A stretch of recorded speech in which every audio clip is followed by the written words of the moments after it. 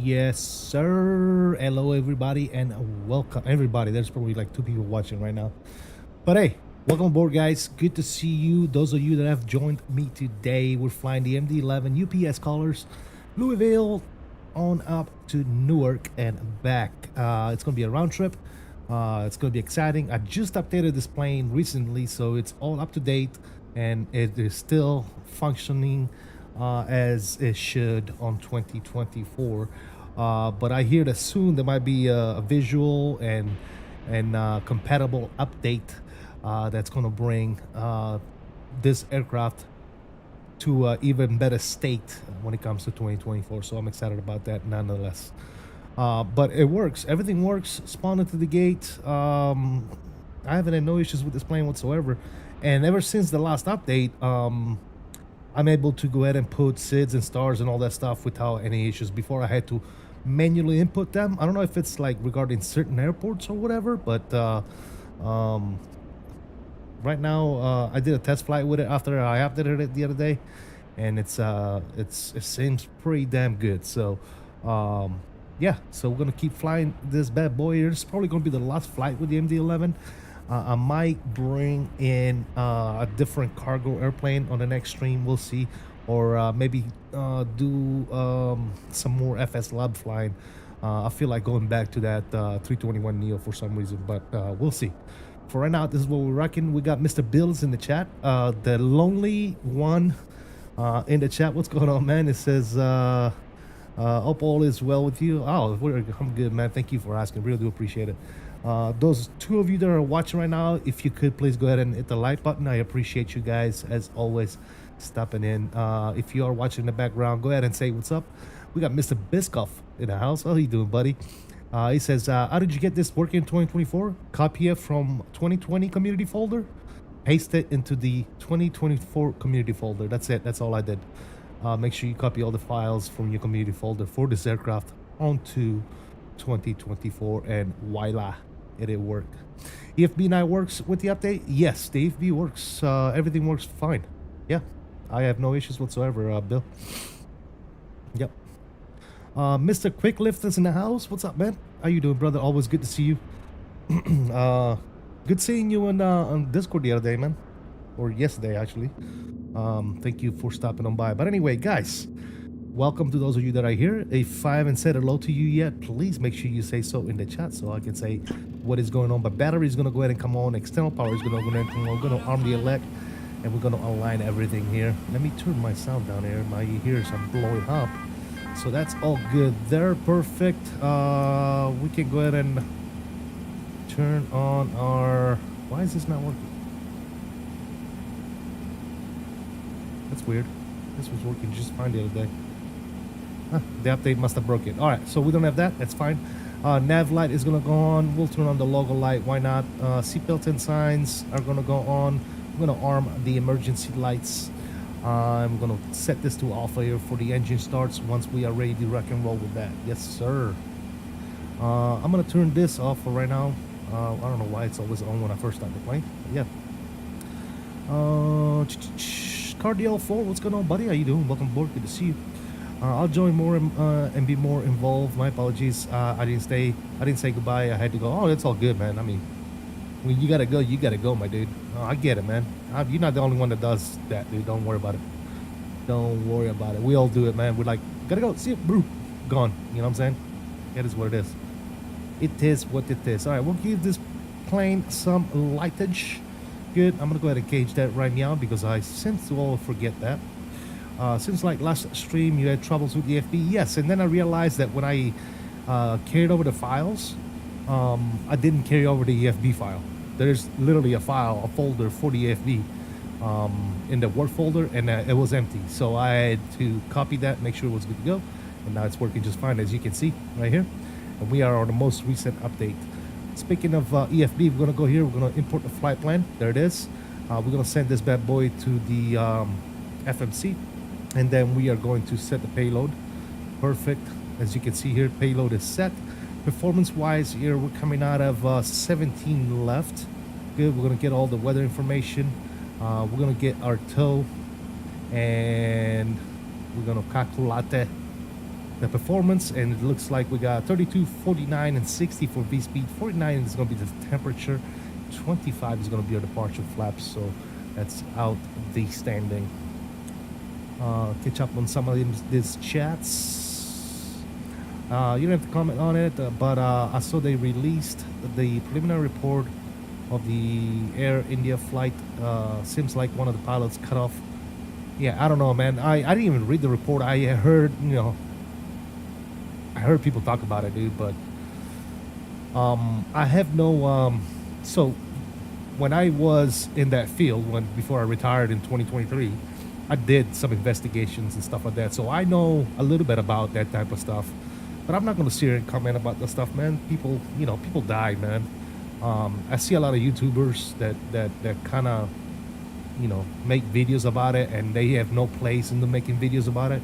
You know, the one person that is qualified to do it would be myself, but I'm not going to comment on that type of stuff, man. I wasn't involved in the investigation, so I don't want to like speculate.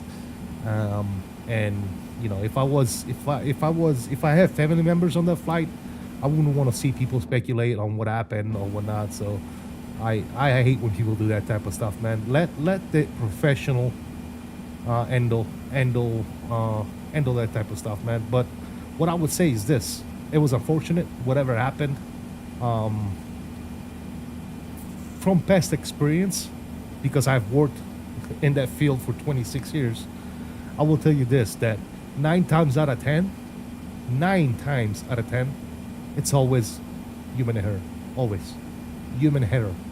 Right? Whether it is a maintainer, a pilot, a standby, somebody that is doing something they're not supposed to, it is always a human factor, right?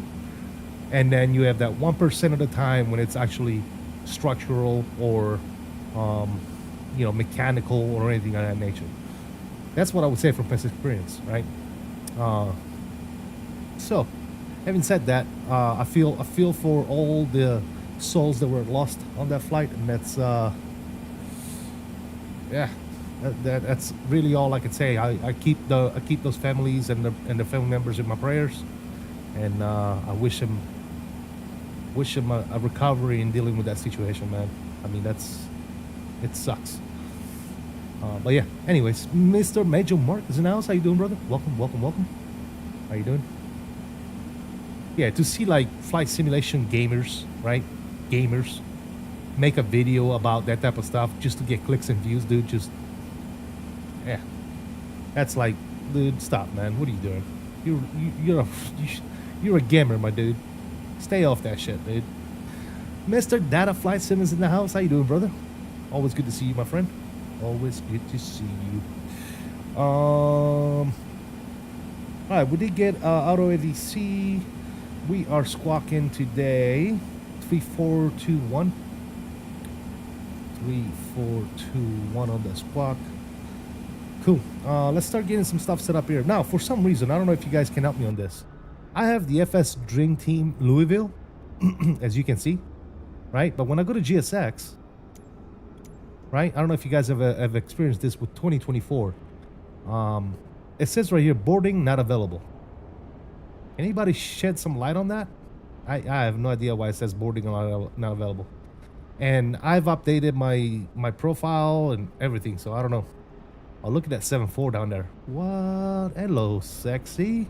I can't wait until we get a good 7.4 in the sim. All right, anyway, let's go down here. MD-11 was updated for 2024? No, it was updated for 2020, but it works on 2024 data. So, since I don't fly 2020 anymore, I consider myself lucky that this plane actually works in 2024. We call National Guardsmen Weekend Warriors. Exactly. Weekend Warriors is exactly. Captain Go Around, what's up, man? Select the gate and EVIP. Okay. Let's try that. We are on Echo 7. Can I just say reposition and just reposition here current? There you go. Okay. So it repositioned myself. And now, Captain Go Around. Guys, spam some salute emojis for Mr. Captain Go Around. Salute to you, my friend. I don't know why I didn't think of that. Thanks, buddy. Look at that. Request boarding, and now we are getting boarded. Just like that. Captain Go Around, you're a freaking legend, my friend. Thank you, buddy. All right, cool. All right, guys. As always, I am rocking my... Okay, hold on a second. What is going on? Let me restart this real quick, fellas. Give me 1 sec.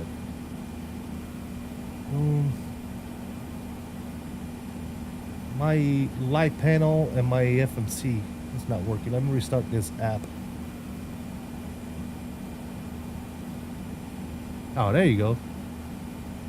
That's what I needed to do.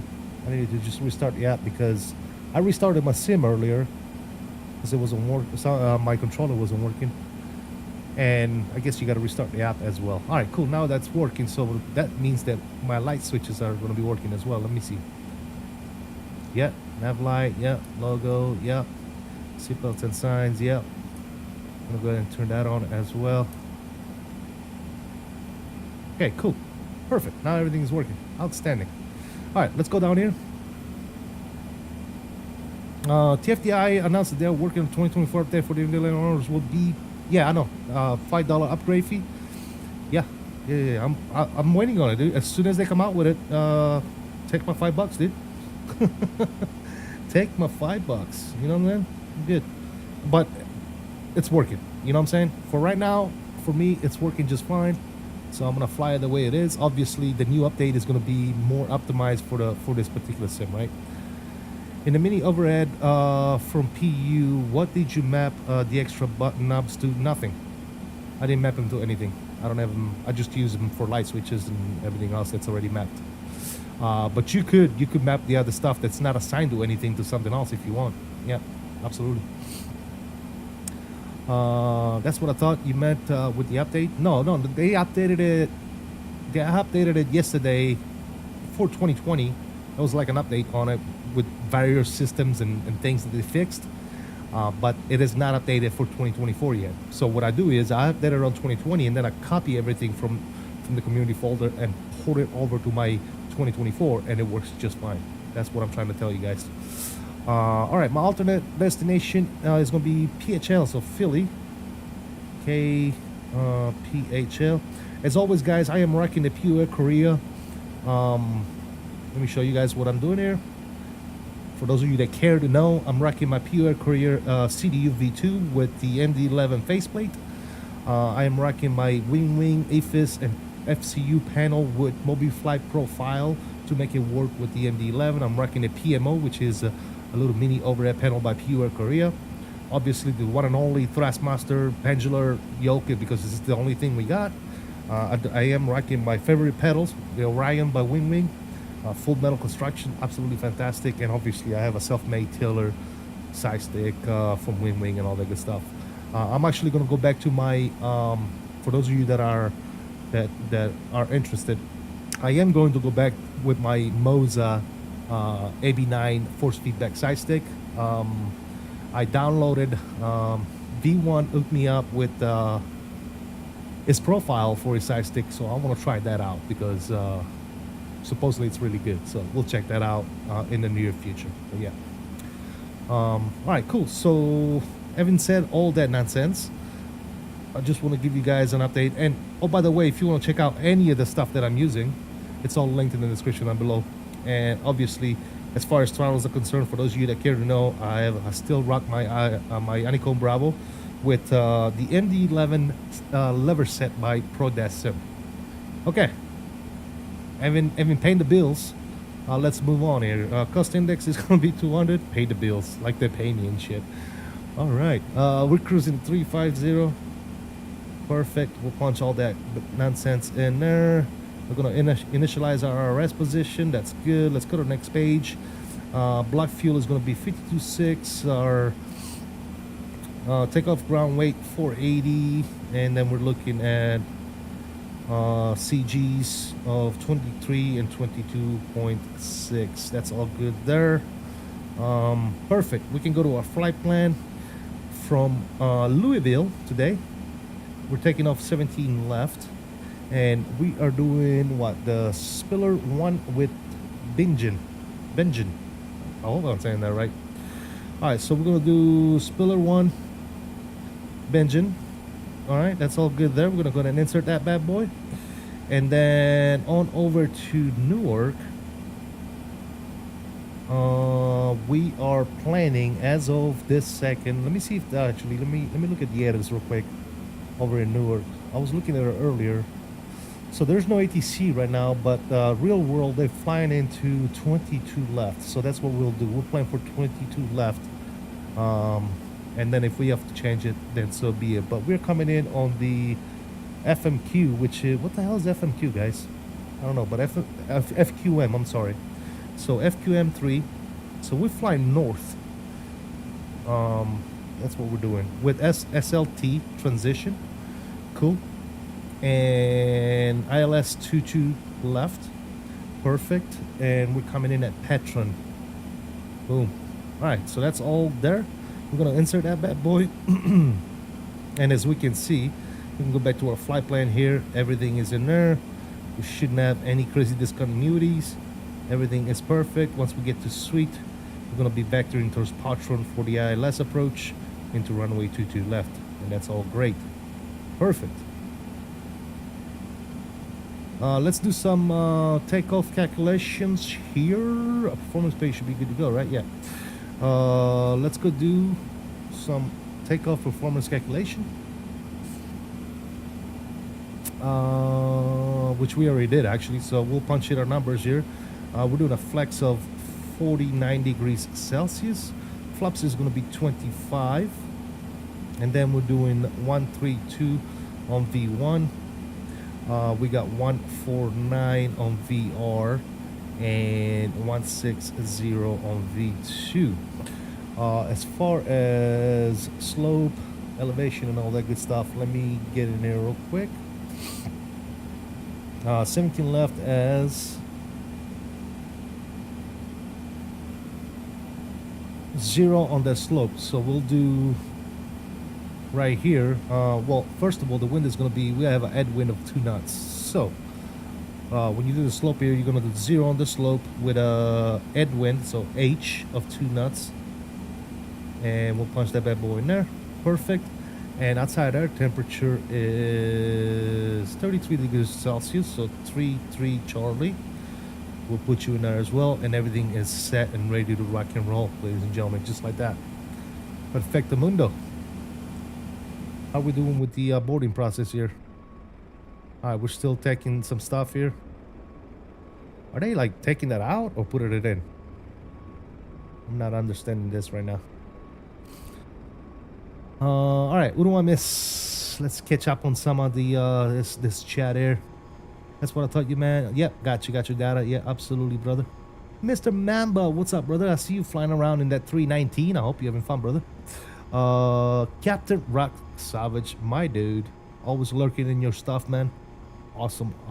Hello, sir. Says nice. It's update for 2024. No, it's not updated for 2024. It's just worse on 2024. So I'm taking advantage of it and flying it on 2024. So I just updated it yesterday to the most recent version, which is like 1.7.8 or something like that.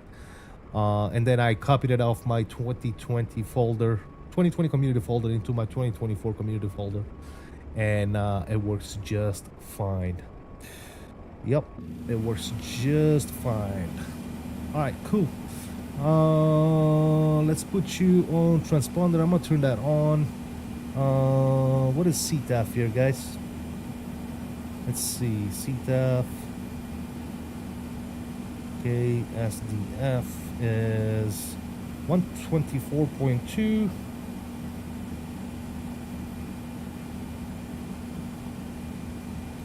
And then we'll get 22.8 ready.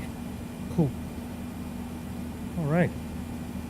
We're ready to rock and roll. We're just waiting on this guys here. Actually, I'm gonna go ahead and get my APU going right now. There you go. We'll get it. We'll get that bad boy rolling. Let's listen to that bad boy. It did update some sounds too, so should sound better. Let's see.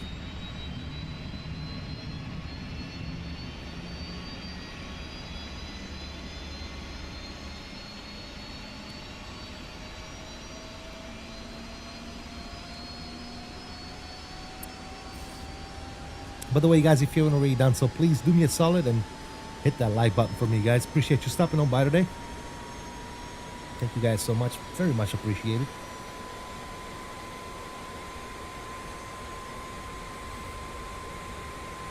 There it is. Nice. 8 is started and ready to go.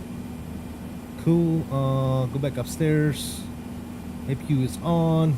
APU power is available. We're going to go ahead and turn you on. And APU bleed, we're going to go ahead and turn you on as well. I'm going to go ahead and shut down my GPU. I'm going to make sure my parking brake is set, which is now it is. I'm going to go on over to my services page. And we're going to go ahead and disconnect the GPU and remove you. Perfect. Over here, we're still boarding shit over here. So we're not quite ready yet. But we'll be ready here shortly. So what's good, fellas? What's good? Everybody having a good day? Everybody having a good Saturday? Hopefully off of work. Taking some deserved time off. I'm hoping. Yeah. Mamba says he's doing some testing. Nice, brother. Nice. J Russ, what's up? Been flying this in 2024 also. Did they just release another update? I don't know when they released the update. I just noticed on their... I can actually check real quick. It's recent. I know that it's recent. Let me see. Dev update. So this update was released on the 10th of July. So a couple of days ago. It is 1.0.78. Yep. 1.0.78 is the most current update.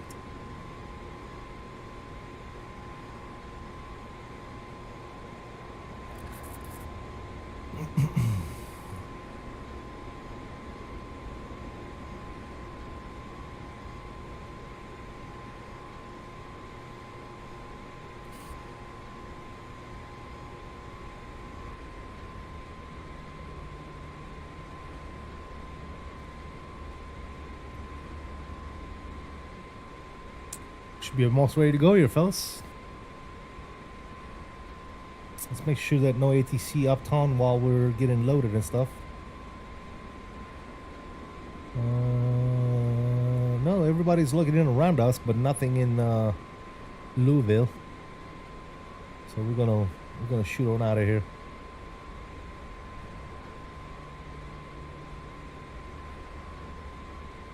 All by myself. Don't wanna be. Oh my god, how many packages do we got, guys? This dude is pushing another package out here. Like what? Laughing out loud. This has really become a solid aircraft in sim. Oh, it's absolutely fantastic. It's one of my favorite, man. It's one of my favorite aircraft in sim, yep. CST karaoke, let's go, man. Let's do it. Karaoke night, Saturday night. Karaoke night. All by myself. Don't wanna be.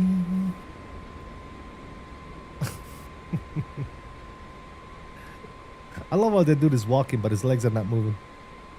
That's great.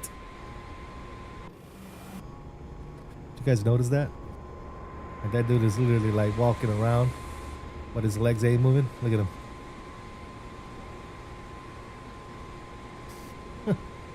He's floating, baby. I mean, he's walking on rollers, right? So, I guess he's floating.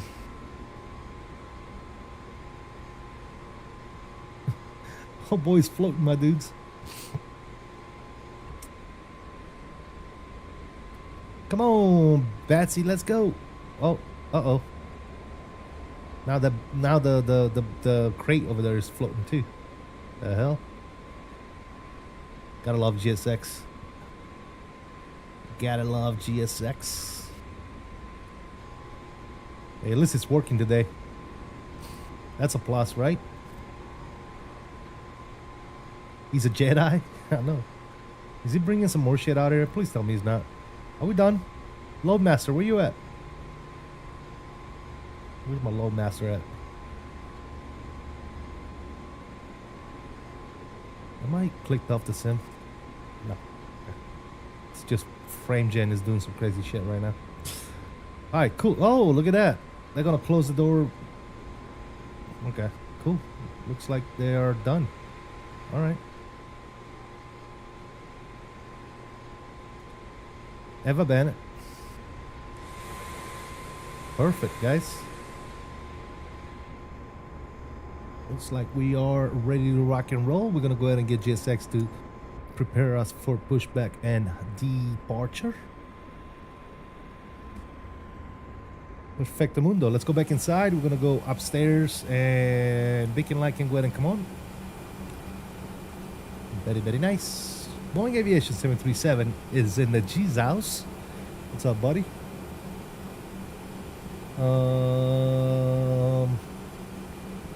We're gonna do 2995 on the altimeter, so let's go over here. 2995 is set. Looking at our departure out of here. Let's go to charts. Actually, let's go dispatch. Let's go to view departure. Over into SIDS, and we are taking off on the what, Spiller? Is that even in there? Departure checks completed. There it is. Bypass pin inserted. Spiller. All right, looks like we need to do initial 15,000 on the climb, or 13,000. Cool, so we'll get that set and ready to rock and roll. 13,000 is mucho set. Good. Perfecto mundo. We're coming out of 17 left, so 170 on the heading. Locking gear.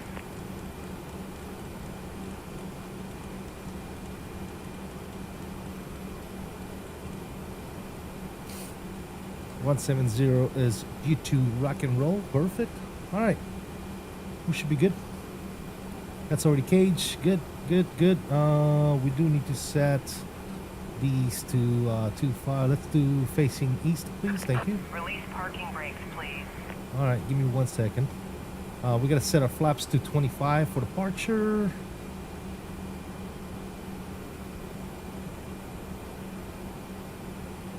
Bam. And parking brakes are now released. All engines clear. Up top, let's make sure bleeds are on, which they are. Fantastico. Good. Downstairs, let's start number 3. Number 3 is getting started. We're gonna wait for about 20% on the N2, and then we're gonna introduce some fuel for the good old start. Mr. Jordan, what's up, buddy? How you doing? Welcome aboard. Do you have the Pure Korea CDU for this aircraft? I've ordered it. Should be here next week. I sure do, man. Yep. We have the PU Air Korea CDU V2 with the MD-11 plate. Yep. And there you go. Hey, it's right here, guys. So, right here, as you can see in the bottom right corner of the screen, this is the PU Air Korea. It's got the removable faceplates, and this faceplate right here, this is the MD-11 one.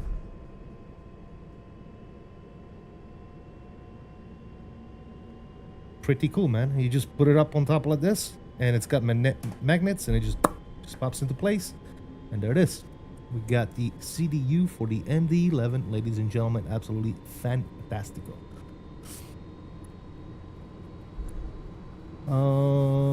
My man CST, Mr. Cam, what's up, brother? How you doing, man? Hope you're well, brother. Hope you're well. Thank you for stopping on by. If you guys haven't already done so, and you just now stopping over, please be sure to smack that thumbs up button for me. Appreciate you guys stopping in. Appreciate you. All right, where are they pushing us? All right, let's go ahead and fire up number 1. Number 1 is getting fired up. He said, my man, CSD. Please set parking brake. Please set parking brake. All right, set. Waiting for 20% on the good old N2. We're gonna fire up number 1. I can't wait for the PWs to get released for this plane, guys. All right, number 1 is getting fired up. PWs are gonna be cool. All right, we're going to 17 left, so we'll taxi via Delta, cross 29, continue to the Delta.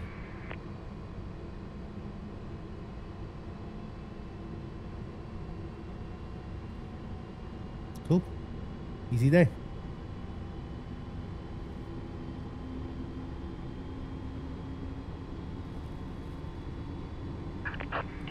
Yes, Cam. Yes, that's exactly what I did. I just copied all the files from 2020 and dropped them in 2024. That's all I did, my friend. All right, looks like we have a good engine start on 1. Let's go ahead and fire up number 2.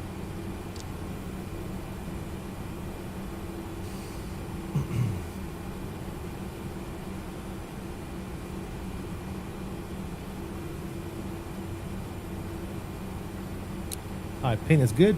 Perfect. No, Dolph, what's going on, man? So it works on 2024. Been waiting to buy it. Yes, it works for me. It works for me just fine.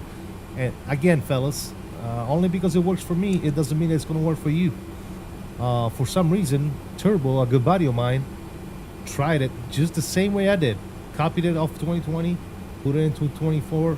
I don't know what is the difference between my installation of 2024 and his, because we both have the STEM version, but it works for me, but it doesn't work for D. You can only get the passenger version to work, not the freighter version for some strange reason. I'm not sure why. I have no idea. Don't ask me, man. Don't shoot the messenger. Same thing for the PMDG 737. It works just fine for me, but it doesn't work for him. I have no idea why, dude. I have no clue. No clue whatsoever. All right, cool. We got all engine starts are good. Let's go ahead and drop some flaps here to 225.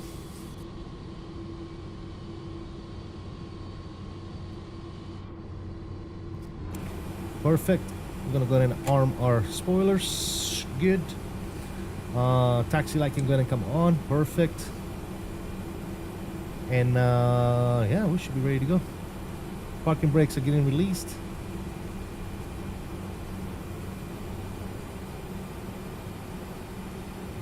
Louisville traffic, EPS 779 heavy will be taxi runway 17 left via Delta. We'll call crossing runway 29 on Delta and clear for Louisville traffic. Let's be out.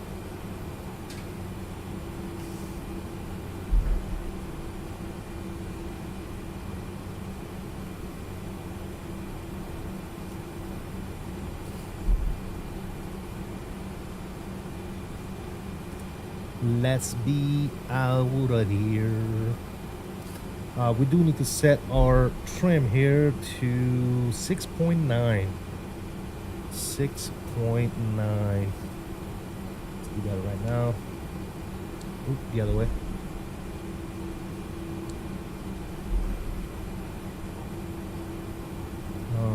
Four, 5, and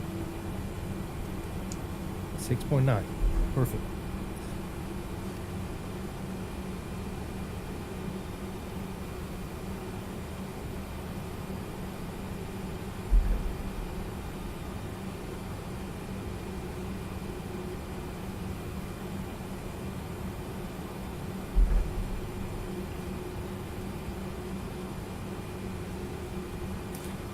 Ordered a pure Korea CDU with the Airbus CRJ and MD-11. Nice, dude. Yeah, I got all those.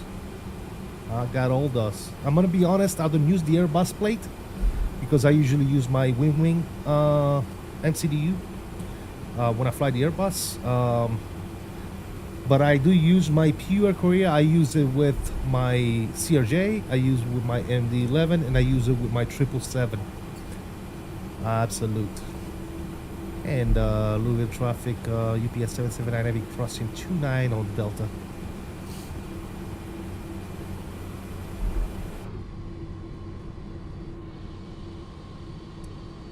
Look at that. Look at that 300 over there.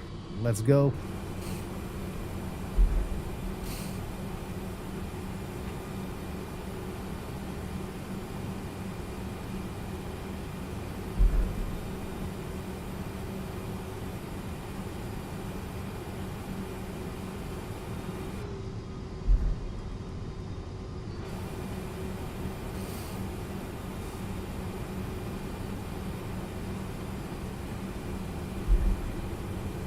All right, let's go profile.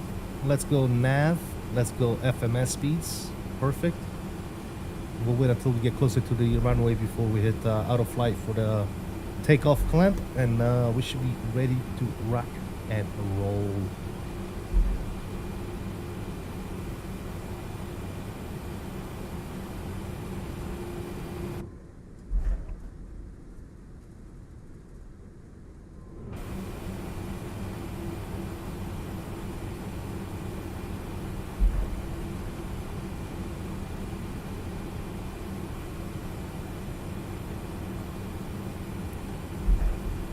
So how's you guys' Saturday going, man? Everybody doing good?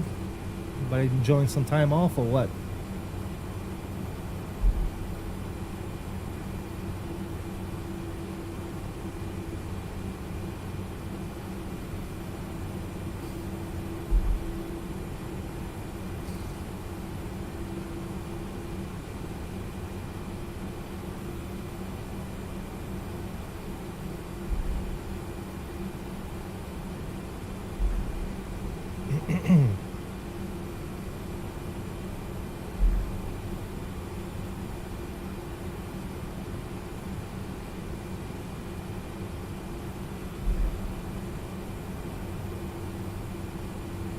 Louisville traffic, UPS 779 will be line up, departing runway 17 left, Spiller 1 departure, radar vectors to Pigeon for Louisville traffic.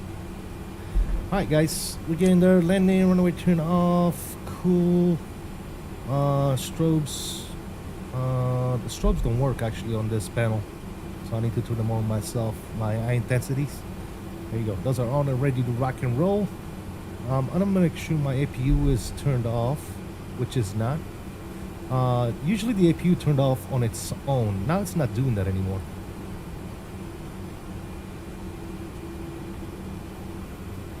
Okay, cool. Remember before the update, I remember the APU used to turn on its own. Now I need to make sure that it's turned off before I depart. All right, cool. Downstairs, TO on there, and now config is okay. We're gonna go to auto flight. There you go. Takeoff clamp is set. Let's go ahead and line this bad boy up. Come on, Betsy. Let's go.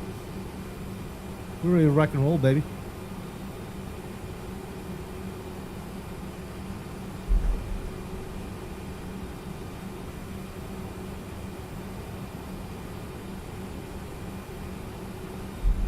You all know the drill, man. As soon as you line up and get ready to go, let me see those stogas in the chat. Let me see those rotations, one nations.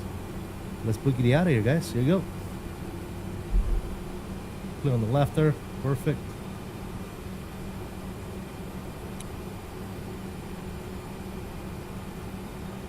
She a big and she's heavy, dude. Heavy jet. There you go, Beanie. Thanks, brother. Says toga, toga, toga. There you go, guys. Control cam is coming on. Enjoy the good old departure as we line this bad boy up.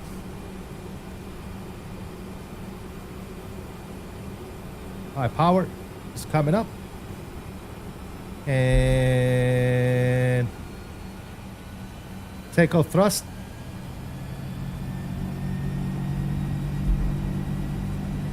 Is set. Airspeed is alive.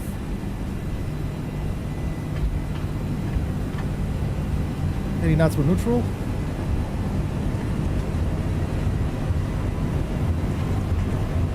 Already coming up on V1.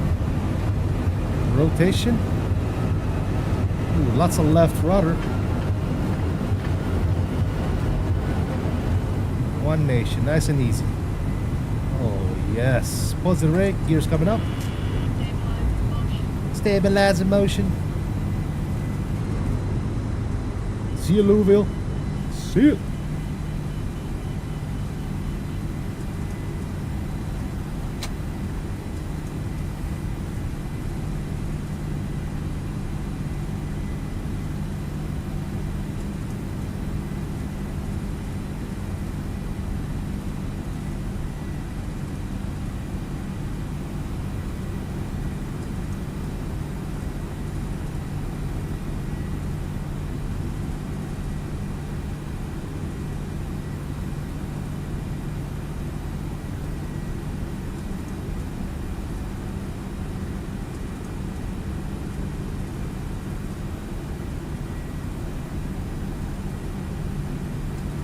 Nose down for speed.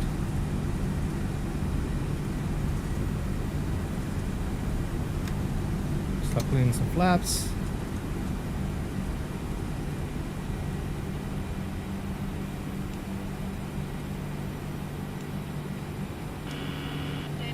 Stabilizer in motion.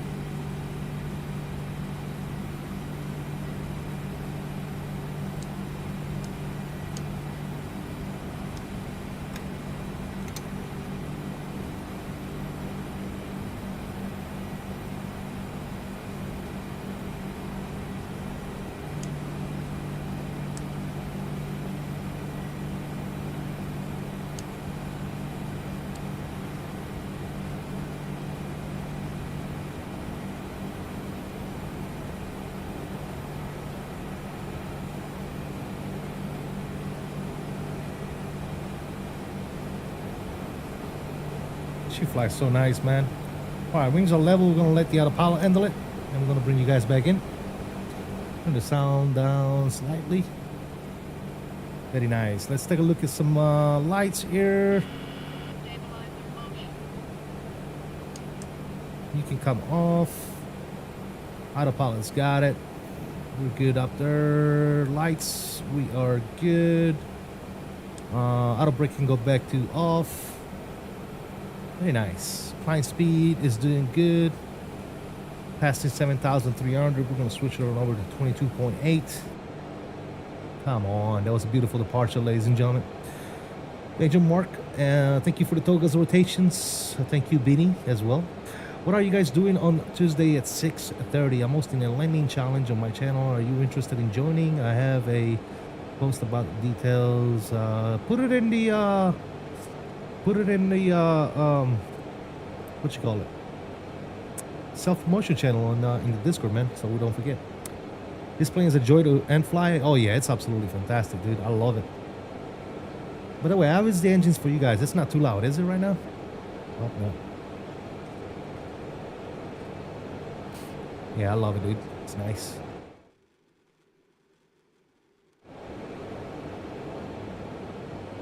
Such a cool plane. It's a cool plane to land, but it's not such a cool plane to actually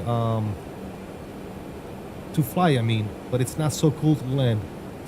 All right, we're gonna bug up our cruise altitude of 350, I believe today is. Yeah, 350 on the cruise. Perfect. Here's 10,000 feet. Let's go ahead and get our landing lights off. Beautiful. And now we can get seat belts and signs and all that stuff off as well, man. It's not bumpy at all up here. So let's enjoy this flight, ladies and gentlemen. We are shooting up north, and then we're gonna cross on over to Newark. So we're flying almost northwest there for a little bit. And then we're gonna turn east. We're flying up towards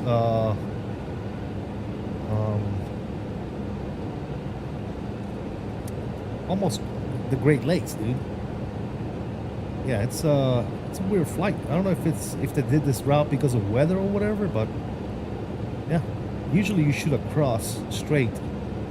This time it's flying us towards the north, and then it's shooting us east. Let me show you guys what I'm talking about.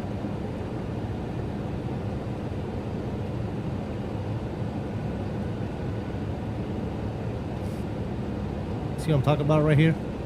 So basically we're gonna be flying northwest pretty much, and then we're gonna shoot east, flying all the way up towards the Great Lakes here, and then southeast towards Newark. Kind of a weird route. Usually I go straight from here like this. I don't know. Like I said, I don't know if it's a route because of weather or I have no idea. That's what we're doing today.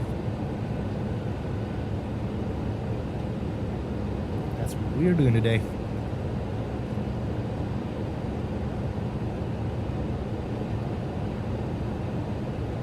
All right, let's go ahead and get some tunes rolling, fellas. I think it's about that time.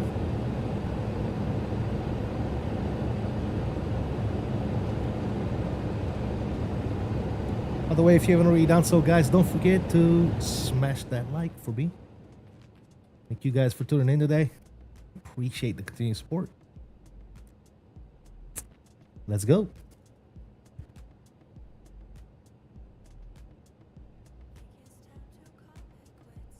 Wow. Okay, that was a sneeze. Almost threw my back out.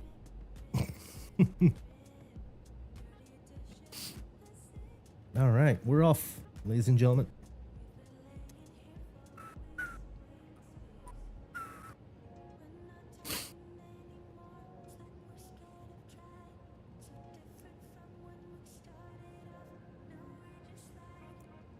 Ba-da-ba-ba-ba-ba-boom.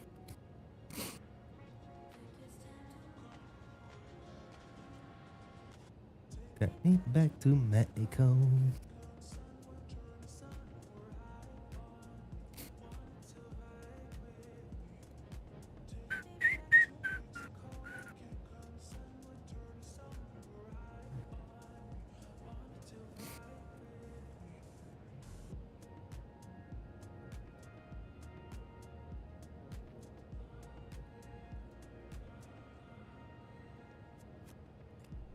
Ba-da-bum-bum-bum-bum-bum.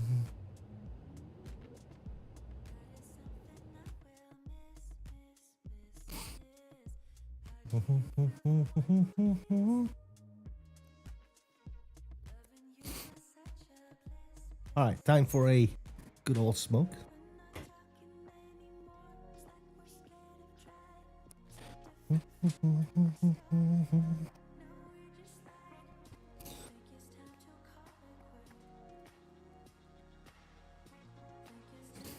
Actually, before I do that, let me go back inside real quick. Yeah, we're already above 18. Let's go ahead and set standard. Back to the beautiful outside view. Look at that. Look at that nonsense.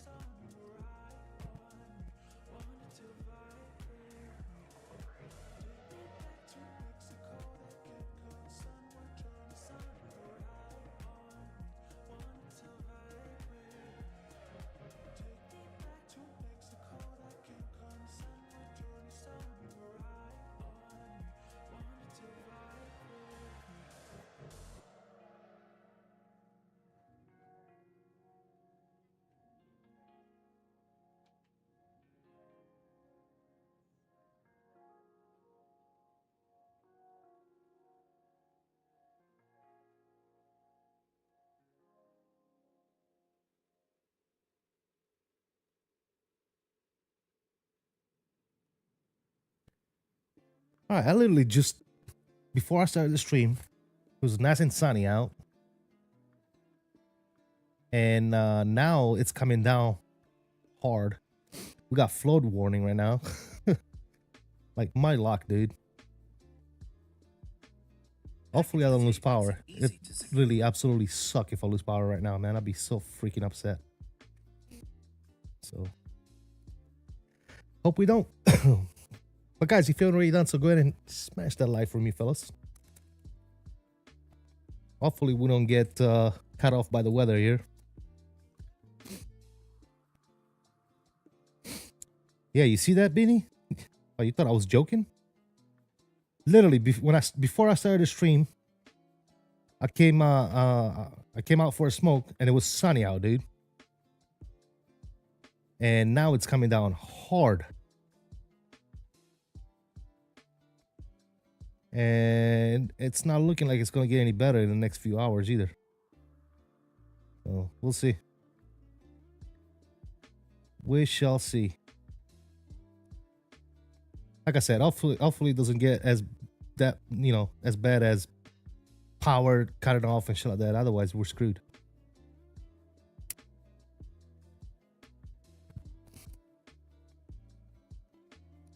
Yeah, it formed quick, dude. Like I told you. Before I started, like 5 minutes before I started the stream, it was sunny out, dude. And all of a sudden, it's like, what the hell?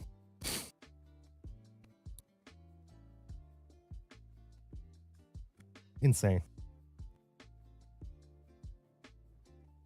Yeah,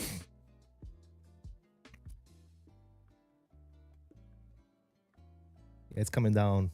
We got flood warning right now. Flash flood warning in the area. Oh, we'll see. It literally formed out of nowhere, dude.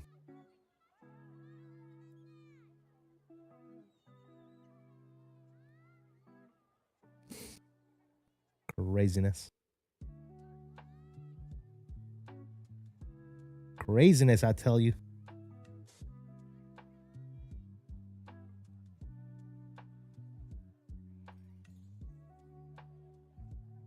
Boom, boom.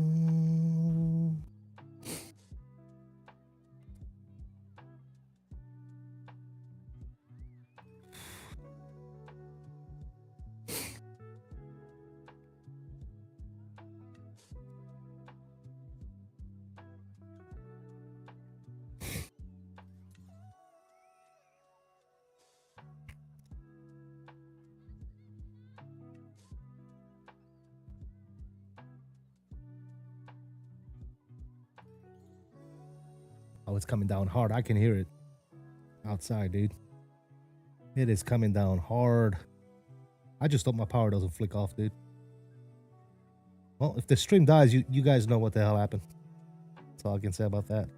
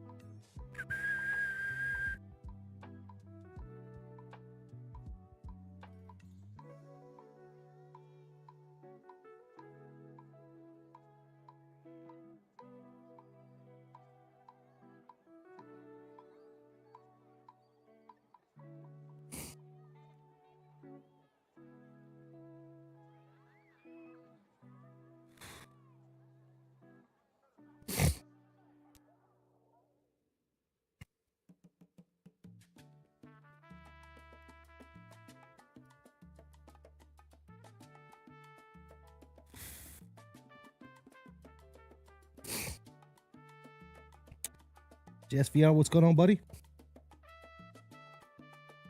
I'm tired right now, so I don't know if I'm gonna stay up and stream. It's all good, man. You can catch the replay or whatever. It's all good, brother. Go get some rest. Go get some rest, my dude.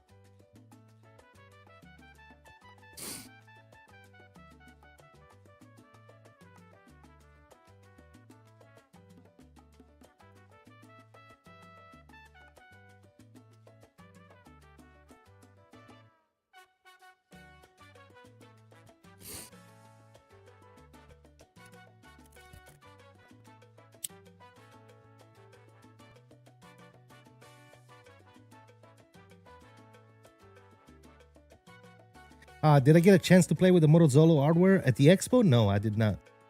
Well, I messed with the throttles and stuff like that. I didn't actually fly a plane with it, if that's what you mean. But I did put my hands on them, yes. Is there any chance you want to do a flight with me online one day? Like shared cockpit? I don't do shared cockpit, man. I don't like that program. I think it's very faulty and it doesn't work right, man. So it's not just with you. I don't do it with anybody, to be honest. The only way I share cockpit is in a physical cockpit, which, stay tuned, guys. That might be coming soon. Just saying, wink, wink. I don't want to spoil the surprise, but we might have something big coming. On the website right now, the all setup is only $4,200. Seems like a pretty good deal. Only $4,200? That's it? Okay. That's a lot of money, dude. Considering for $4,200, you can get a lot of things from WiiWing, man. When it comes to FCU, WiFis, MIG-2s, soon-to-be throttles, and all kinds of stuff, dude. You can get all kinds of stuff. You can get like 2 cockpits from WiiWing for that price. I think if they want to succeed with that particular product, which is already, flight simulation is already a niche hobby to begin with, right? It's a very small footprint of the gaming community, right? Then on top of that, you come out with a mini cockpit, which is something that's going to attract only people who lack space, right? Right. I wouldn't buy a mini cockpit. I want a full cockpit, dude. I don't want a mini one, right?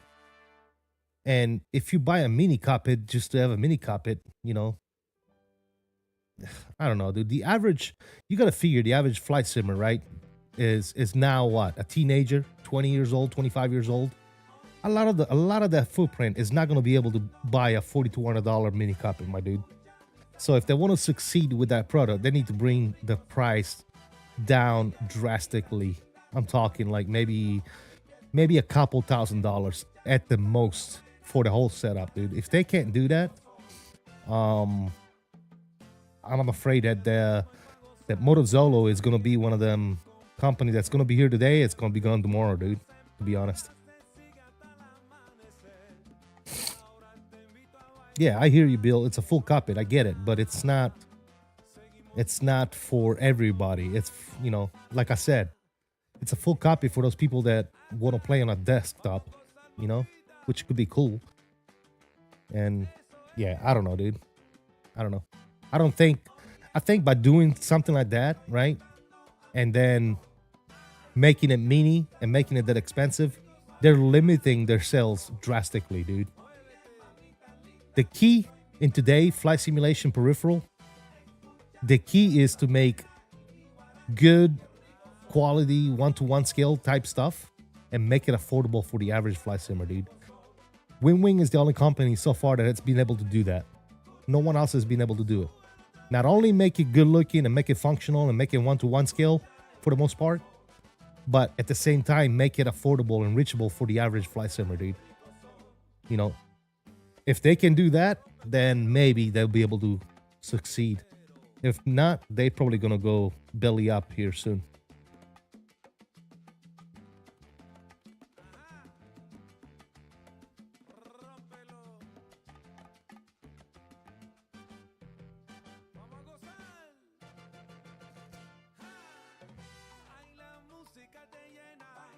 Yeah, JSVR, we're not talking about budget, obviously. This Motorola stuff is a mini cockpit, mini desktop style cockpit, and it's priced very not very competitive.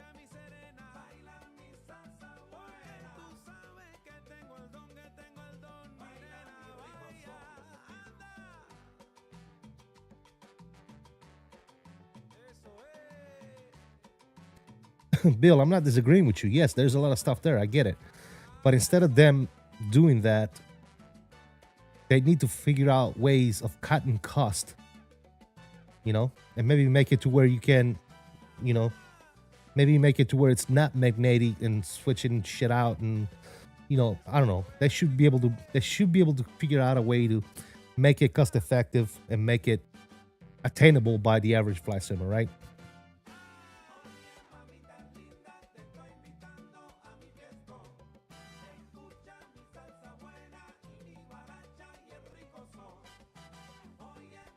Like, honestly, man, somebody like you, me maybe, right, will be able to buy something like that. Aside from you and me, you know, the average flight simmer that's like, what, you know, 17, 18, 19 years old, they ain't gonna buy that shit, dude.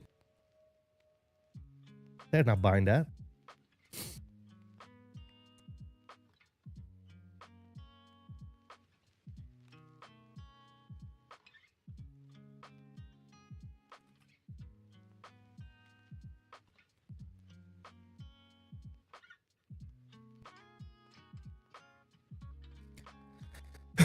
And it runs off a Pro Sim too, I believe, for what they said. So it's limited on the aircraft you can fly too. You know what I'm saying? It's tied to their proprietary software. So, you know, if they disappear off the face of the earth, you just have a very expensive piece of paperweight on your desk that doesn't work anymore because it doesn't receive the proper updates, right? You know, with the wing stuff, for example, right? If for some reason, which I don't believe it's going to happen anytime soon, but for some reason, let's say Wing was to stop producing stuff and their app doesn't get updated anymore, you can still operate all the Wing stuff with MobiFlight and, you know, FSU IPC. You can still get away with doing that. With some of these other companies, you can't do that. You know what I'm saying? It's either their programs or you're done.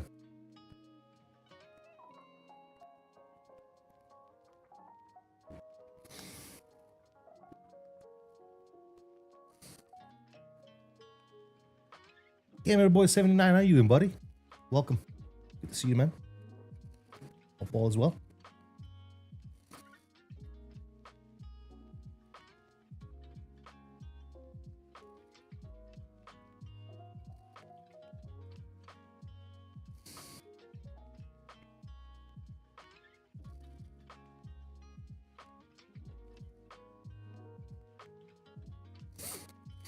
So yeah, I mean, it goes without saying, man. I might be biased. All right, I'm not gonna say that I'm not, but I'm biased in a positive way, if you want to put it that way. I absolutely love the Wing products, dude, and what Wing is doing.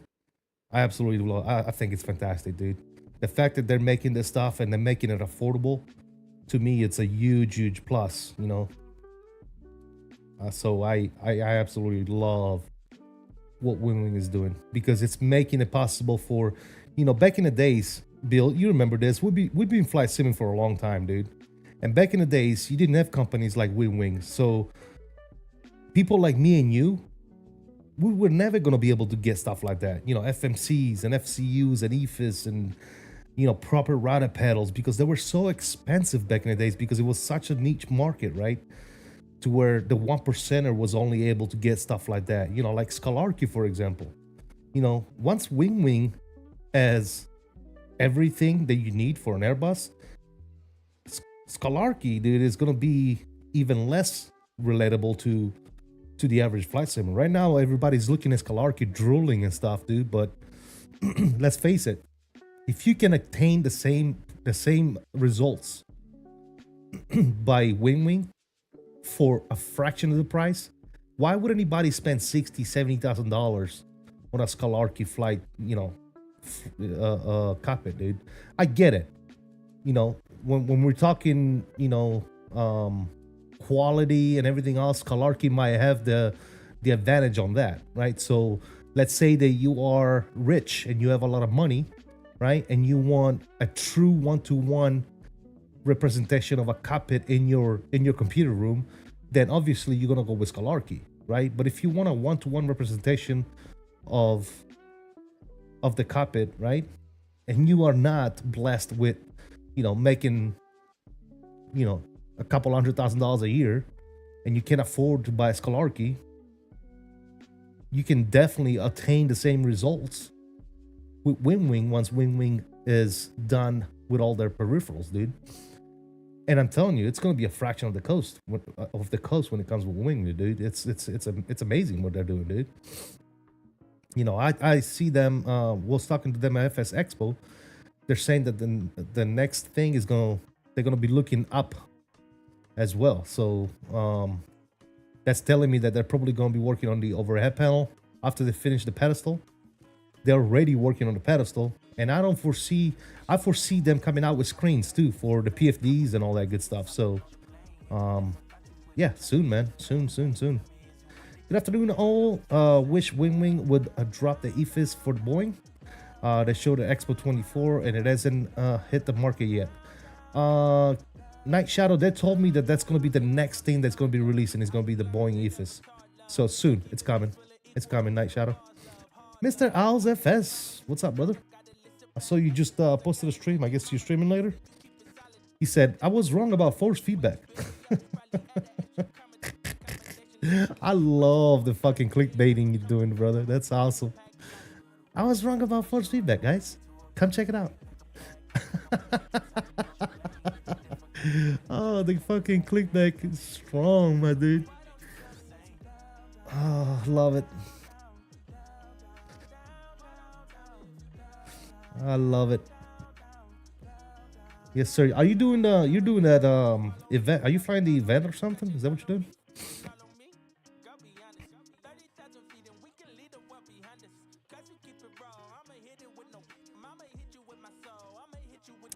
Yeah, no problem. Not Shadow. Yeah. He said, yes, sir. Yeah.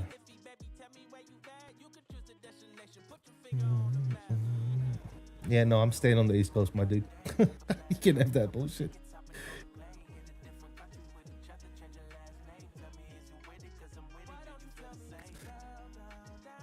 Looks like as of right now, we might have some controllers. We got approach right now over in Newark, so we might have a little bit of ATC coverage.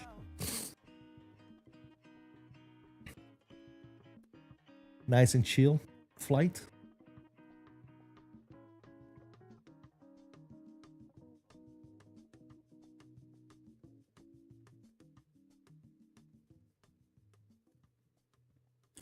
By the way, guys, if you haven't already done so, do me a solid and smash that like for me. Appreciate you guys stopping in today.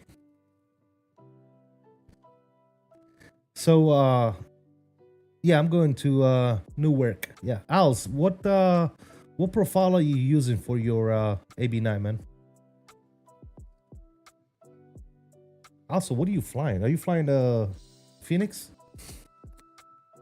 Somehow fell 15 minutes behind in the chat and missed the whole 𝕚𝕚 discussion. Oh, it's all good, man. I was agreeing with you, but at the same time, I was disagreeing about the price being good. That's all. I think it's way too expensive, and I think if they can't figure out a way to make it more affordable, they're not going to be around for a long time. They're going to be one of those companies I feel that it's going to be here today and it's going to be gone tomorrow because they're not going to be able to make it in the market.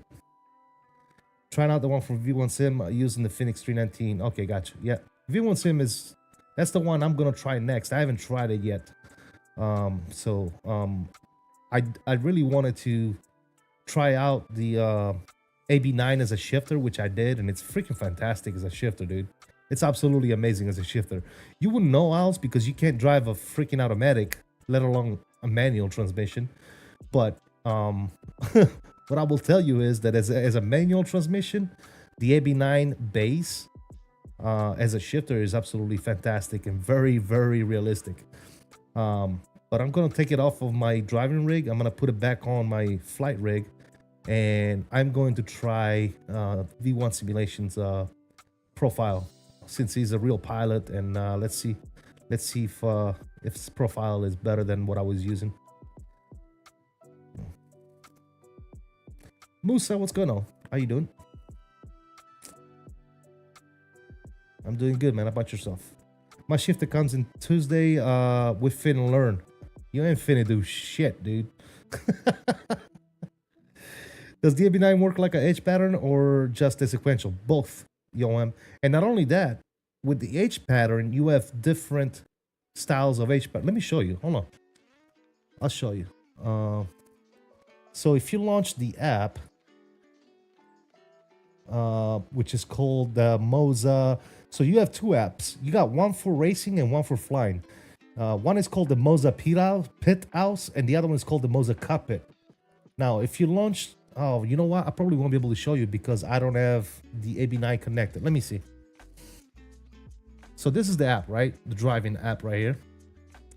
Once you launch it and you click on the actual shifter, which is not there because it's not connected. But anyway, when you click on, it's not showing up because it's not connected, but there's another tab for the AB9, right? Once you do that, you can select different type of H patterns. So you got one with the reverse on the top, reverse on the bottom right. You know, you got 5 gears, 6 gears, 7 gears. There's all sorts of different stuff, dude. So yeah, and obviously goes without saying, you can adjust all kinds of stuff as well when it comes to grinding and you know, all that. Dude, I'm telling you, man, I was pleasantly surprised of on how good that thing is as a shifter.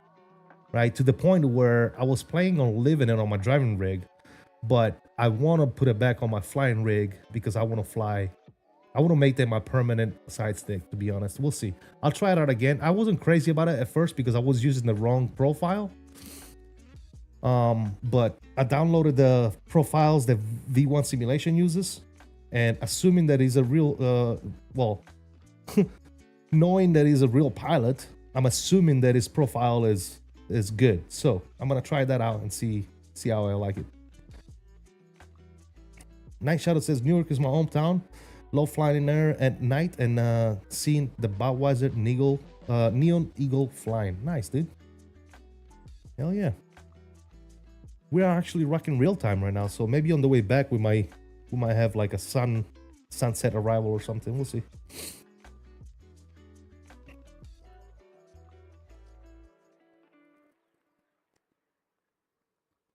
See how that goes. But yeah, anyways, yeah, love it as a shifter, but I want to definitely put it back on the flying rig to do some more testing.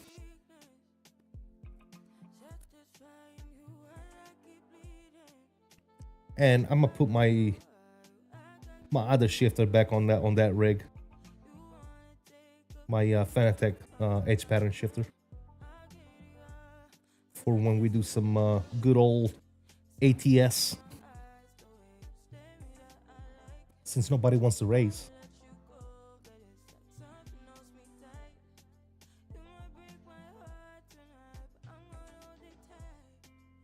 Ba-da-ba-ba-bum.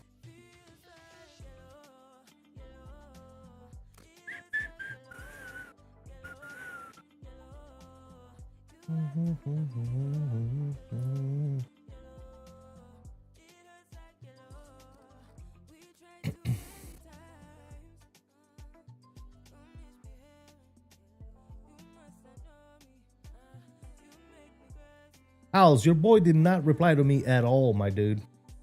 Ghosted me like the plague. He ghosted me like I was a virus, bro.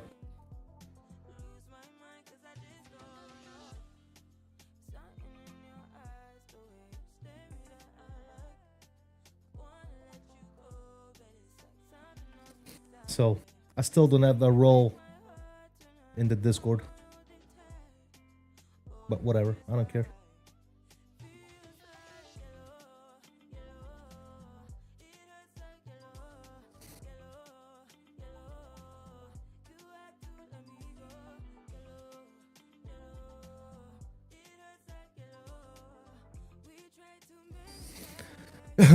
Yeah, he isn't. Yeah, really. Like, no shit. Like for real, for real.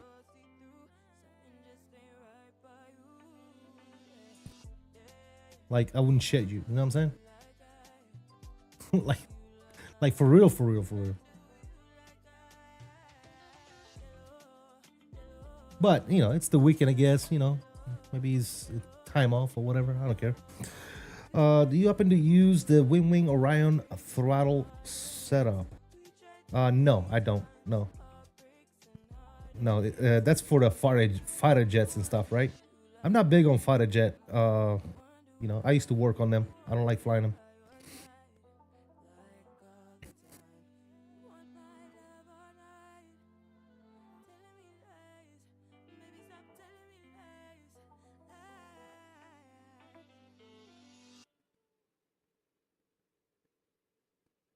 Every time I see people flying DCS, I get like PTSD and shit, dude. I can't do that shit.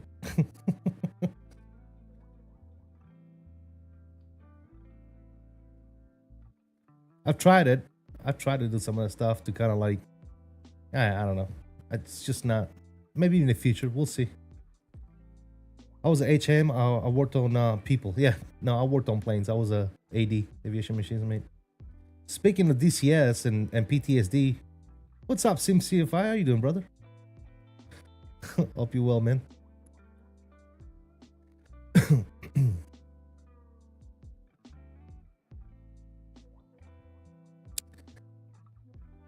Night Shadow was an HM. You know how many HM tried to kill me throughout my career, dude? I don't even want to talk about it. PTSD, what did I do? You flying fighter jets and shit on DCS, bro. It messes with my emotions. Night Shadow, I'll tell you a funny story, man. One time I went to medical to get some blood work done. You know, it was that time of the year, I guess. You gotta go in, do your physical, get some blood drawn and all that good stuff. The shit is fun. Yeah, I know it's fun. See, if I'm just messing with you, brother. And they had this corpsman, right, that must have joined the Navy like probably the week before I went to medical, right? Uh-oh. Emergency alert, guys. That's not good. Stop. Shut up, phone. National Weather Service flash flood warning is now in effect in this area until 7 p.m. CDT. This is a dangerous and life-threatening situation. Do not attempt to travel unless you are fleeing an area subject to flooding or under an evacuation order. Additional detail, turn around. Additional detail says turn around, don't drown when encountering flooded roads. Most floods, death occurs in vehicles. Uh-oh. Okay, well. Guys, if my stream cuts off and all you hear is like water rushing, let's call somebody.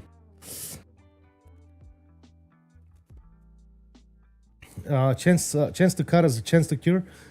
Yeah. So let me finish the story, guys. Welcome back, Bill. Wanted to know what was thought of the motor quality.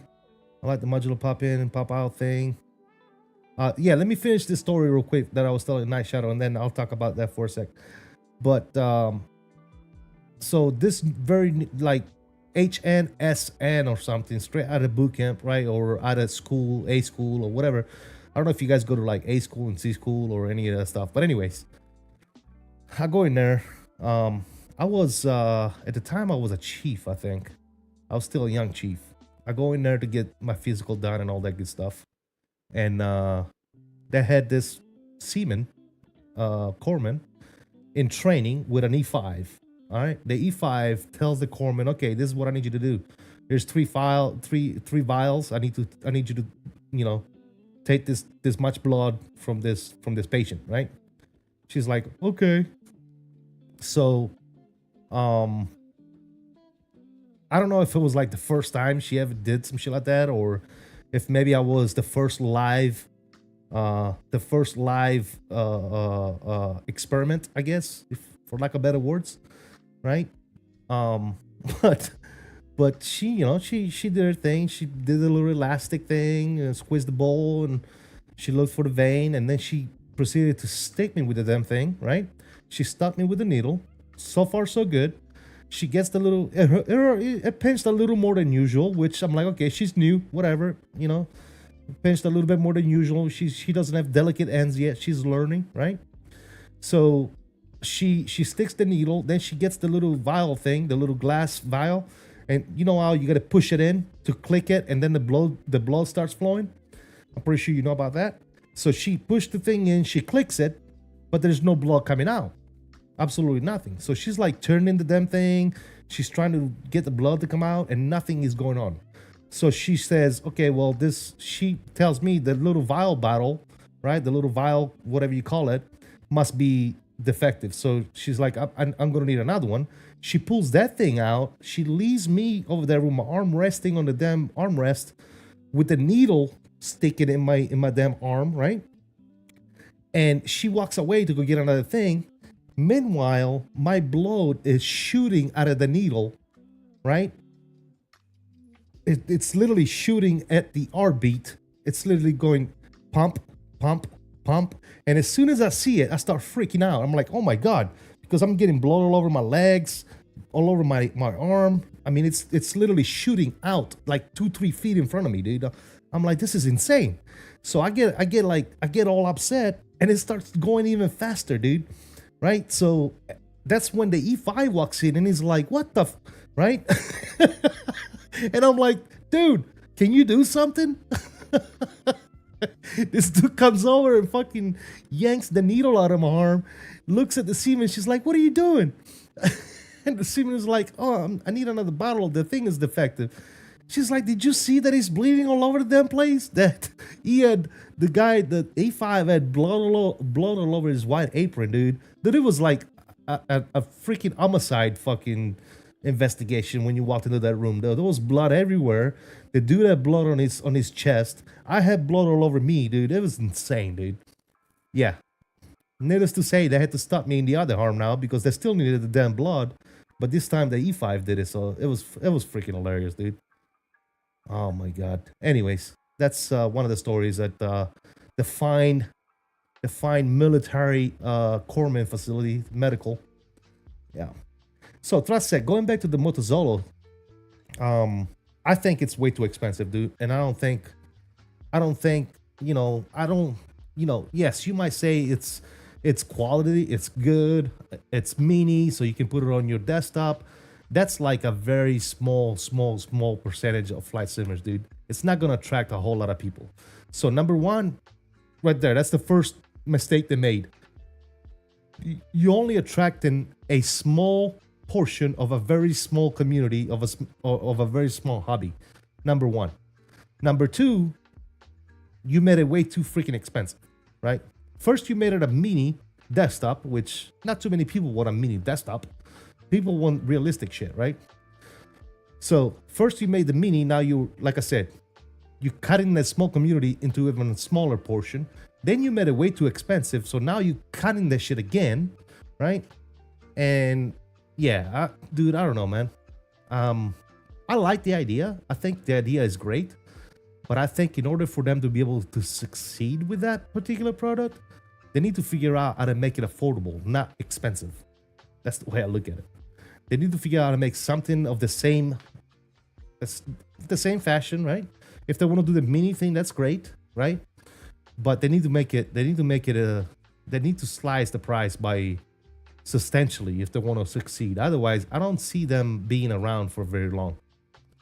I see them being a company today and being gone tomorrow, dude. That's the way I look at it.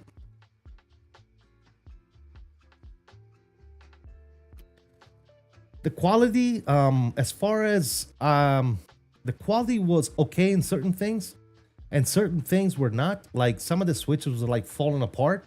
I asked about that, and they're like, "Oh, this is just the prototype, right? It's not the actual final product." So some of the switches may not be like exactly where they're gonna be on release. So I don't know. I don't know about the quality.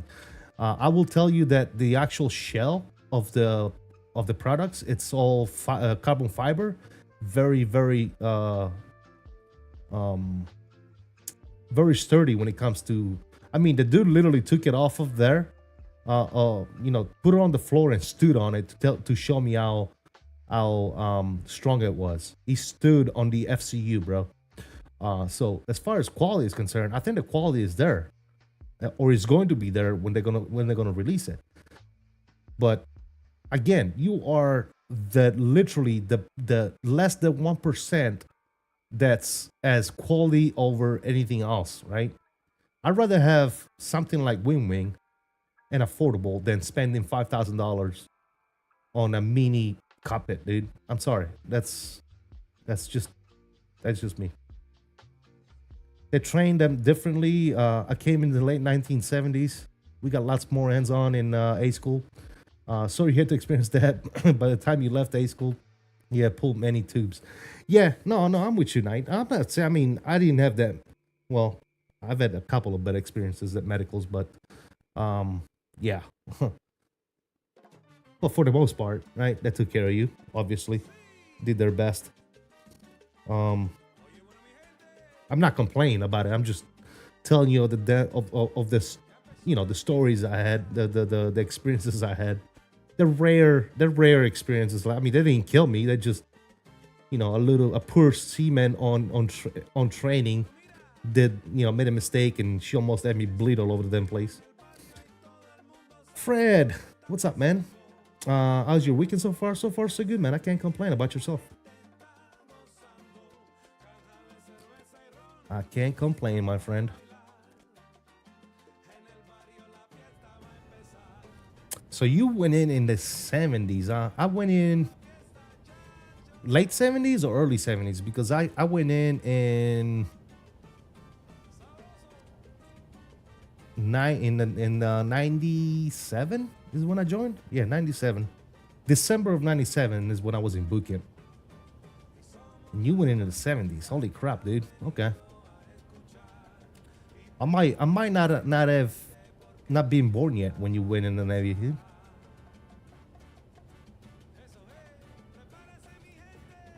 It's good stuff. Did you actually retire, or did you only do a few years and get out? And obviously, if you don't want to talk about it, I totally understand, man. It's all good. Doing right. Just woke up from a nap. Regret laying down. Yeah. Sometimes I do that too, man. Sometimes in the afternoon, I like to go in for a nap, and then I'm like, I wake up and I'm like, man, I shouldn't have slept this long.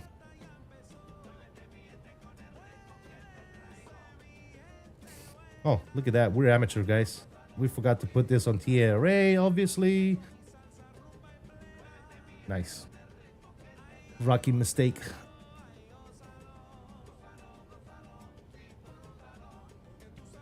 I've had similar experiences since retired. Joined in April 78.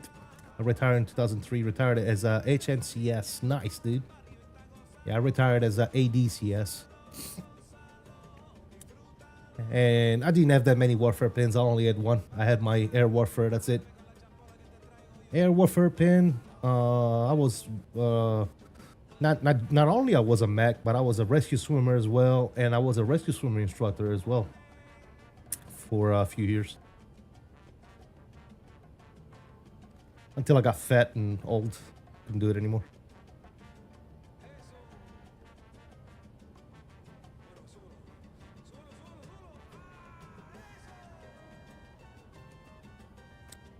Nice shout out here, man. I turned it down.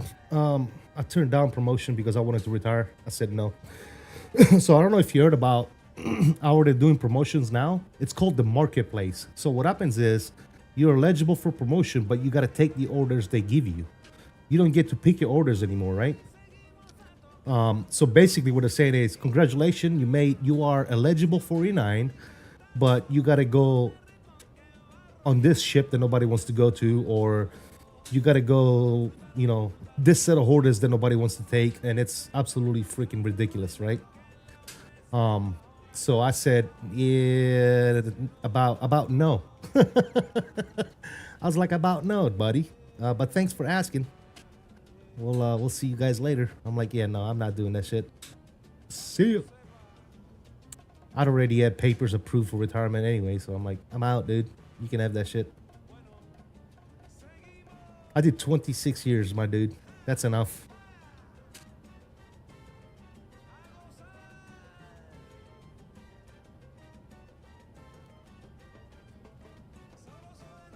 He's a duck, man. He was a duck. That's what I used to call my HM1s and HMCs. HMCSs. Which you don't see too many HMCSs, by the way, or Master Chiefs. So that's pretty rare to see HM Senior Chiefs and Master Chiefs, dude. That's rare. That's a rare occasion. But yeah, I call him Duck. Hey, Duck. Hey, Duck, you got any painkillers? Hey, Duck, what kind of painkillers you got up there?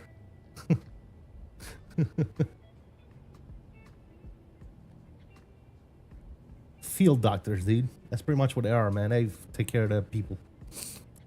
We used to have at least 2 of them in our commands. And when we deployed, we sent them TFDI to medical on the ship. Yeah. I need meds, Doc. That's it, Major. Yeah.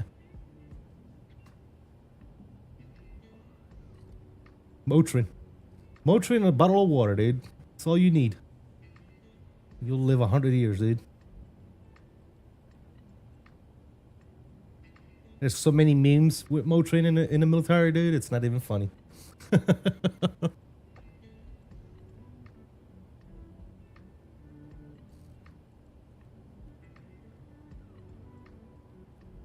Dude, I swear to God, I used to go. You could go in for like with a broken leg, right?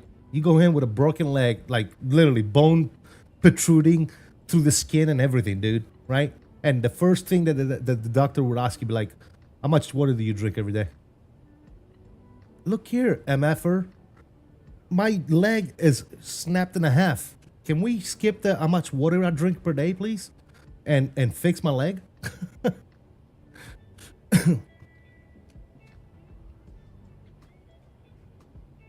Never issued on my ship boat? Gotcha. Yeah, you go in and like all folded up like a pretzel, and they'll ask you like, are you drinking enough water? Yes, I'm drinking enough water. Can you please fucking glue my leg back together? Thanks.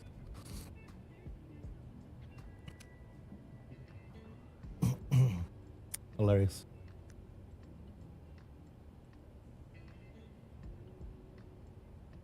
Doc, don't give him vitamin M. They called it a vitamin. That's awesome. Oh, shit. That's beautiful, dude. That is beautiful. I'm going to go to dispatch real quick. Start taking a look at some arrival stuff. We got 177 miles for top of drop. We're coming in on... which arrival we're coming in on? FQM, whatever that is.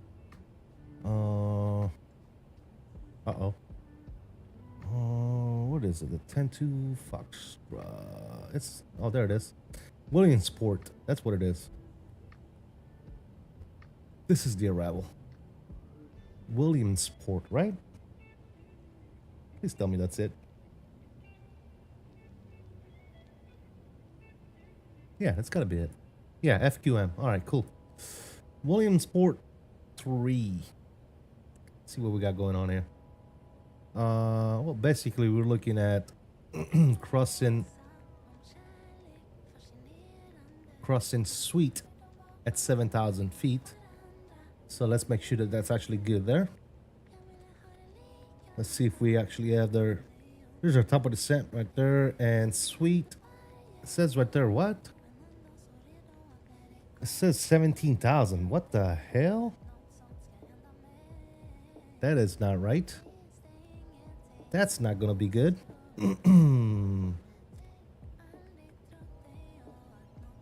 Let's see if we can fix this.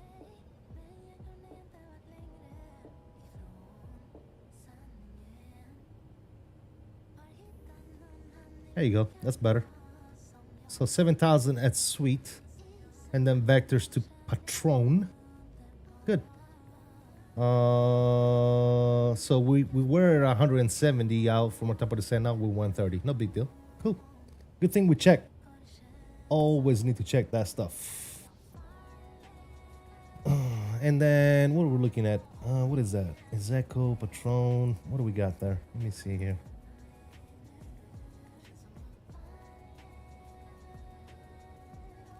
So with Izeco, we need to be. Actually, yeah, let's check this stuff too, just in case. For the approach, we're coming in on 2-2 left, which is 2-2 left right here. So, coming in a Patron,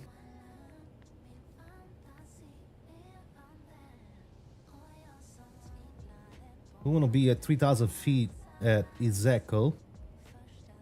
So let's see here. Let's go back to the flight plan.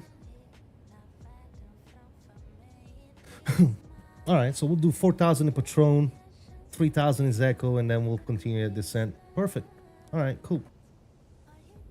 Very, very nice. Cool. 120 out from top of drop. We can actually start doing some of this stuff here. The Siegen altitude is going to be 211. Let's go ahead and set that in. Go barrel 211. And 211 is set. Beautiful. And everything else should be good to go here. Localizer is going to be a 1087, 290 on the final approach course. Perfect. All right. Maybe take a look at some performance as well. Let's see what we got going on here. Let me figure out what my landing weight is going to be real quick. We're looking at about what? 449 on the landing weight. Sure, 449. Let's see, hole 35. Let's get the weather information, and it's gonna be runway 22 left. There you go. We'll do auto brake low, reverse all 35 on the flaps. That's gonna be a landing weight. That's plenty of stopping distance right there. We're looking at almost 6,000. We got almost 9,000 available, so that's perfect. All right, cool. And we want to be able to stop towards the end anyway, because we're parking. What are we parking over there? Let me see. The cargo area is literally on the south end of the airfield. So actually, UPS is on the north. Shit. Okay. That's fine. So we'll vacate to the right. And we'll taxi Bravo.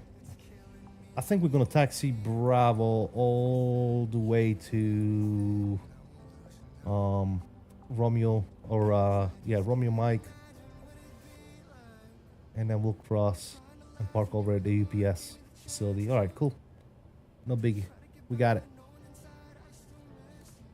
We got you. All right, so what did we say we wanted here? Let me go back to charts real quick. I'm sorry, guys.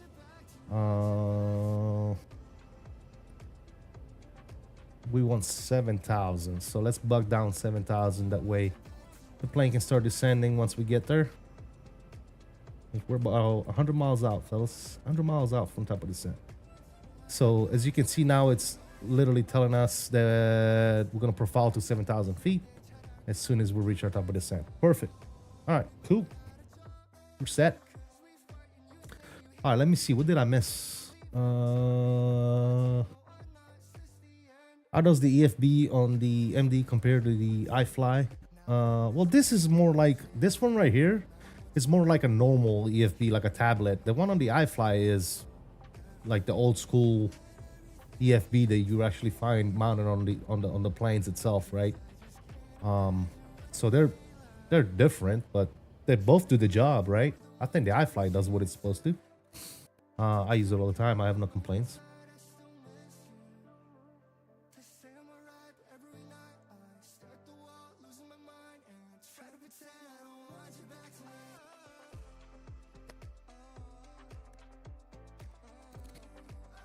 Yo.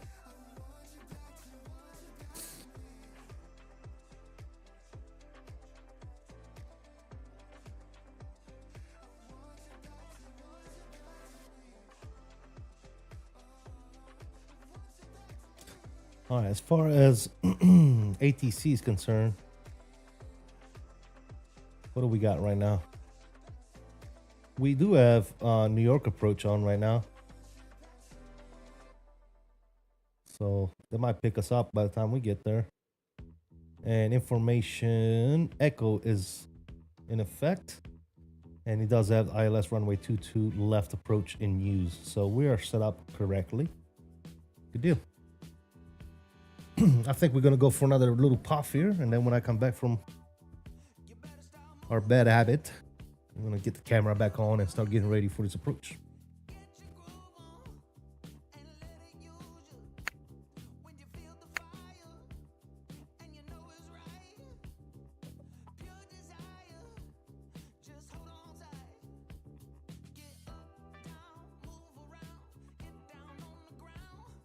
Get up, down, move around.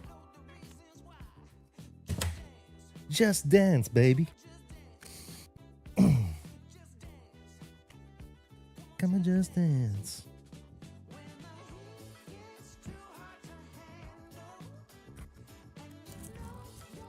Uh-oh, thunder and lightning outside, fellas.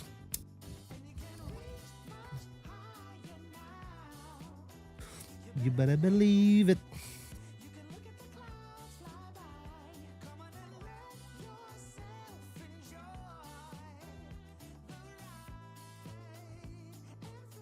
A little higher.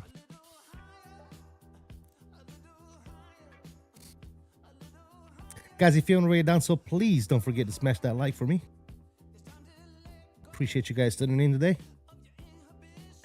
We are planning on doing the return flight. The weather is not great outside my house right now, so I can't promise you we're gonna finish it.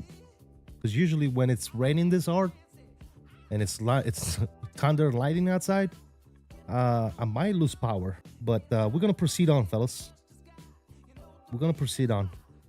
We're gonna try to make it.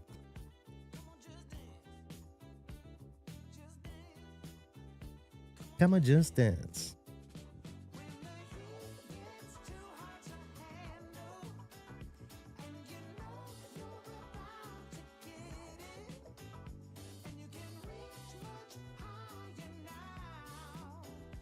You better believe it.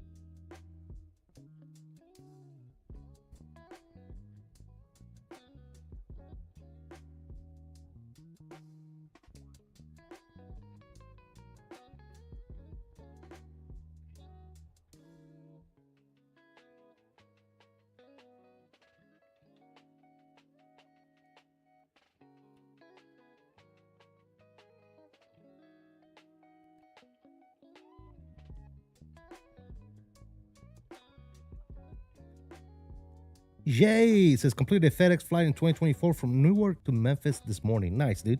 Did you use this plane? Also, we need to start thinking about what we want to fly next. I was thinking either the 300 by Anybuilds or the 777 freighter by PMDG. Do some more FedEx, UPS, and such. I'm in the cargo ops itch right now, so hope the weather lets out for you. I hope so, man. I mean, it's raining hard right now, but so far so good, man. So we'll see.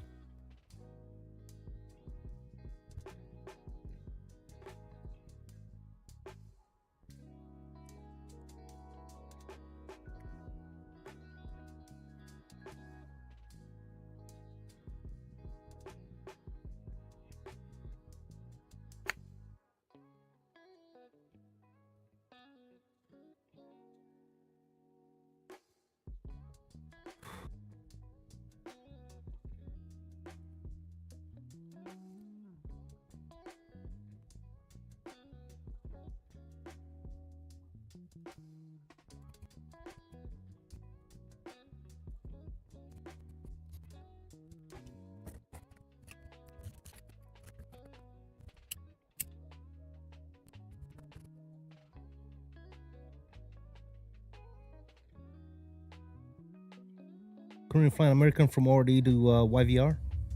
That's a cool little route. Oh my god, that was a thunder from hell right there. Shook the house. Okay. Nice, dude.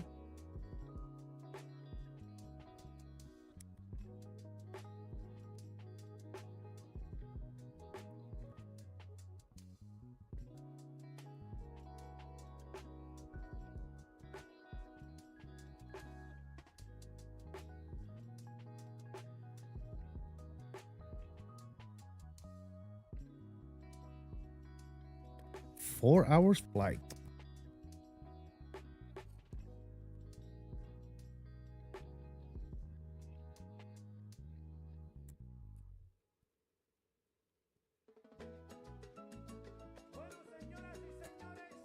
Bueno, señoras y señores. You're about 3 hours in? Nice. All right, let's come back in, fellas. Let's get ready for this arrival here into Newark.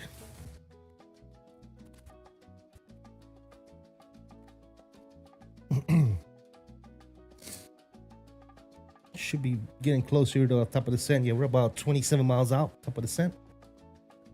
Looking good.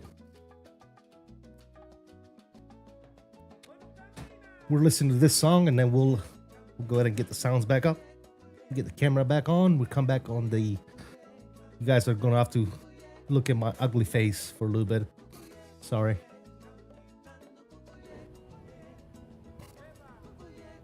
All right, yeah, we're coming up on our top of the descent. Everything is looking good. Plane knows exactly what we're doing. Perfect. We'll keep the chart up here. We're looking at 7,000 at Sweet, 13,000 at Racky. Matter of fact, let me go.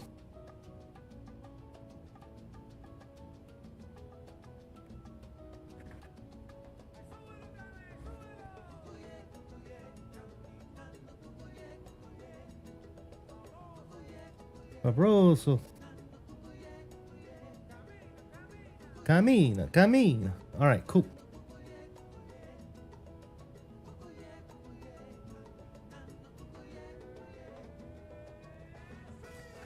Also, what's the keybind for auto throttle shut off, guys? Do you guys remember? Because I don't think I have that set up for my what is it?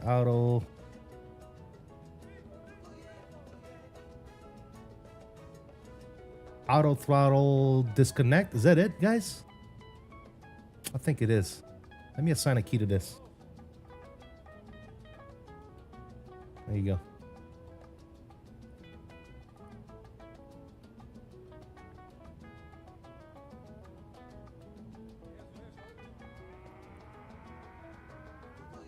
All right, there's the top of the set.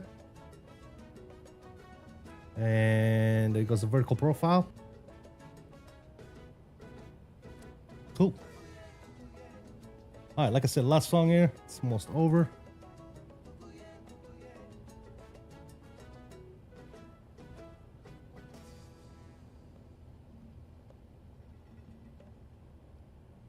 All right. Sounds are coming back up slightly here, but right there, that's fine for right now. Until we get closer. All right, cool. Doing good. We're gonna tune New York approaching 2855. Get ready for them.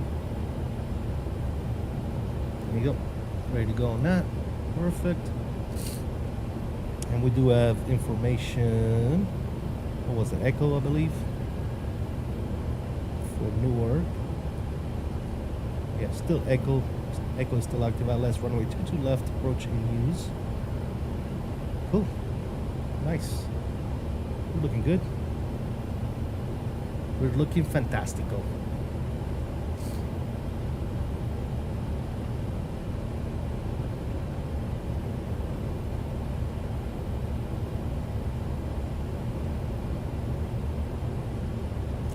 Just gonna get a seatbelt signs stuff back on the descent.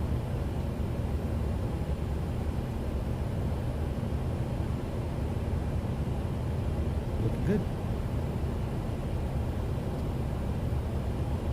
Speed is looking okay. Descent is looking good. Let's decrease the range a little bit. Perfect. Let me turn on my data here so I can see our constraints and stuff. There you go. Rocky 13,000. Cool. Fantastic.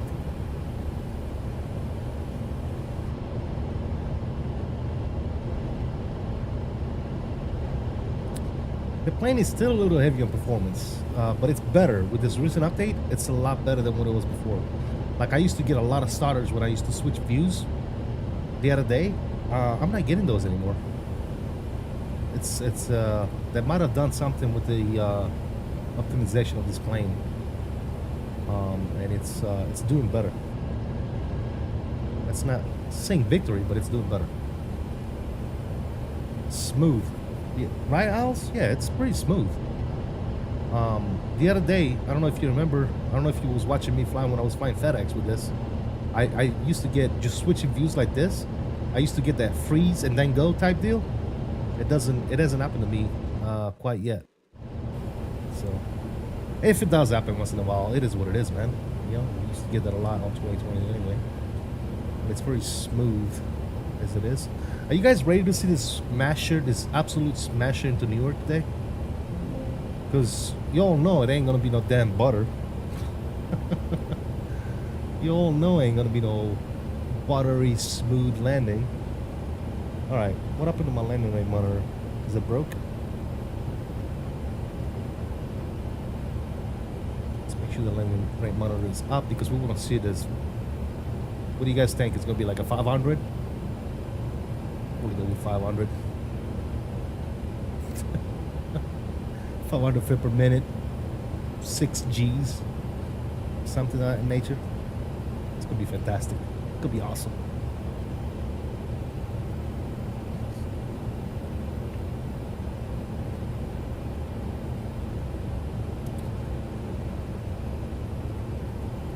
All right, on the descent here, we're gonna go min on the brakes. Perfect. I am gonna set my intermediate flaps to what, 15? Yeah, let's do 15 on intermediate here. Should work right now. Descent is still looking good. Speed was still looking okay. A little close to the red tape, but we're good. Should be fine. Yes, sir. Let's get ready for this absolute smasher into Newark today.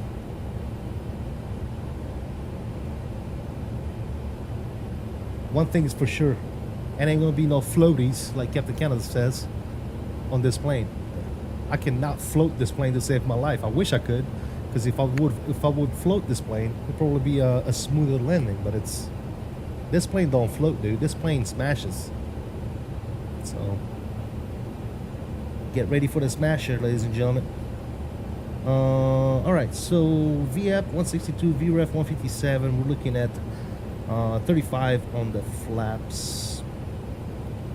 Clean min is going to be 215. Slats is going to be 174 on the min, and 28 degrees is going to be minimum 161. All right, cool. We're looking at almost 10,000 feet of runway length and a 10 feet elevation. Cool.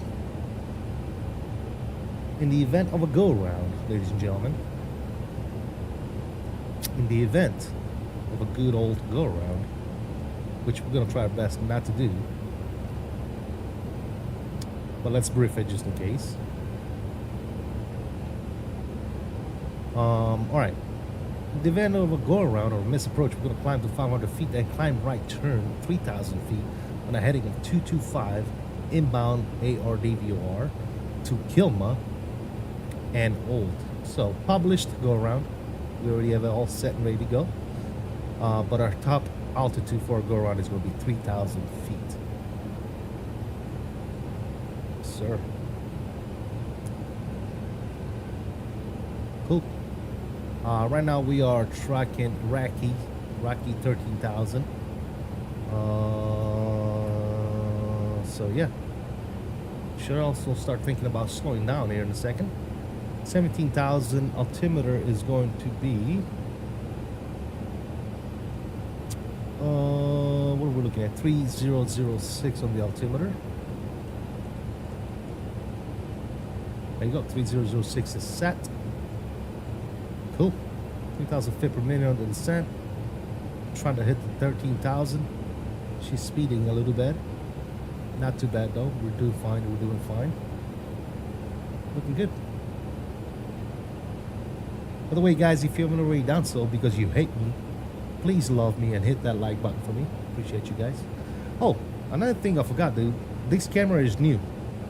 You know, when you buy a new camera, it comes with a little sticker, clear sticker to protect the lens. I haven't peeled that off yet.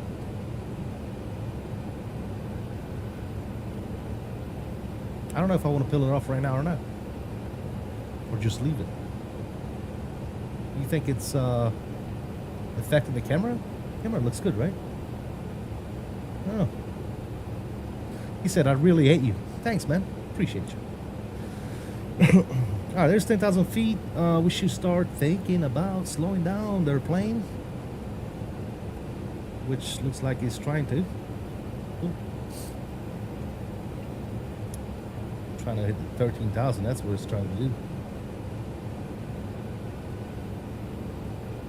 14,000, close enough.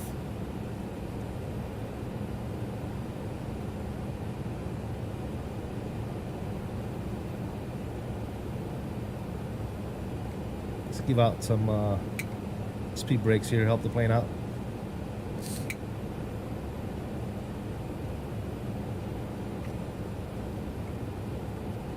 There you go. Comes to speed, 245 on the speed, perfect. What other speed restrictions do we have over here? We don't. Okay, cool.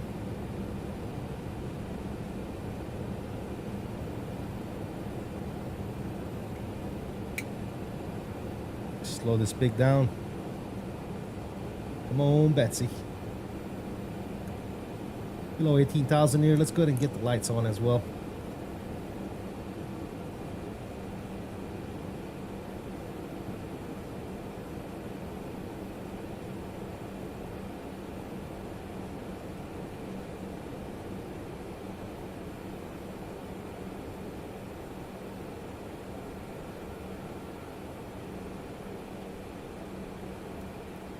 Says more drag.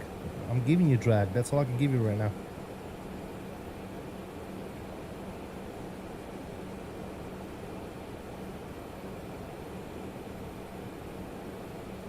It's storming outside. My dog is freaking out. Look at her, guys.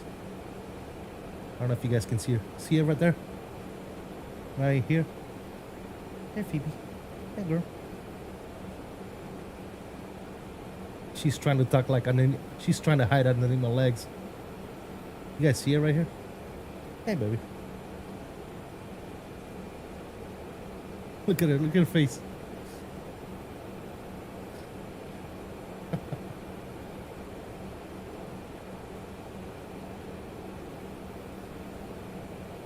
My dog is doing the same thing. Yeah, she's scared, dude. She gets scared and she wants to like get between my legs and stuff.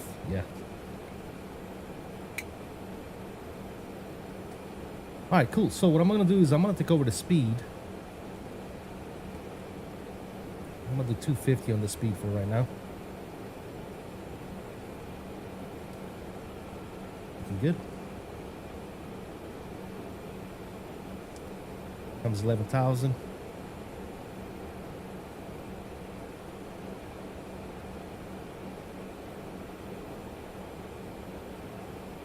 It's okay, Debbie. Don't be scared. It's okay.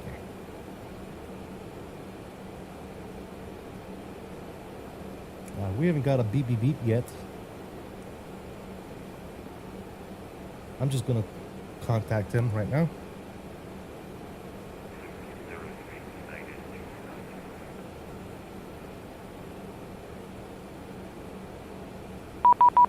There he is.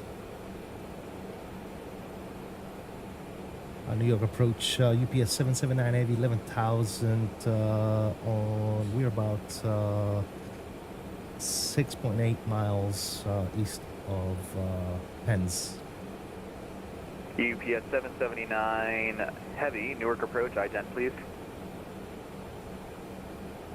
2392, radar contact 5 miles south of Robbinsville. Descend and maintain 6,000 and expedite your descent. Information echo is current.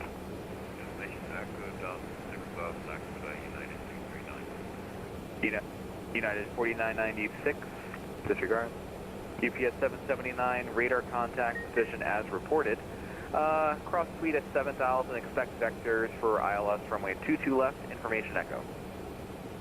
Of course, suite 7,000, 22 left for the approach, and information echoes on board for UPS 779 Heavy, thanks. United 4996, see you're about, you're off course there about a mile or two, say intention. Sorry about that, United 4996. Roger, you still going to be able to make the approach? Yes, sir. Roger, United 4996, wind 150 at 8, runway 22 left, clear to land. My phone is going berserk. United 2392, fly heading 010, vectors for the approach. Heading 010, Arkansas approach, negative 639. United 4996, you dropped off there right as I was transmitting again. Runway 22 left, you are clear to land. Runway 22 left, United 4996, thank you.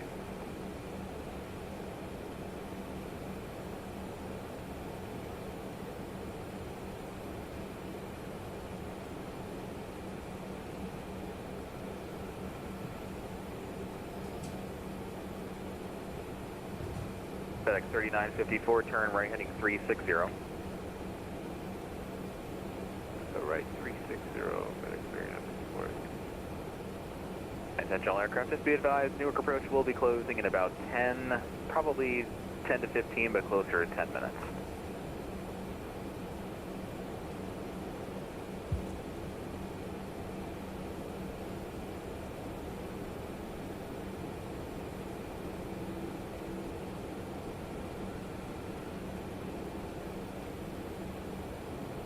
UPS 779 Heavy, turn left heading 090, descend and maintain 5,000, vectors for the approach. 090 down to 5,000, 779 Heavy.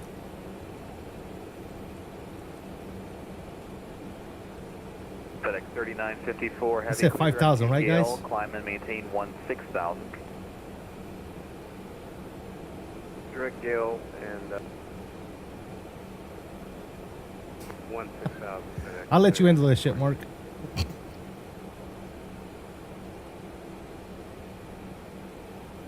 It's all you, brother. Newark approach, hello, Sierra Papa Oscar Kilo Oscar, 1,500 feet, and sky route northbound. Sierra Papa Oscar Kilo That was Oscar, Newark quick. approach. Jesus Good afternoon. Christ. The Newark altimeter 3006. Sierra Papa Oscar Kilo Oscar. Holy shit, dude. Newark approach, Oh boy, was that line? He's like, we ain't doing this shit today, bro. It ain't gonna happen. Alpha ready to taxi, 22 left information. I was actually having fun with that dude on 4996, go around. Captain You are Can lined up or for the wrong XP runway. stream the Go other day. around, climb and maintain 2,500. Bring him back, dude. Bring him back. Come on. Don't ban him. Bring Scandinavia 904 Heavy, Newark, Bring him back. departure. Hello, runway 22 right Whiskey, taxi via Bravo, Oh, Romeo easy. Whiskey. Yeah, what's going on, man? Yes, well, this plane does have F1 simulation. You want to see it? Here you go. I'm going to put my headphone simulation on. You ready? See? It blocks every sound. FedEx 3954 Heavy, New York Center is Except for the offline. ATC. Radar You see service how good that is? terminated. Frequency change approved. Perfect. Have a good day. And then I turn F1 simulation we'll off. see ya. Thanks for the help. Bam. FedEx, 3954 Heavy. No problem. 0905000. Got it. Thank you, bro. Thank you, guys. Thank you for the FO assistance. Let's decrease this.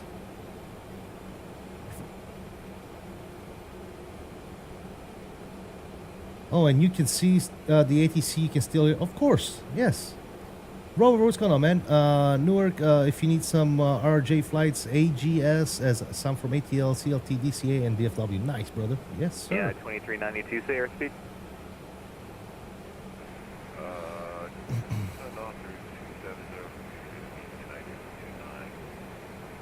All right, I'm going to bring some slats out. Okay, make sure you pull that speed back to below 250, please. You are below 10,000. Perfect. Roger, thank you. That's what the real TFDI MD-11 pilots here. Nice. It's good to know, man. Newark approach, United Thank you for the info, my friend. for clearance, Boston with Hey, nothing but realistic up in there, man. Yeah, We- 554 Newark departure. we'll do it- Hello. we'll do it Send you a realistically. PDP momentarily. I am closing in about 5 minutes. We'll see if we can get you out. Okay, perfect. Sounds good. United 554. Dear Papa Oscar, Kilo Oscar, short Said stay with what me. word? Contact New York approach again on 125.7. Oh, Lord, he says. Oh, Papa 547, Sierra Papa, Oscar, Kilo Oscar. if you want to see unrealistic flight ops, just go to Owl's FS. He doesn't have F1 simulations, unfortunately. We do. We have F1 simulation on all the aircraft. We also do a lot of dual engine starts. Yeah. Owl's, what the hell is up with the blank message, dude? What is that about? Did my chat just go down? Oh, it's just a blank message. Okay, cool.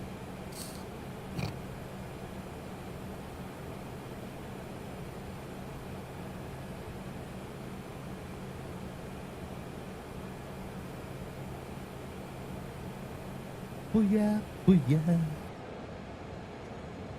Oh, it's so beautiful, dude. Well, thank God the weather's good up here.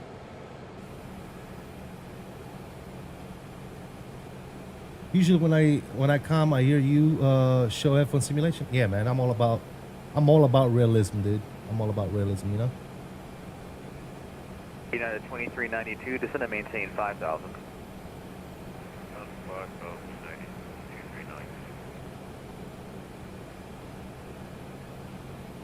Al said he has it, but doesn't demonstrate. He's not a very serious guy, man. Al is, you know, he's just a kid.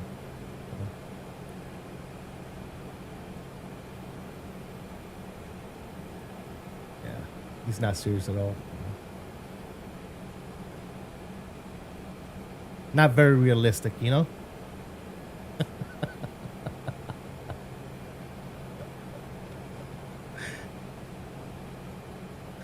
Guys, if you haven't already done so, please smash that like button for me. Appreciate you. Let's get the likes up.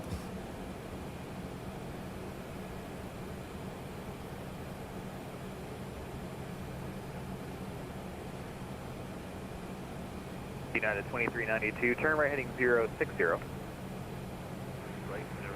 United 2392.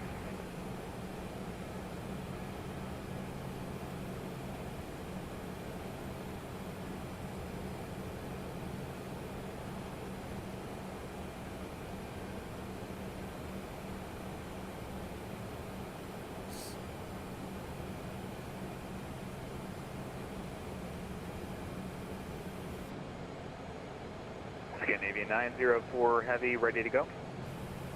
Affirmative, Scandinavian 904 Heavy. Scandinavian 904 Heavy, roger. You're Wind back. Gotcha. Nice shadow. We'll see you when we get back, 8, brother. runway 22 right at Whiskey, clear for It's takeoff. usually pretty realistic, but Clear if for you takeoff at don't have Whiskey, F1 right, simulation, you Scandinavian can't make it 904 realistic Heavy. because I also want to be a pilot, but if you practice it relatively well mess up 909 Heavy, Newark approach. Hello, when you try. Oh, absolutely. I agree with you. Agreed. Object 909, radar contact 3 miles southwest of Listen, Regal. yes. After Regal, descend and maintain 5,000, 𝕬𝕚 altimeter 3005, and echo is current. We have echo after Regal down to 5,000, up jet 909.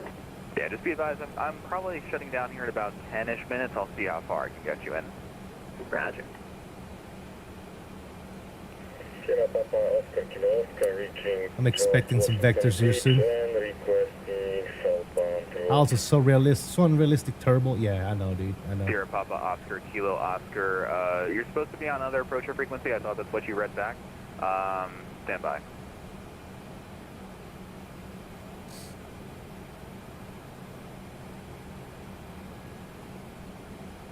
He said, "Sorry, guys." just be more realistic, man. Just Sierra be. Papa Oscar Kilo Oscar. just be you're, better, Alf. You're clear to remain Just in do the better, Bravo bro. airspace and wrong join with the you? Skyline route southbound. Just do better, man. That's all you gotta do is just do better. Right, guys? southbound to Sierra Papa Oscar Kilo Oscar. Yeah, We forgive you. 2392, turn right heading 09 We forgive you if you just do better. PS 779 Heavy, clear direct Izico, cross Izico at 3,000. Direct tight Zico, cross at Zico 3000, 779.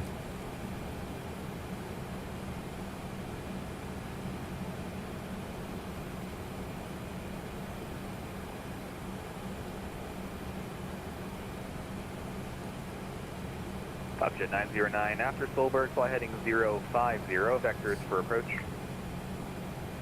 Silver 050, up jet 909.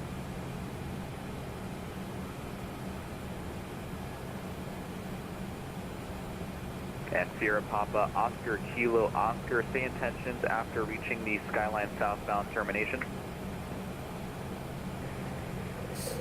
Going to JFK Airport and full stop landing. Roger, you're going to land at JFK just to confirm? Yes, assume full stop landing at JFK. Roger, thank you.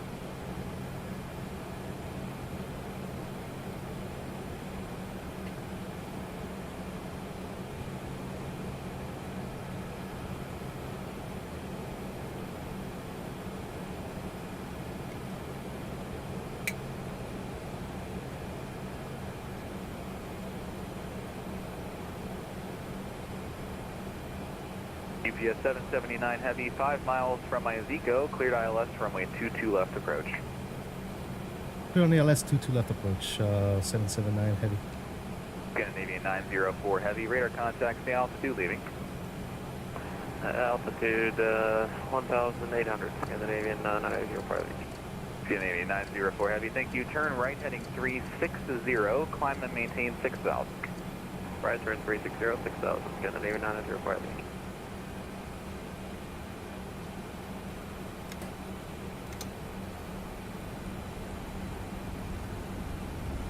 United 2392, clear direct Izico, descend and maintain 4,000.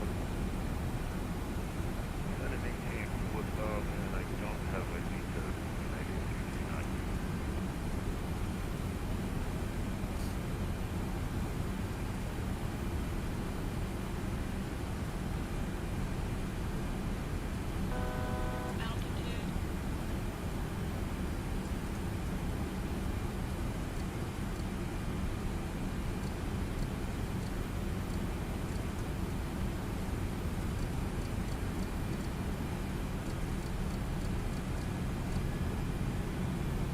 United 2392, verify your direct Izico at this time.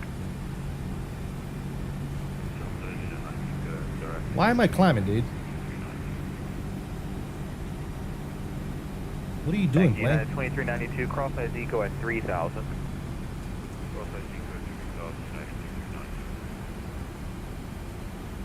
UPS 779 heavy, wind is 150 at 8, runway 22 left, clear to land. To left, clear land, 779. Scandinavian 904 heavy, clear direct Reiki, climb and maintain 17,000. Direct Reiki 17,000. Alright, the plane was climbing for me for some reason, so let's see what we can do here.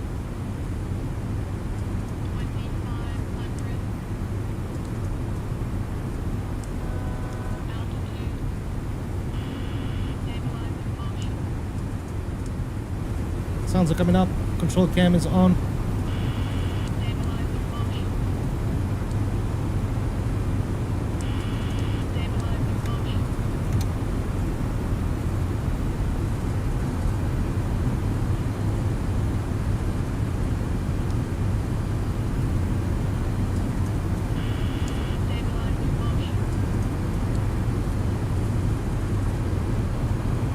United 2392, 6 miles from Izico, cleared ILS, runway 22 left approach.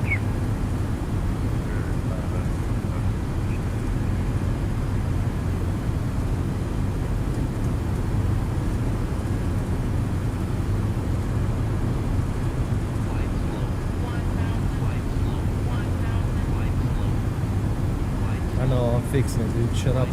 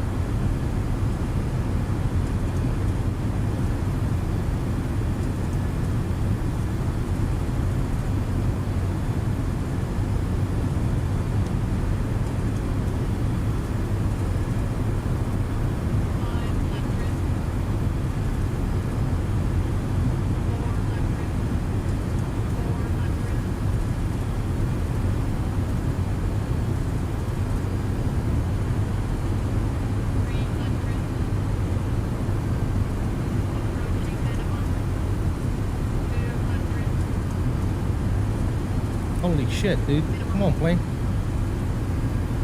Option 909, descend to maintain 4,000. That's 4,000. I'm jetting out of that. United 2392, wind 150. Oh, I told you it was gonna be a runway 22 left, slammer. clear to land. I told you guys it was gonna be a freaking slammer.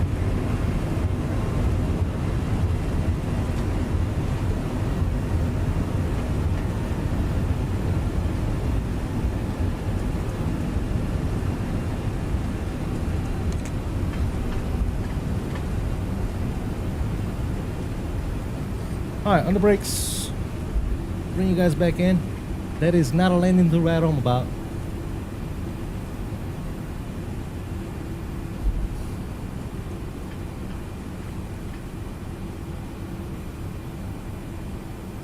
There's a key over there. Hello, Moto.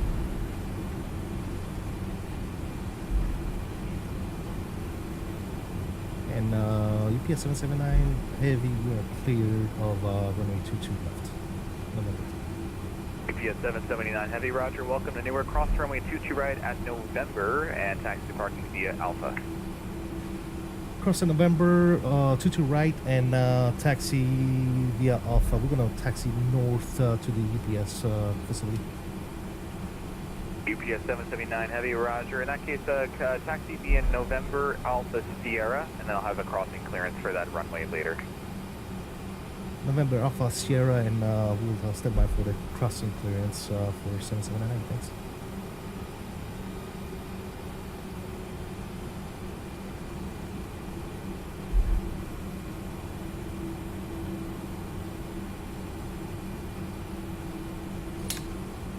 All right. Flaps are coming up. Cool. Sierra Papa, Oscar Kilo Oscar, contact New York approach 125.7. 125.7 Sierra Papa. Very nice. Landing lights that can come off. Strobe lights are not mapped, so I'm gonna need to turn the eye intensity off like this. Cool. Let's keep it going. Okay, November, Alpha, and then Sierra. Cool. Object 909, send to maintain 3000. 3,000 up jet 909.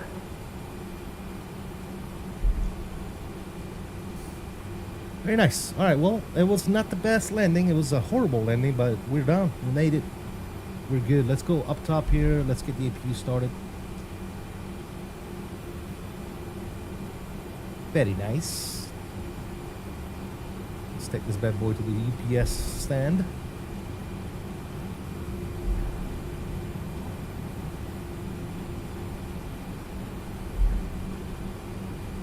Somebody's landing over there.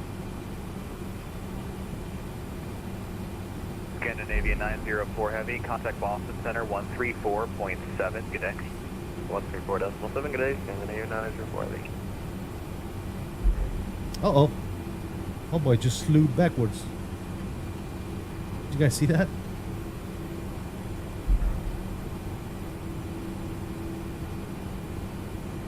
Alright, cool. APU is coming online. Oh my god. What? The guy slew him backwards? Did you see it? I thought I was the only one that saw that.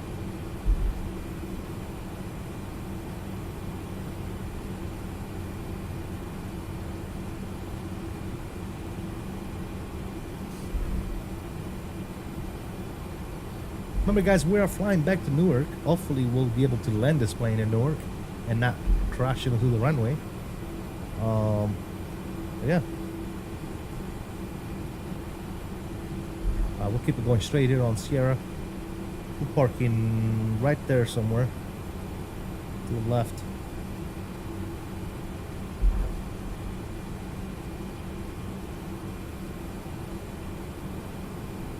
Look at the city over there in the distance, guys. How cool is that? That looks so good.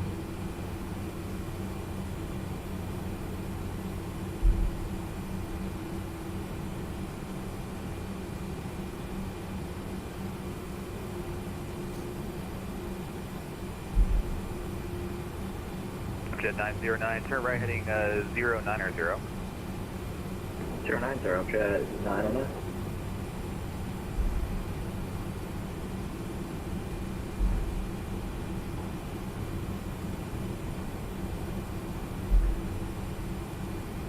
United 2392, cross runway 22 right at November, taxi to parking via November Alpha. Just wait for the crossing clearance next time, please.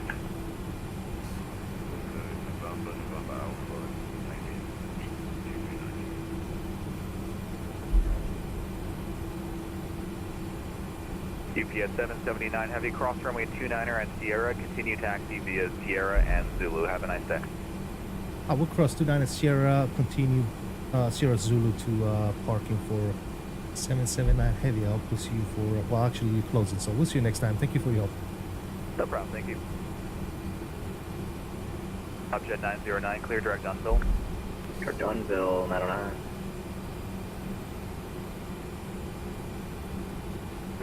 Newark approach, Canadian Express 136, descending to 17,200 Dunville Boulevard. United, sorry, what was the call sign? That's Canadian Express 136. Roger, I do see you. Unfortunately, I'm closing in the next 5 minutes, so just return to advisory and depart arrival will be on Unicom. Travel on Unicom, thanks, Canadian Express 136.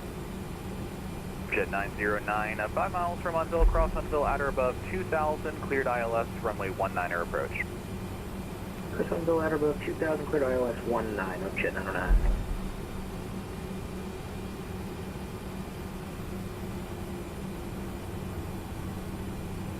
Okay, where do we park in this beast?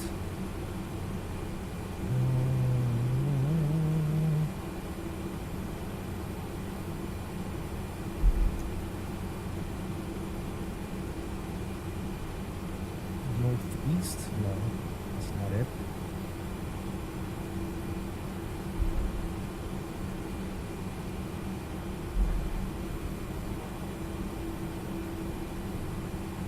That's not it. I can never figure out the parking spots in this airport.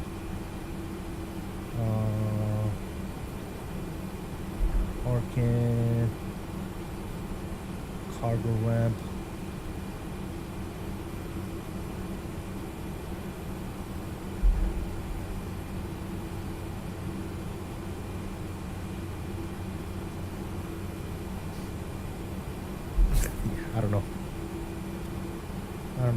can never figure this out.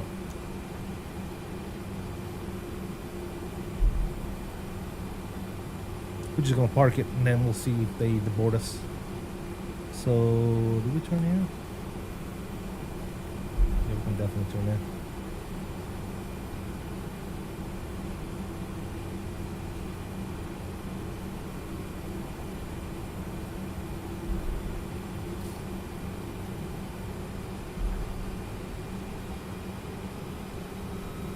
Subjet 909, wind 160 at 11, runway 19er, clear to land. 19 clear land, up jet 909.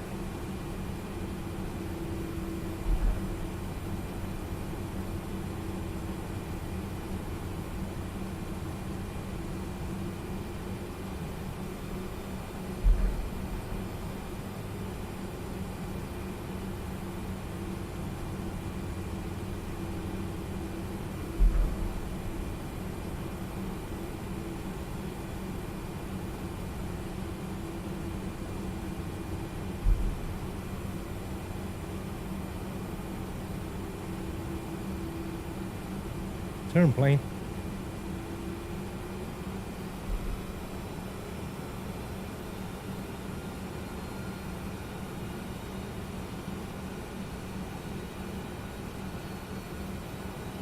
Damn, I took that turn way too wide.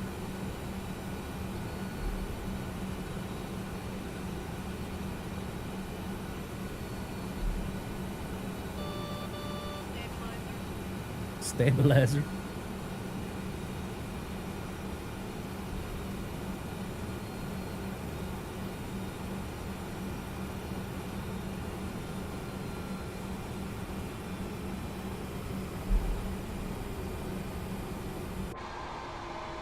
Actually, it worked out very well.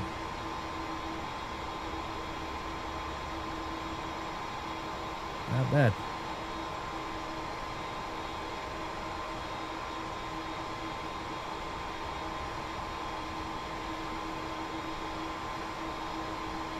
Cool. We are there, dude. Parking brake is on. Beautiful. Upstairs. APU power is avail. APU bleed is on. Shut him down. Yes, sir.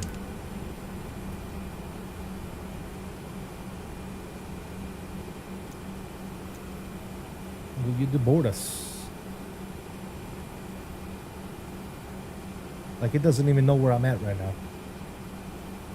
GSX literally doesn't even know where I'm at right now, guys. Okay, let's go to services. Let's go GPU. Let's go shots. Perfect.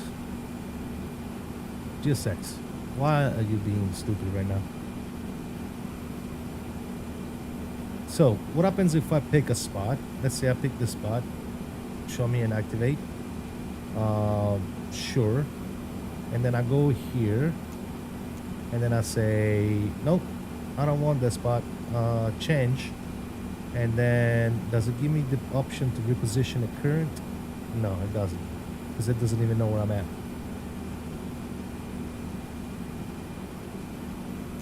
Alright. Well, screw GSX. Revoke. Yeah, it doesn't even know where the hell I'm at right now. Cool. No problemo. Let's go ahead and get you on. Let's get some tunes going. Turn the sounds down.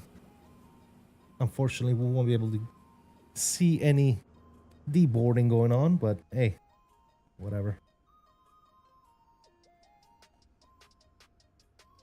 We are parked, ladies and gentlemen. That's all that matters.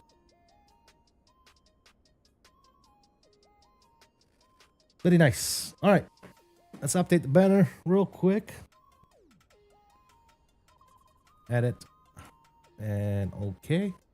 Banner is updated. Let me go ahead and go to sim brief. Let me go to new flights.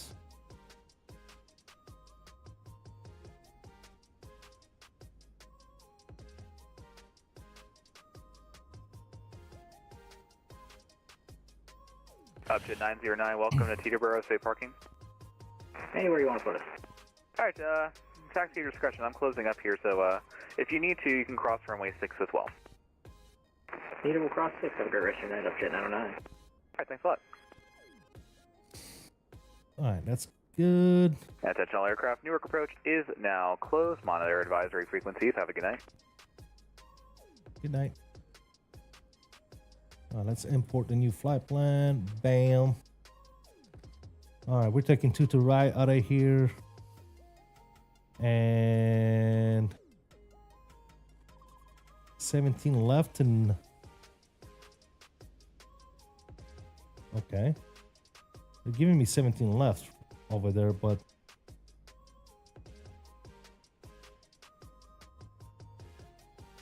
the winds are 290 at 28 gusting 47.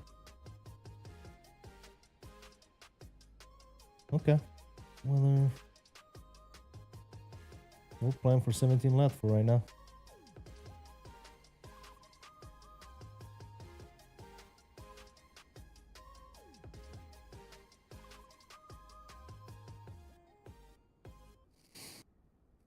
Ba-da-ba-da-bum. Uh-huh. Cool. What a gorgeous aircraft. Yeah, Cam. I love it. I love it.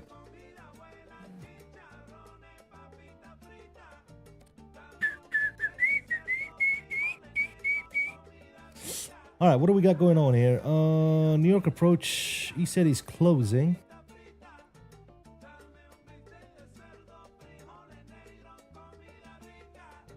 However, it's not closed yet. So if I file my flight plan right now, it's not gonna go beep, beep, beep. You know what I'm saying? Let's try it. Pre-file.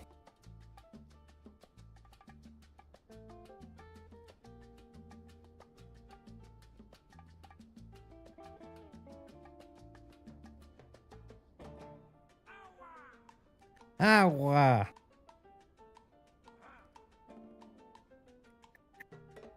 Alright, it is filed. If anything, we just keep the same squad code. No big deal.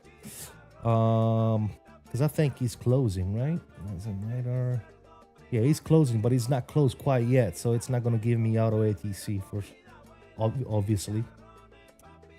But it's all good. All good. Alright, cool. Guys, I'm gonna take exactly 2 minutes and I will be right back.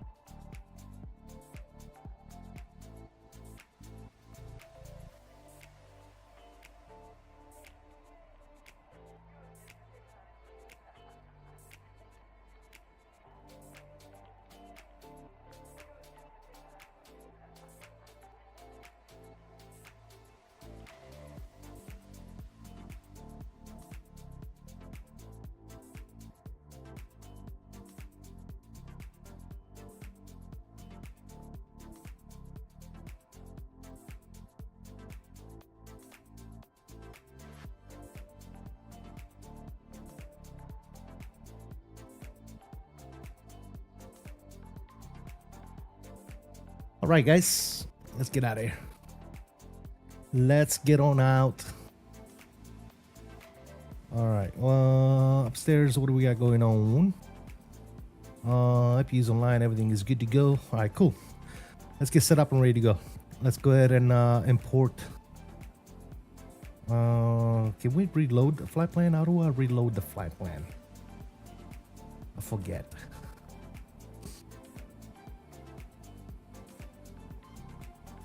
Right here. Okay, cool. Newark. There you go. Perfect. We're gonna send you. Perfect. We're gonna set the payload. Perfect. Payload as being set. Perfecto. Coming out of here, we're taking 22 right. Gonna get the weather. Calculate some numbers. Beautiful, beautiful, beautiful. All right, let's go.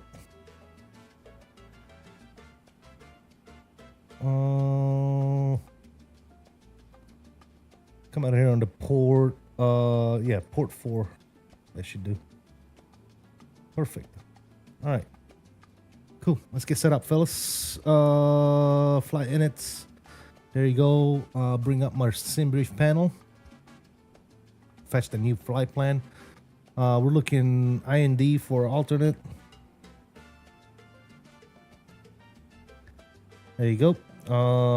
UPS 779. We're cruising at 320. Good. And our costing, this is going to be 25. Good.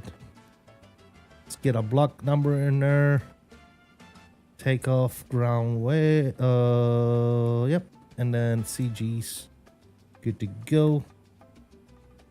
Very nice. Flight plan coming out of Newark.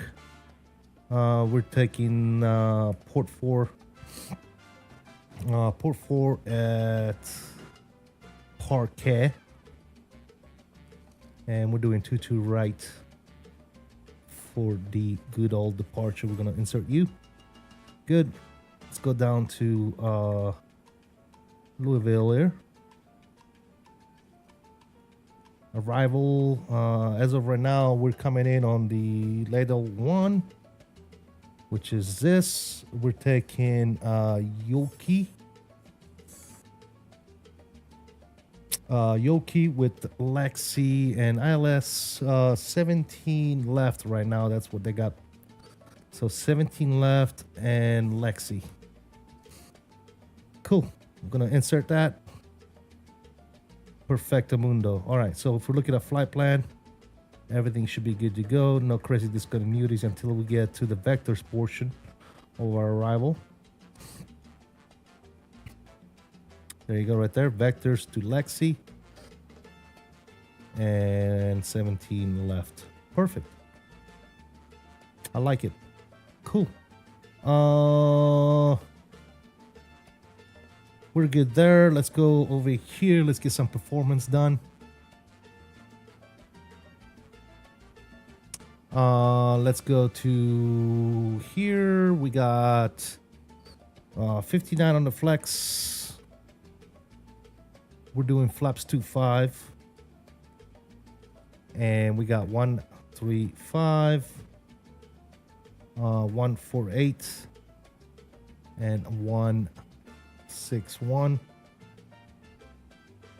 All right, slope is 0. And our winds are at wind of 4 knots, so H4. Put you in there, and we're looking at a temperature of 27 degrees Celsius. We'll put you in there. All right, so that's all set up and ready to go with our V speeds. We should be good to go.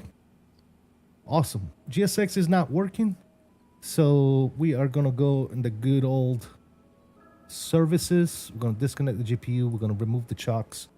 And obviously, we're not going to be able to board, but can we at least push back? Dude, it's not even going to push us back.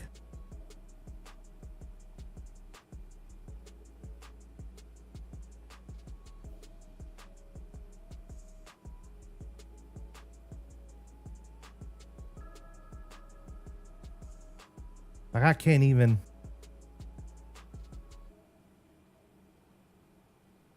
What spot is this? 5?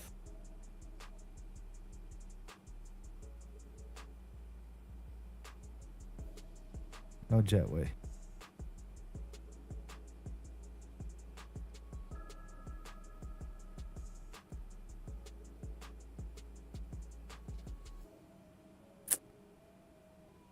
All right, so we'll just use the other pushback tool that I have, which is right here.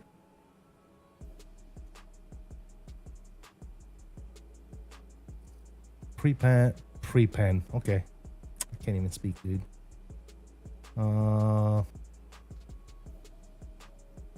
put you right here.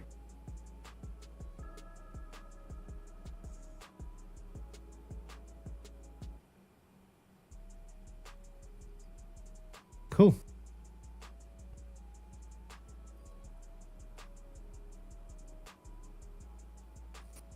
All right, let's get the music turned off. Good thing I always use that. I always link that a pushback tool that I have. That way, if GSX does what GSX does, like it's doing right now, we're still able to push back. All right, parking brake is coming off.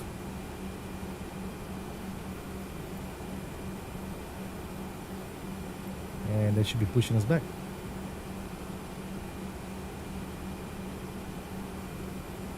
Please push me back. All right, there you go. All right, pushback is started. Let's go ahead and fire up number 2.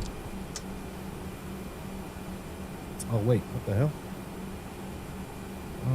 That's on. Okay, what's the problem?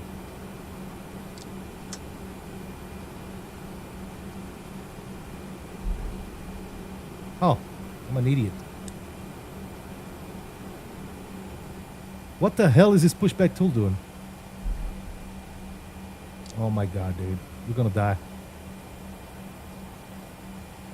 What's going on, guys?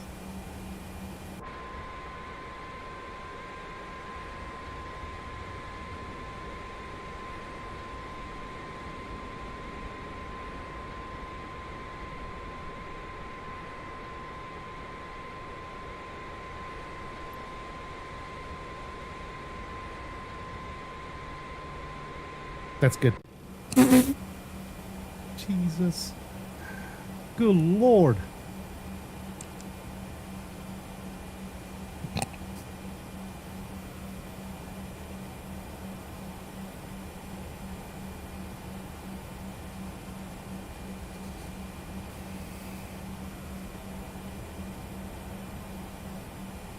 I don't even know what to say.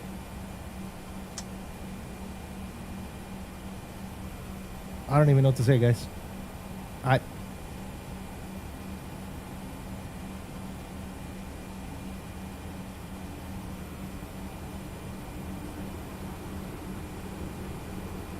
don't even know what to say at this point.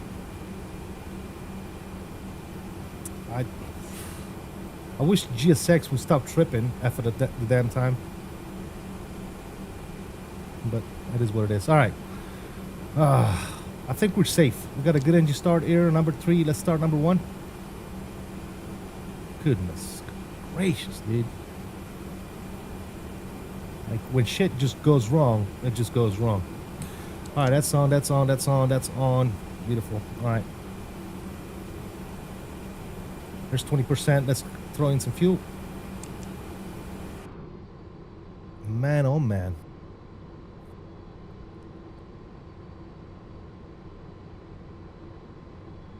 Welcome to the stream, guys.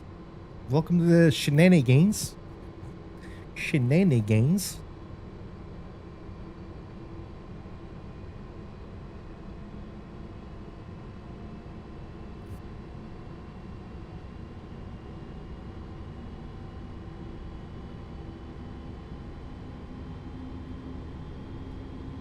Welcome to the shenanigans.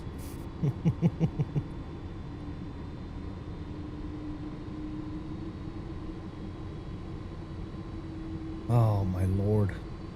Alright, so we're going 2-2 right. We'll take Zulu all the way. Perfect. That's easy. Easy day. Easy day. We got a good engine start on numero uno. Let's fire up number due.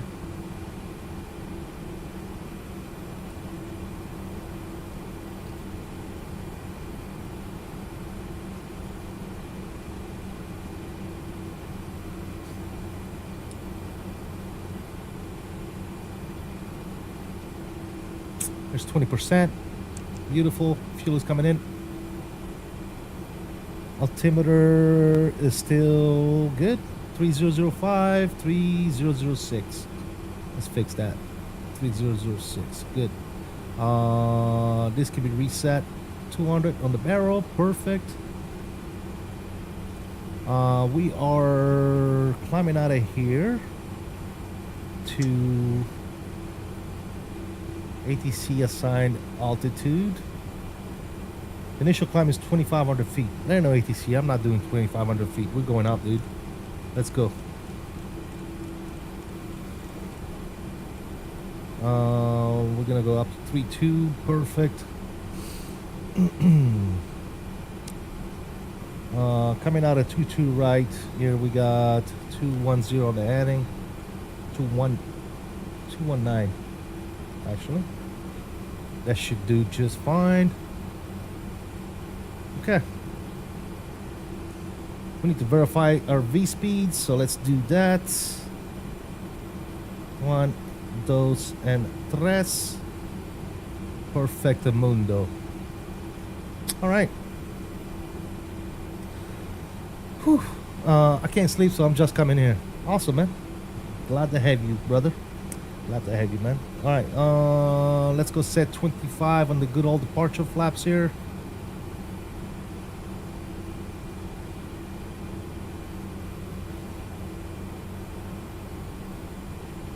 All right, 25 is set. Let's drop them.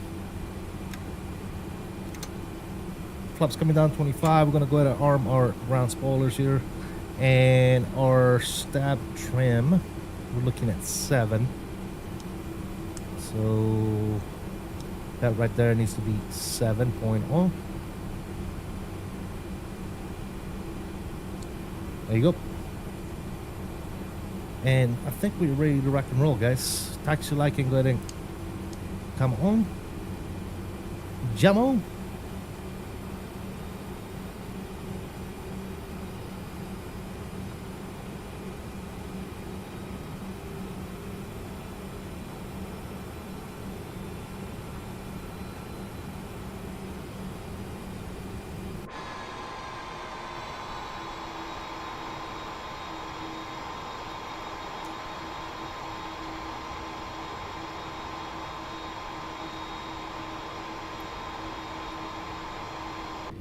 Guys, I'm about to lose my mind here. The plane is not moving. Okay. Whew.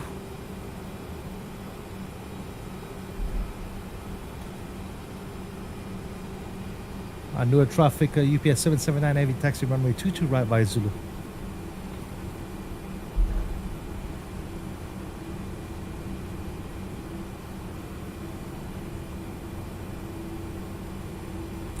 I was about to start freaking out.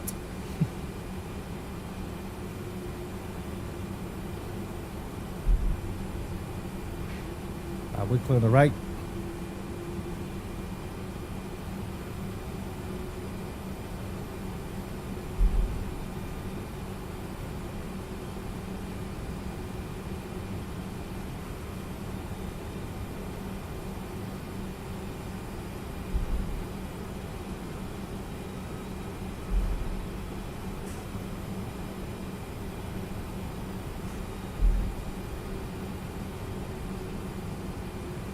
All right, we're gonna go, let's see, profile, nav, and FMS speeds. Good.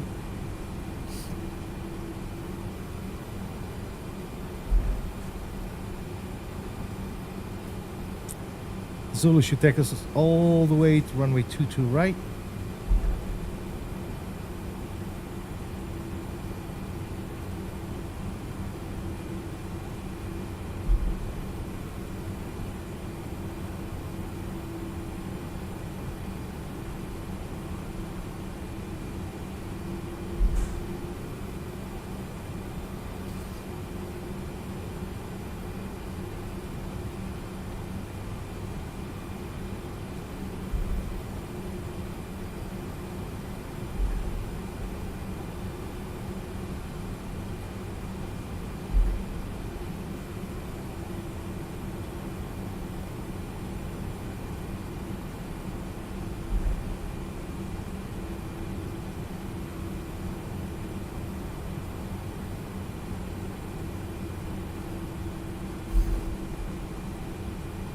And Newark traffic, UPS 779 will be lining up departing runway 22 right on the port 4 departure for Newark traffic.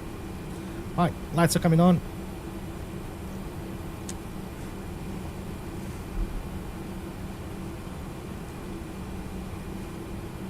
Let's go.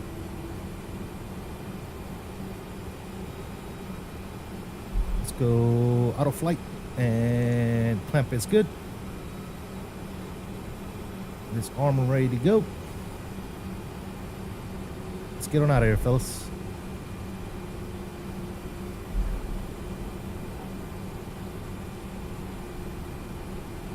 Let me see those togas in the chat. Control cam is coming on. And enjoy the good old departure.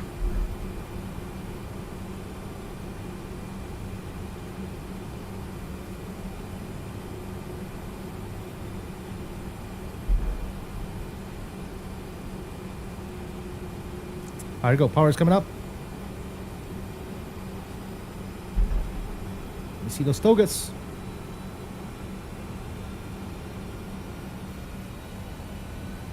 And takeoff thrust is set. Airspeed is alive.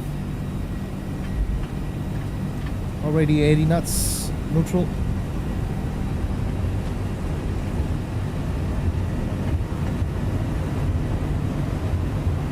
Coming up on V1. Rotation. Lots of right rudder, guys. One nation. And we're off. Positive rate, gears coming up.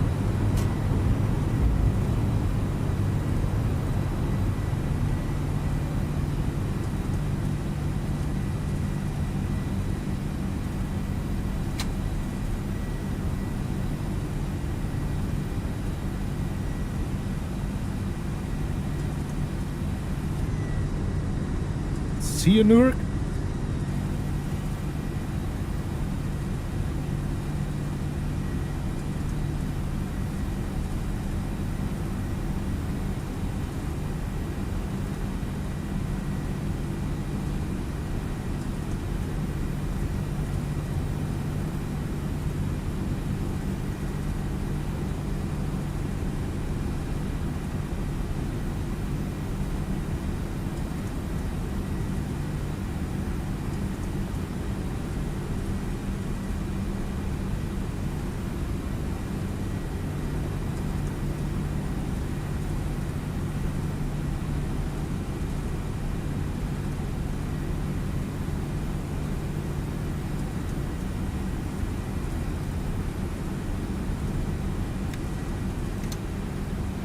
Clean up some of these flaps.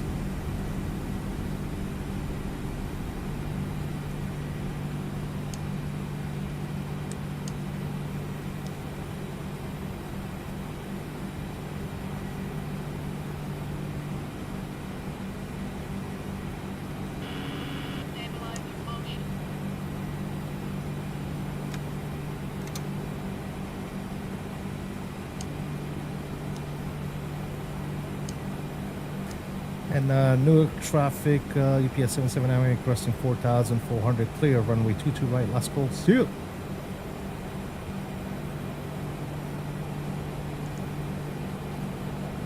And we'll bring you guys back in. Stabilize motion. Sounds can come down slightly, look at that. How beautiful. How beautiful. Thank you guys for the togas. And Rotation One Nation, appreciate you.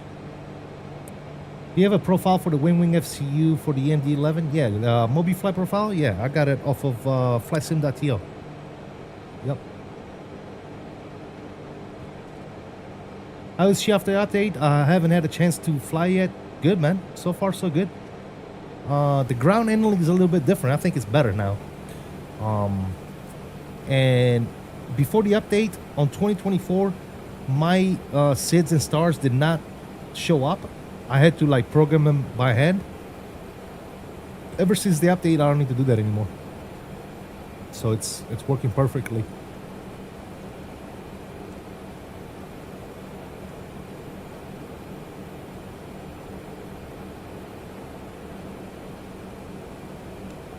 Oh, I forgot to set that to take off. No big deal. I'm really loving this aircraft. It's becoming one of my favorite. I like it, dude. I always like this aircraft, man. But I never give it a shot on 2024. That's why I haven't been flying it. We might want to be a TRA. All right. But I tried it on 2024 and it works just fine. So I'm like rocking it, dude. Let's go. Because I don't fly 2020 anymore, guys. The only way I will fly 2020 right now is if Bluebird will release the 757 today. I will fly 2020. Other than that, I'm not flying 2020. There's no reason for me to fly 2020 at all, because everything that I have, including all my payware airplanes, everything works in 2024. And 2024 runs a hell of a lot better than 2020, especially for me. I don't know about anybody else, but for me, fantastic, dude. I can't complain. Runs way better. I have everything set up to ultra. Everything is high. So technically speaking, I could probably come down on the settings a little bit to make it run more, a little more smoother.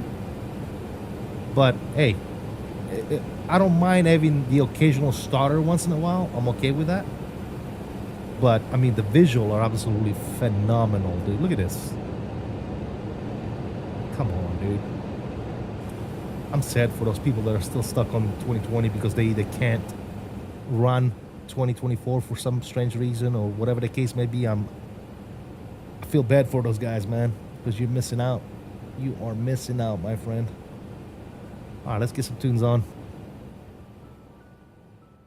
Climbing up to cruise, ladies and gentlemen.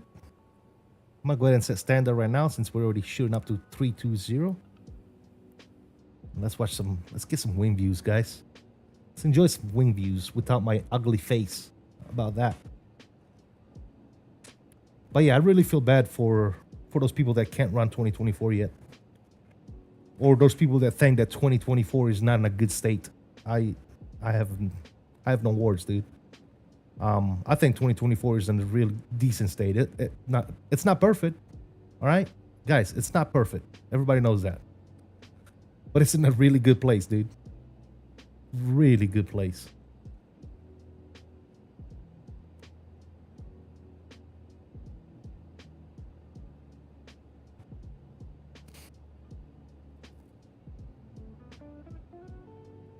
I could get 2024. I'm still in 2020. Hey, man, like I said, if you are happy where you at, that's fine, dude. I'm not saying that you guys should drop and, you know, get rid of 2020. It's entirely up to you. I will tell you this. I was pretty hesitant at first, man. I was skeptical, right? I'm like, 2020 is great. It's doing what I needed to do. But, you know, I don't get comfortable with stuff. I always want better. I want more, right? So one day I decided to stop being lazy and I turned 2024. I let it build scenery indexes and cache, because the more the cache builds, the better performing the sim is. So that's one advice that I would give you when it comes to 2024, even 2020, actually, to be quite honest. And the biggest piece about switching from 2020 to 2024 is you got to remap all your controls and all that stuff, right? And a lot of people hate that. But I don't think they hate it because the UI is bad. The UI is just different. It's not bad. It's different, okay? And the fact that it's different and people have to relearn a process, they hate that. They don't like that. Oh, I got to relearn the UI. There was nothing wrong with the UI before. Why you had to change it? Blah, blah, blah, blah, blah. Fact of the matter is they changed the UI. It's a little bit different, but it's not bad, okay? Once you learn how to use the new UI, if you get off your lazy butts and just remap all your controls and get it all situated, right? Then you're good to go. I think a lot of people that have 2024 and they don't want to switch to it, I don't think it's because 2024 is in a bad state. I think it's just pure laziness. That's all it is. They don't want to have to go through the process of you know, redoing all their controls, remapping all the curves for their yokes and throttles and all that stuff, right? And the planes fly differently on 2024. So if you have a certain amount of, you know, curves on your settings and stuff like that on 2020, then you're gonna have to like modify them for 2024 because the planes handle differently on 2024 than they do on 2020. So something to think about. I'm too lazy to be honest. Yeah, that's fine. That's what I'm saying. That's exactly what I'm saying. It's not because 2024 is bad. It's because people are lazy. I was lazy at first too. Then I just got off my lazy butt and I started doing it, and now I can't go back. That's all I'm gonna say. You know, one day I was like, you know what? Let me get off my lazy ass. Let me learn this UI. Let me remap all my controls. Let me give 2024 a shot. And ever since I did that, I never went back to 2020. Yeah, but so absolutely top notch. I mean, take your time, dude. Whatever it is, you know, do one thing at a time. Go in there for an hour or so and start mapping some stuff. You ain't gotta do it all in one day, dude. Mr. Turbo is in the house. What's up, Turbo? How you doing, brother? Can I tell you the same exact thing for me? Oh yeah, Fred, absolutely, exactly. Dude, like I said, once you get off that laziness and you actually go on 2024 and you do everything you need to do, you will never go back. Like, you can't go back. Once you experience 2024 and how smooth it is and how much better it looks, you're gonna have a hard time going back to 2020. At least I did. You know, I tried to go back to 2020 and I was like, all right, this is garbage. This is stupid. Like, it's all choppy. It doesn't run smooth. The colors are not right. You know, they did a lot of stuff when it comes to nighttime and colors and clouds. The clouds are absolutely way better, man. There's different type of clouds now in the sim. You know, it's not just some AI generated crap, you know? The new sim looks incredible. Dude, it's way better, dude. People that tell you that it's not better are just trying to find an excuse not to go to 2024. That's all it is. I'm telling you, bro. Once I jumped ship and I went to 2024, I could not get myself to go back.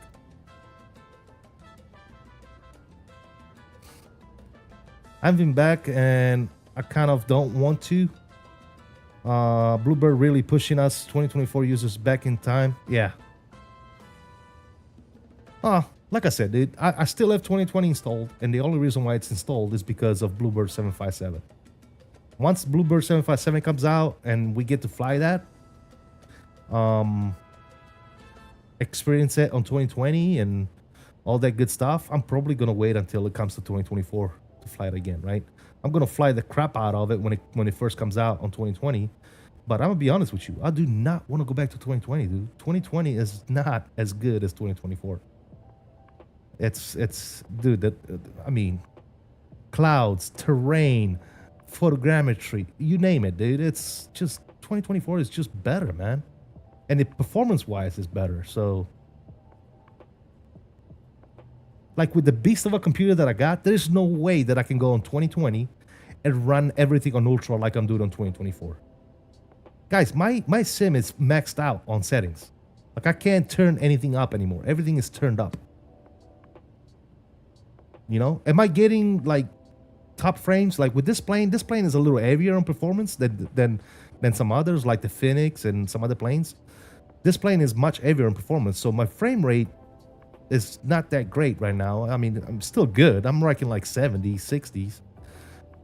But on a normal day, with like a plane that's optimized, like the Phoenix and maybe the PNDG 777, I'm rocking like over 100 frames, dude. I'm rocking like 120, 130, 140. Right? So I have no issues whatsoever, dude.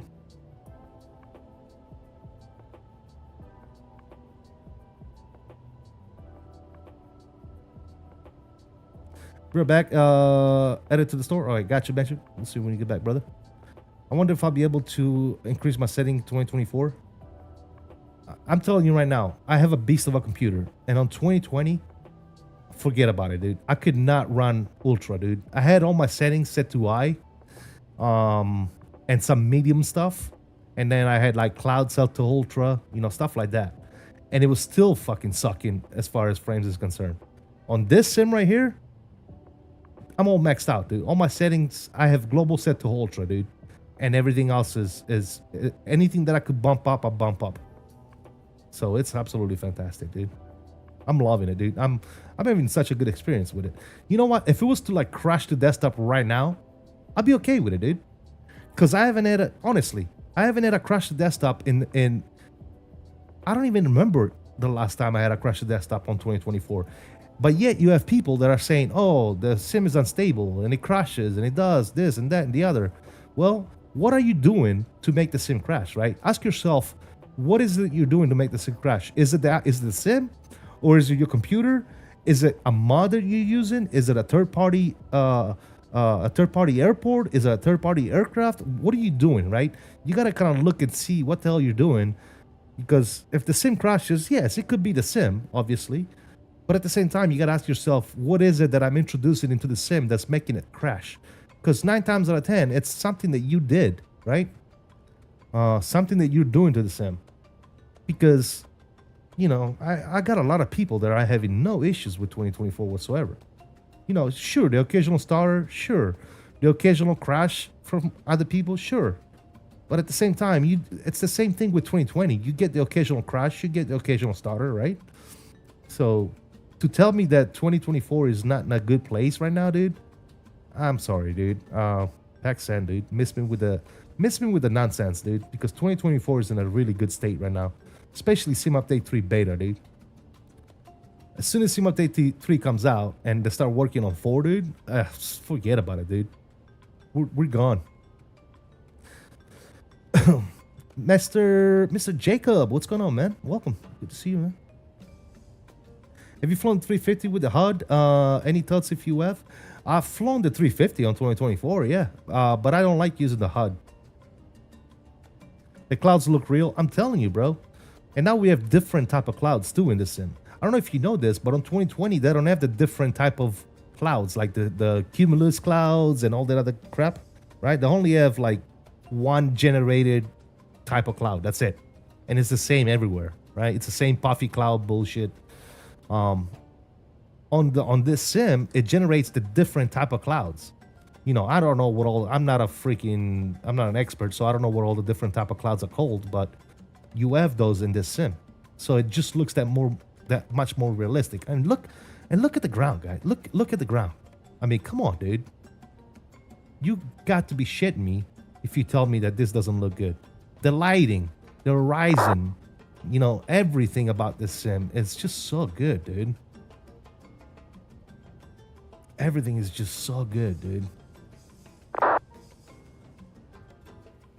Love it.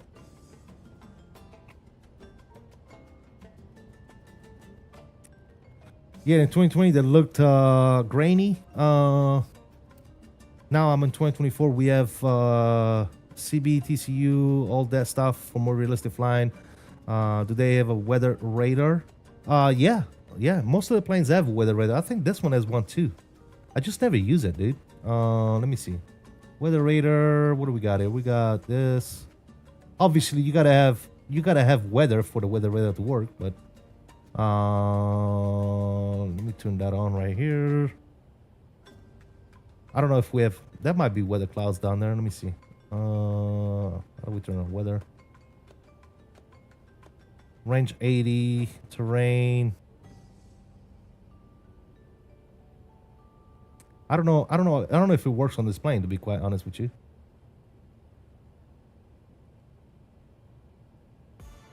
I'm not sure. But if there's no weather, if it's just clouds, that shouldn't be showing on there. It should only show weather, right? So, but the Phoenix, I think the Phoenix, it works. On the 777, I think it works. Yeah, a lot of these planes have weather radar. The TFDI might not. I'm not sure. And it might be just me not knowing how to use this damn thing, the weather radar. So don't quote me. I don't know if I'm doing this right. I think it's this, right?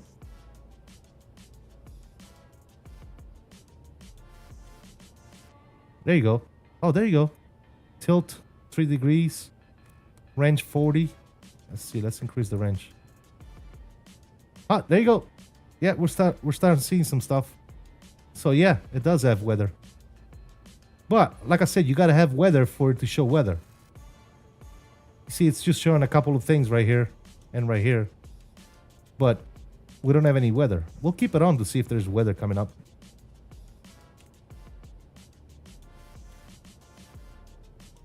What if we do weather and turbulence? Let me see. Where are we at? There you go. All right, so we'll keep it on. But yeah, it's there. Are you running your system ultra high? Yeah, everything is set to ultra. Yes, everything is bumped up. Yes. Night Shadow, yes.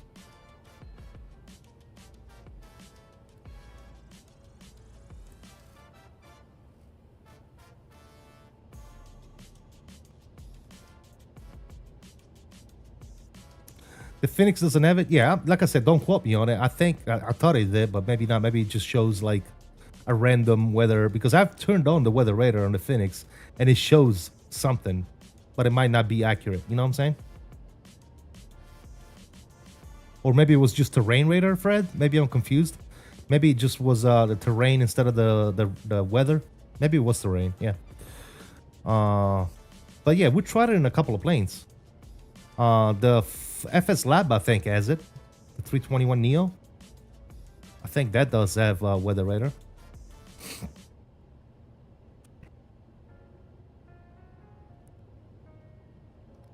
All right, do we have any controllers coming up? Not quite yet. All right, cool. We got Tower in Louisville right now. I don't know if they're going to be open by the time we get there.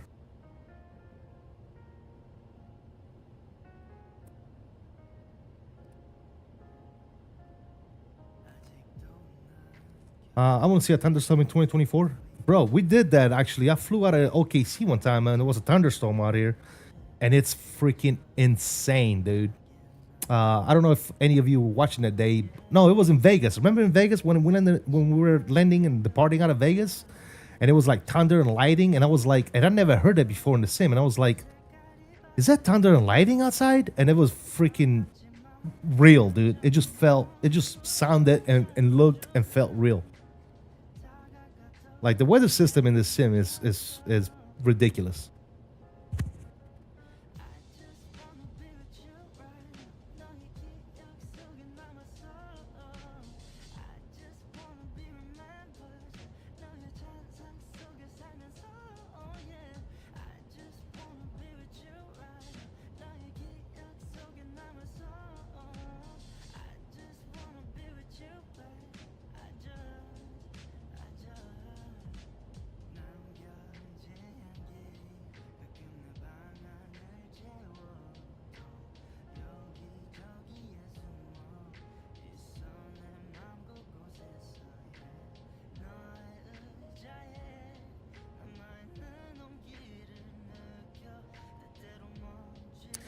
Well, I was,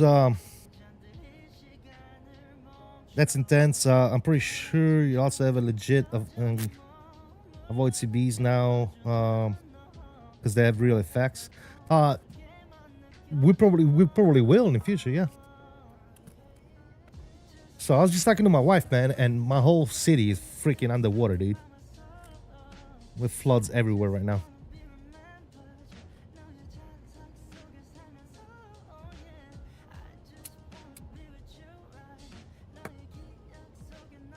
So far, we're okay. My neighborhood, there's some spots in my neighborhood where people have water,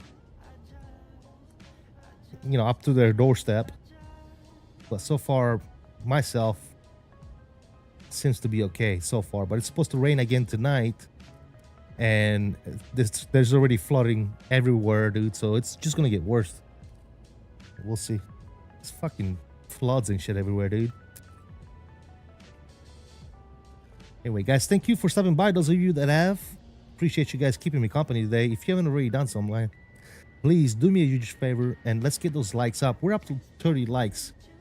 I do appreciate you guys for the 30 likes so far. Really, really do appreciate it. Salute to you all. For those of you that don't know, I'm not doing vertical streams anymore. Yes, I was getting more views. Yes, I was getting more subscribers, but at the same time, a lot of those views and a lot of those new subscribers that were joining on that side of the stream, the vertical stream, yeah, I'm not too interested about those. You know, can you do a barrel roll? What game is this? You know what I'm saying? Yeah, whatever, dude. I'll just take my time. Terrified of open water when you can't see the bottom. Oh, yeah, absolutely.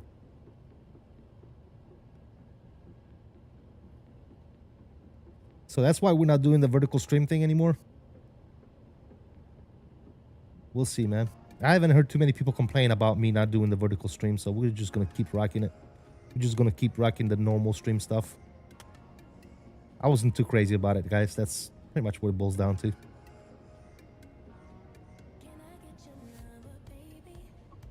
I was watching a fellow streamer today. He only streams on vertical, and he had like 500, 600 people watching him. Dude, but if you read some of the comments in his chat, you was like, oh my God. You would have been like, oh, fuck that. Some of the dumbest fucking comments you can ever fucking see on YouTube were on this dude's chat. You know, like, you know, what game is this? Can I play this on my iPhone? You know, can you do a barrel roll? Can you crash the plane into a building? You know, all that bullshit, dude. I'm like, nah, fuck that, dude. You can have your views. You can have your subscribers. I'm not doing that bullshit, guys. I'm sorry. I'm just going to stay here down below 6,000 subscribers. That's fine with me, man. I'm okay. I'm fine. Nobody needs some freaking Roblox kids. They know how aviation really... Dude, I'm telling you, brother. Yes, he's getting all the views. He's getting a lot of subscribers and all that good stuff, man. But at the same time, it's like, what kind of views and what kind of subscribers are you getting? Is that really the audience that you want? You know what I'm saying? Because at that point, if the only thing you're looking for is 1,000 people watching your streams, then you really don't care about that type of audience anymore. The only thing you care about is clicks, views, and subscribers, right? I don't want to turn into that fucking guy, dude. I honestly don't. I want to stay. I want to have my tight niche community that I like and I enjoy talking to. You know, you can have all the other shit, man. I'll let them other people worry about the milk in the chat, and I just can't do it, man. I'm a grown ass man. I can't deal with fucking 5-year-old asking me to do barrel rolls and stupid shit, dude. I just can't. I just can't do it, Captain. Nobody needs some freaking Roblox kids thinking that, yeah, exactly. Did you build, CST, did you build your PC? Yes. A good friend of mine, he's in the Discord, his name is Captain Bios. He helped me out building the PC, yes. Bigger YouTubers don't have good communities and they are usually cringer. Yeah, well, you know, some people that I do follow myself, they have bigger communities. Well, when I say bigger communities, like a bigger viewership. But at the same time, the people that they actually interact with a lot and talk to a lot are not the 200 people that are watching them, right? Really, you only have like 20, 30 people that you really, you know and care about. I don't know, dude. I'm a little different, I guess, when it comes to this shit. Somebody told me, hey, you should try it. It's good. It gets you views and subscribers and all that shit, right? So I tried it and I didn't like it, dude. The views and the subscribers that I was getting out of vertical streams is not the views and the subscribers that I want.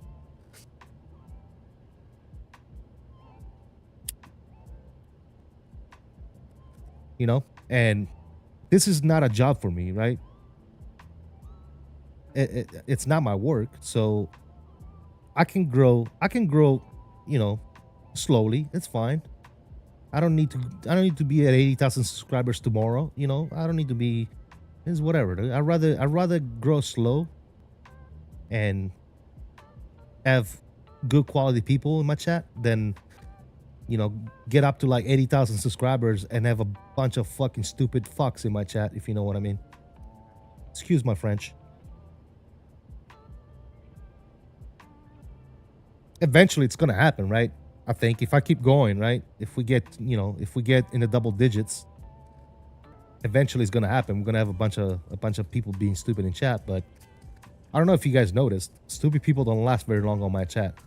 Because between me, Mark, Turbo, we don't give them the time of day. You know what I'm saying? So I think I just got disconnected off of VATSIM. I think. I don't know why. I think. I might be wrong though.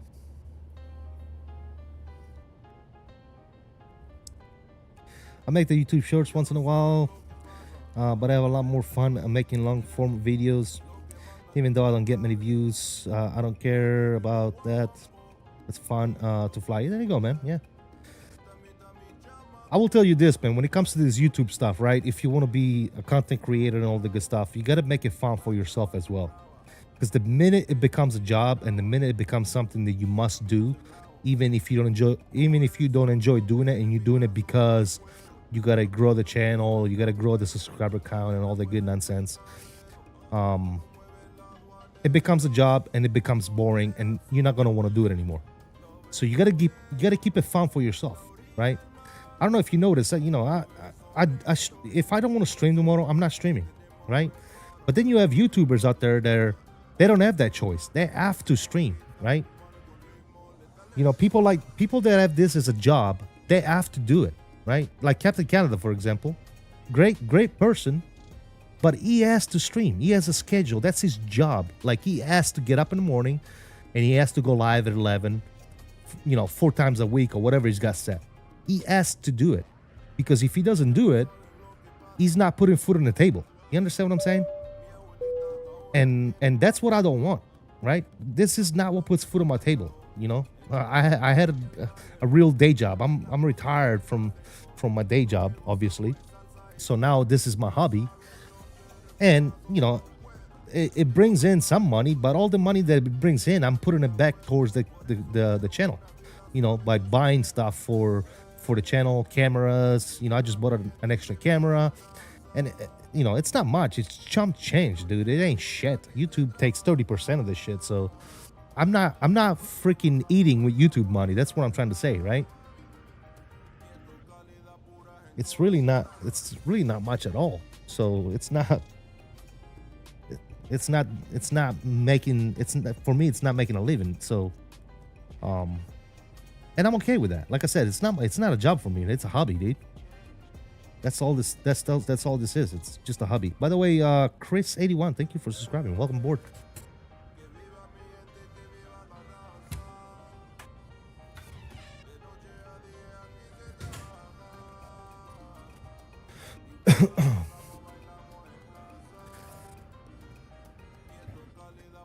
I started uploading content, not flight sim content. I've always flight sim in the background, right? I never really did content with flight simming. But, I've had this channel for a long time. And when I started this channel, I was doing other type of content. I was doing like 5M and ATS and a little bit of flight simming here and there, but not much at all. And at one point, when I was doing 5M content, I was like, I felt obligated to do it. And that's when I totally stopped. Like one day I woke up and I'm like, that's it, I'm done. I'm not doing this shit. I'm not doing it anymore. I quit the 5M. I quit the channel. The channel got demonetized, and all that good nonsense. And I didn't care. I was like, screw it, And then I started doing flight sim content again, and I enjoyed doing it, and that's why I'm where I'm at right now. But yeah. All right, so let me see. Yeah, I got disconnected from the server. Not sure why. Let's reconnect. All right, we're back in.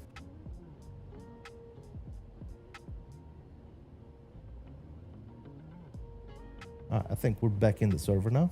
Cool.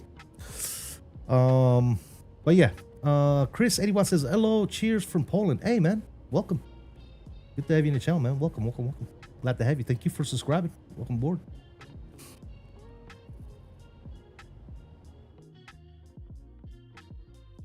What a beautiful plane, dude. All right, what do we got here? Let me look at my performance page. 275 type of drop. I do want to check on some stuff, actually. Let's go to my tablet here. Let's go to the dispatch page. Let's go to arrival charts. We're coming in on the little one. Is that how you say this? Little one? Little one. Okay, cool. We're coming in on the little one.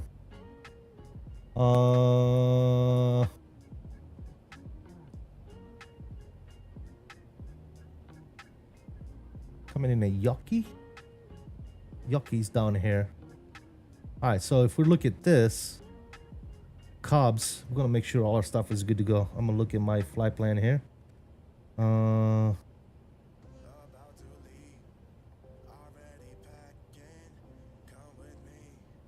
So Cobbs is about 14,000, so that's good. We got Liddell, 13 and 11. That's good. Soda, 9. That's good. 7. That's good. Rhoda, below 7,000. Perfect. And then we got Pinnock at 5,000 fit. No, not Pinnock. What am I saying? We're going Sindel, I think. Aren't we? No. Where the hell are we going? Stevens. Stevens, we're going above 6,000. That's good. And then... where is it? Anna? Yeah, Anna, we're doing 6,000. Perfect. And then vectors to final.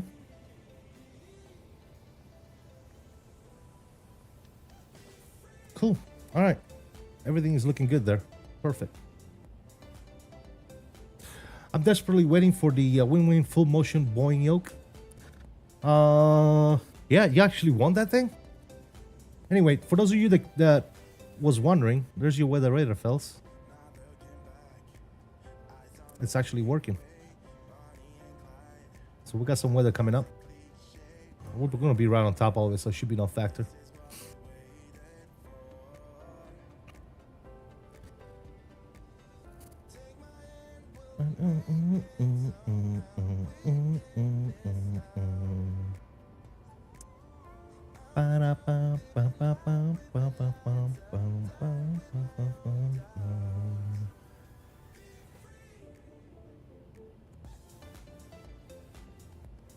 By the way, guys, if you haven't already done so, please, buddy, hit that like button for me. Appreciate you guys stopping in today. What's the ATIS over there? All right, we got information hotel right now, and 17 left is the arrival. Cool. All right, that's what we're planning right now, so we should be good.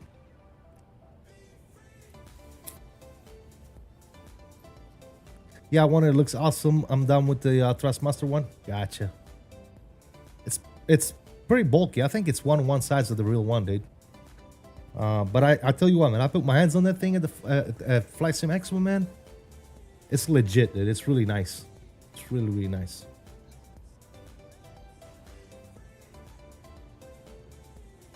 Fly that SOB to OKC. You'll get quite a radar paint for the weather. Yeah, I know.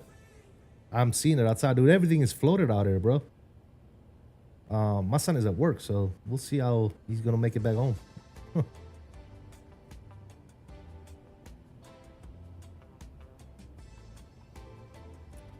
We shall see. There's a little park over here by where I live, Turbo. It's a lake. It's a freaking lake. Let me see if I can find some pictures. Actually, I'll show you guys of what my neighborhood looks like right now.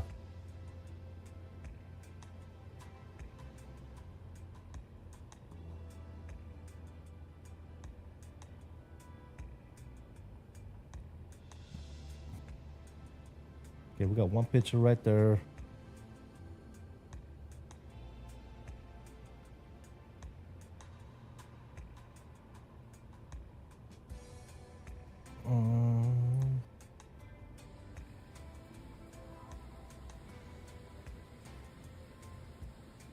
Never seen it this high.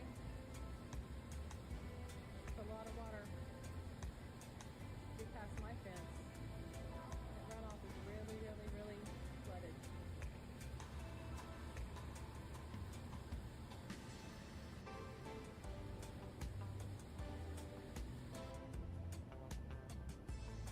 Okay, we got this.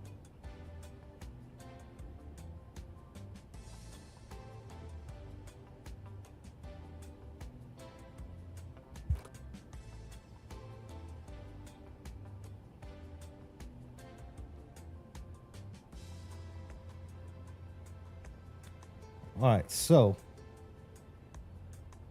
let's see if I can show you some of this stuff. Bring a kayak. That storm drain is over there, correct? All right, so let me share the screen here. So this is a video that I posted on the Facebook page.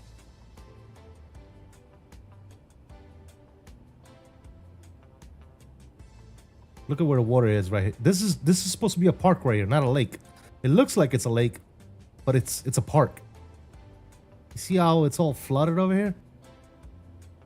Insane.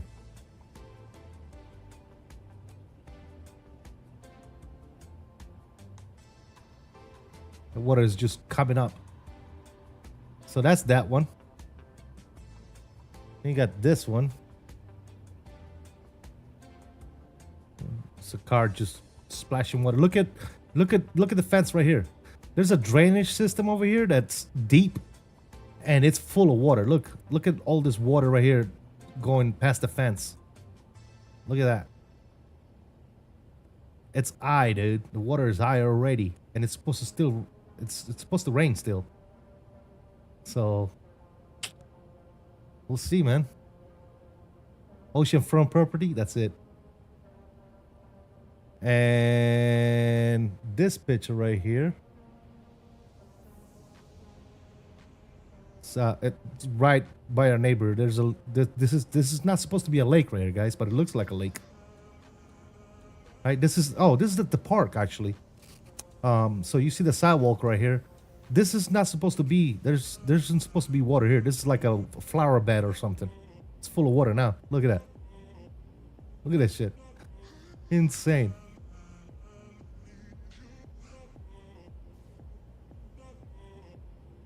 Yeah. So that's what we're looking at right here, right now. It's pretty freaking floated.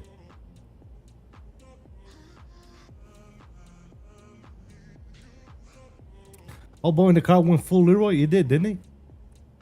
What is honestly terrifying? Just look at that. Yeah, it is, man. I mean, especially with what happened recently in Texas, man. I feel bad for those people, man. That's so bad. Here's your weather radar, by the way, guys. So yeah, the weather radar works on this plane, FYI. For those of you wondering.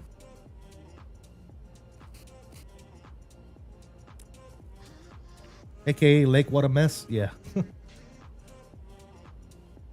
Yeah, it's pretty bad, dude. Everything is flooded. I don't know how you guys making it out down there, Turbo. Is it floated down there as well? Are the streets loaded by you over there?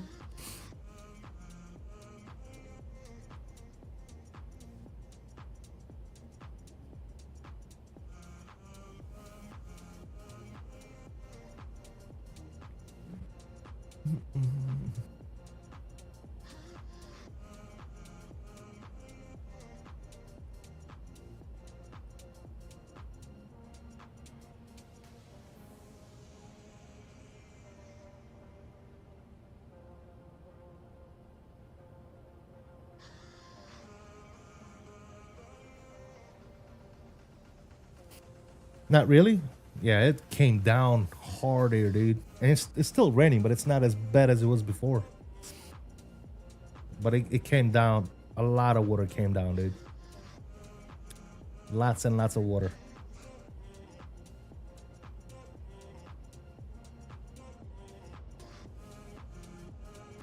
Lots of water.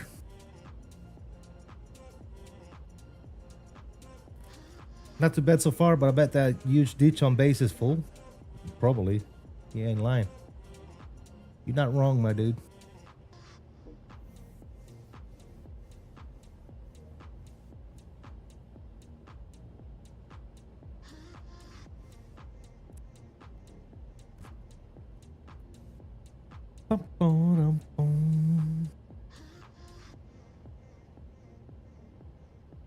live in the Great Lake area, and weather's always forming very quick. Tons of CU, TCU, and CVs this days. It's pretty common in the summer over here. Nice. Well, not nice, but yeah.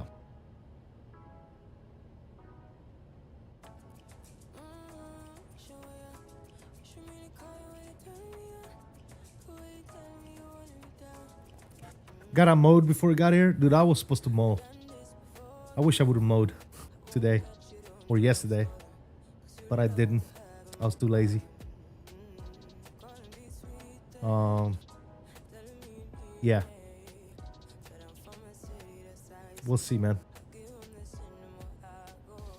'Cause it's supposed to rain tomorrow too, I think, isn't it? I believe it's supposed to rain tomorrow as well.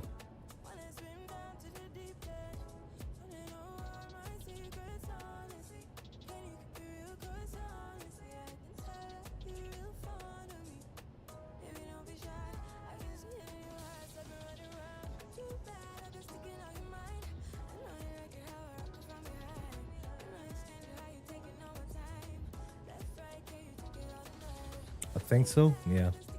I think so as well, dude.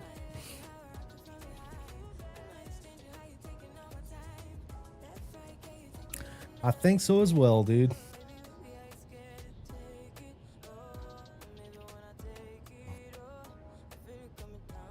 I think so is right.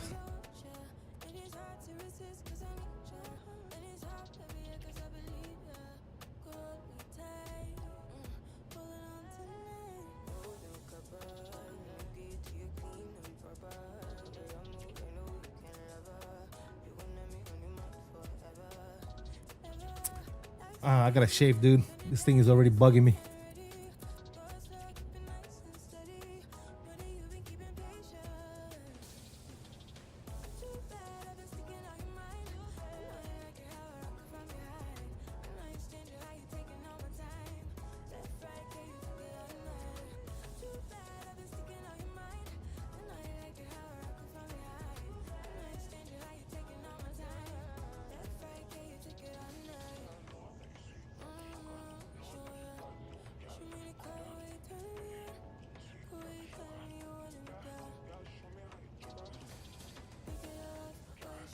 I did, but I don't like it, dude. I think the military ruined me. I've been wanting to grow a beard for so long, and now that I can, I don't want to. It's not comfortable, dude. Honestly, I don't know if I'm getting the wing yoke because I'm pretty sure it's meant for full-on cockpit setups, and I only have a 27-inch monitor. I mean, you could use it with or without a full-blown on cockpit, but yeah, I think that's what they're striving for, right? Yeah.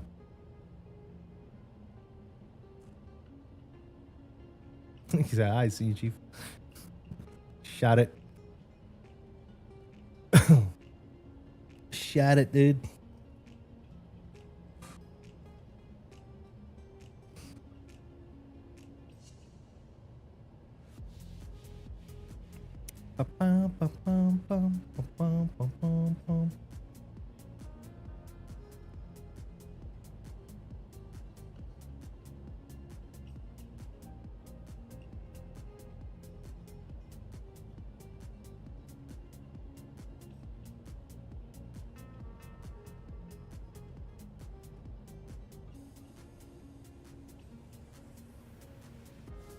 Fly quicklier.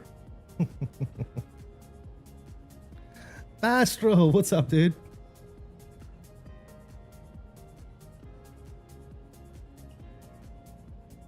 You are late. Oh, I can't fly quickly. I'm already flying as quickly as I can.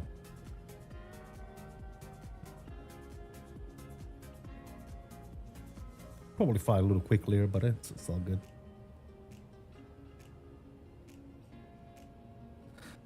Done with the day's work. Got an interview and big chilling now. There you go. Perfect, dude. Perfectamundo. don't forget to hit that like button. And if chilling is what you're looking for, you're in the right channel, my dude. That's all we do is chill. If there's only 2 flight sim hardware that I could purchase ever again, though, it's the Wing Airbus throttles and tiller. I'm 100% picking those up. Oh yeah, me too, man. 100%.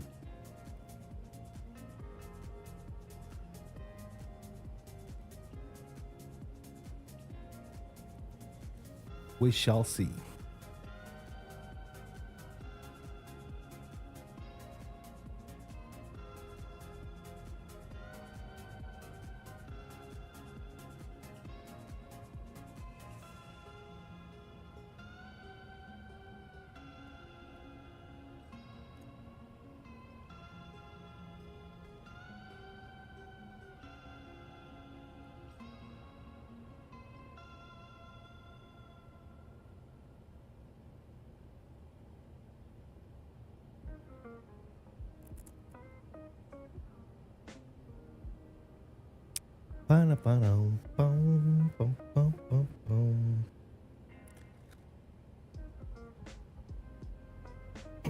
Tired of struggling to find detents in my TCA Boeing yoke throttle?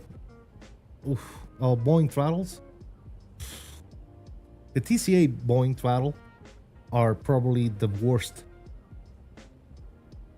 in the market, dude. They're just simple garbage. I don't know how people use that shit, dude. The TCA Airbus throttles are okay.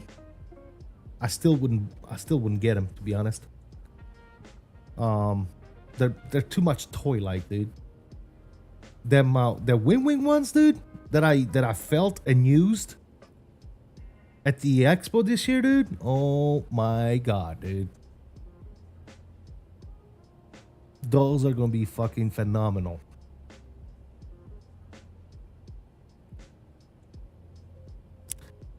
You can keep that tiller. I prefer my one-of-a-kind OG from my boy CST.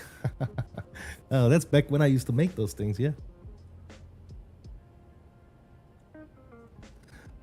It's way better than my old Otis. Yeah, well, yeah, it's probably better than that, but it's still garbage.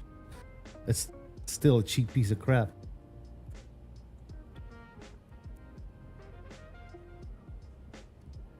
Just like this damn yoke. Can you believe this yoke is what? $600, $500 for this fucking yoke? Is it good? Yeah, it's good. It's decent. It does the job. And it's one of a kind. That's the only reason why a lot of people like it. But at the end of the day, it's a piece of freaking piece of shit plastic, dude. That should not be charging you $500-$600 for this yoke, man. It's absolutely robbery, dude. This yoke right here, the Thrustmaster yoke, guys, shit you not. The Thrustmaster yoke should not be no more than $250 at the most. $250, dude. I will gladly pay $250 for this yoke. Any more than $250, it's a robbery, dude. It's an absolute robbery. And I got robbed because I paid more than $250 for this yoke.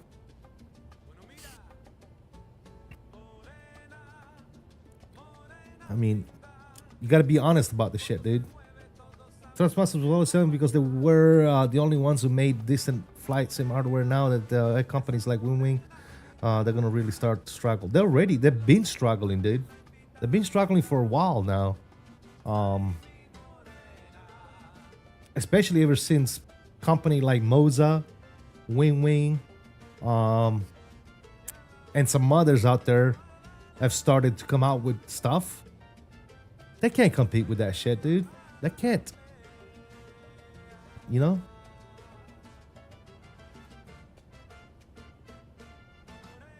I went to update my name, but still didn't load. Not a big deal, but I had to enter manually. I don't know what you mean by that. What do you mean enter manually? Oh, the star didn't load. Really?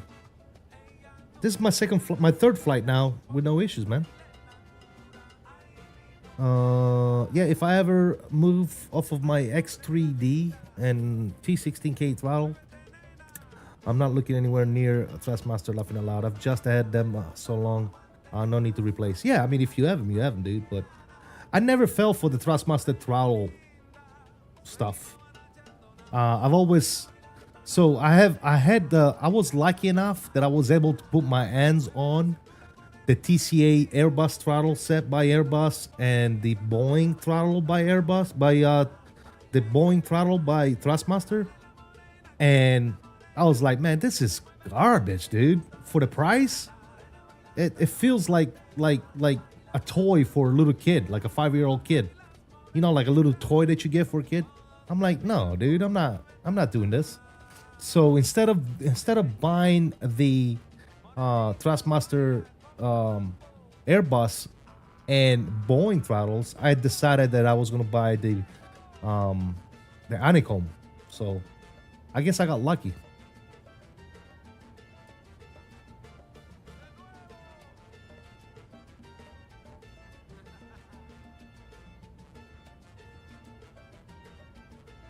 I got you, Master. Yep.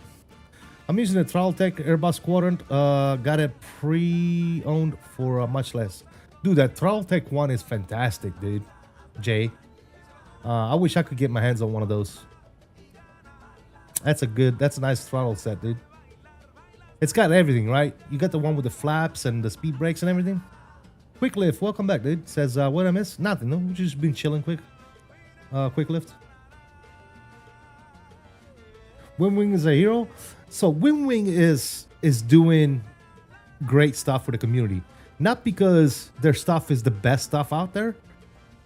I think WinWing is doing it because their stuff is good and it's affordable. That's what I love about WinWing, man.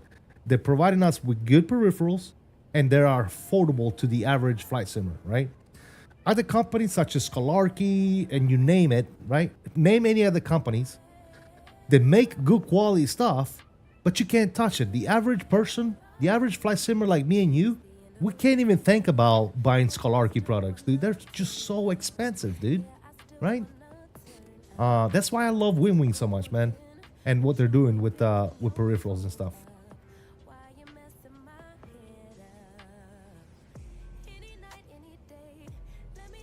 Just ordered the AB9 with the side stick. Let's see how long it takes. I love the AB9, dude, and I made myself a left-handed side stick, and I think, don't quote me on this, okay? Quick Lift, do not quote me on this, but I think that relatively soon, I think that Mose is probably going to make a left-hand stick, captain stick. So, we'll see. We'll see.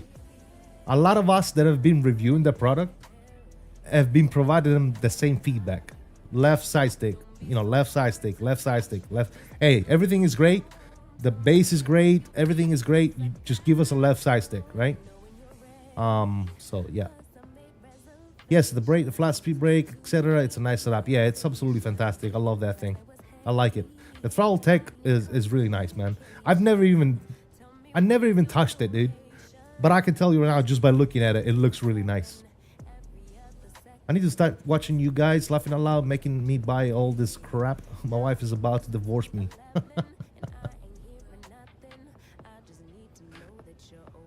Quick Lift, you have this Scholarkey overhead, dude? I need to talk to you. I need to talk to you about that. You really have the Scholarkey overhead for the 320?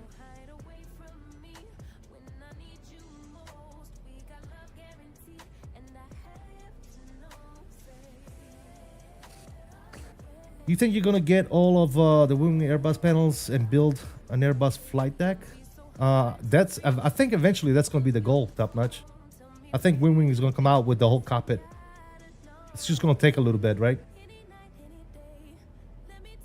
I've been married 33 years. She isn't going anywhere. Do you think I could return? Yeah, doubt it. Yes, sir. Yeah, Quick Lift. I have some questions about the Scholarkey overhead. Like, do you need their software to be able to use it, or can you use it with MobiFlight? Does it work? Which aircrafts does it work with? And all that? Because I've been looking at an overhead solution, and I need to figure something out very quick when it comes to that, because I got some stuff going in the background. I wish you would have told me that, man, when you were in the other day, because I've been looking at the website, and their website sucks, dude. It doesn't tell you shit.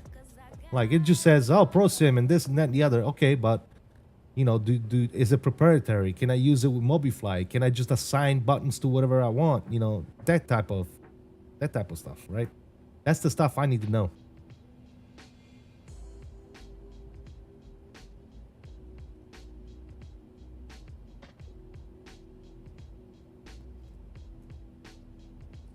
That's what I need to find out, man. I don't know if you know the answers to these questions, but if you do, that'd be awesome. Also, if you want to sell that overhead panel, let me know, man. I'll give you a deal. Let you make up with the wife. I'll buy it from you.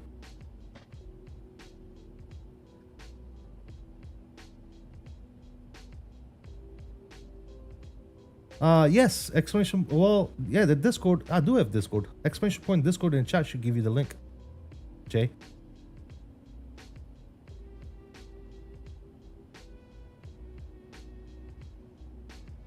If not, it's linked in the description as well.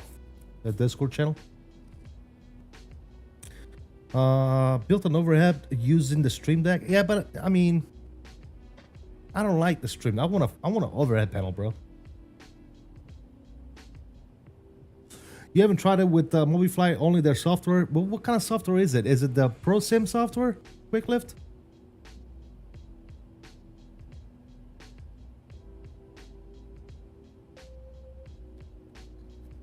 Did you buy a used Quick Lift?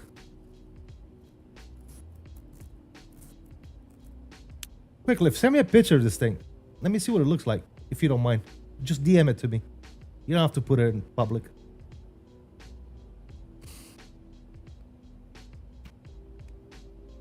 Scalarkey Profiler?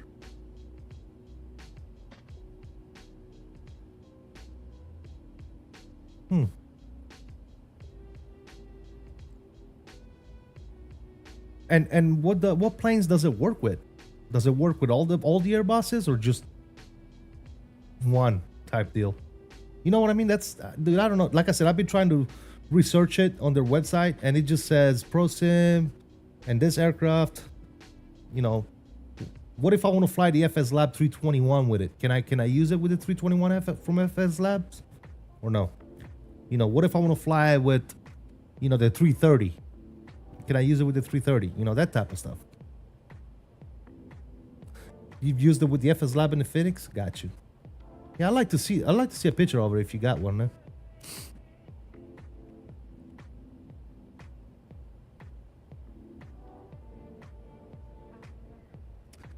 And if you decide to sell it, don't sell it to nobody, dude. I got first dibs on that thing.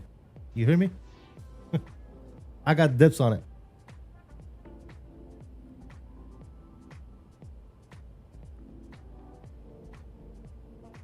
Only lighting outside? Really? I'm awake now, he says. All right. I'm awake, dude. I'm awake. Stop it.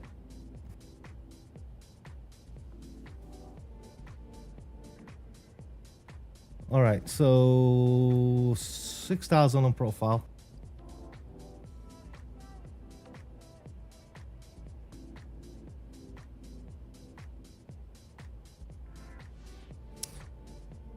Quick lift out. You know, you were in the Discord the other day. You know exactly what I'm trying to achieve. So,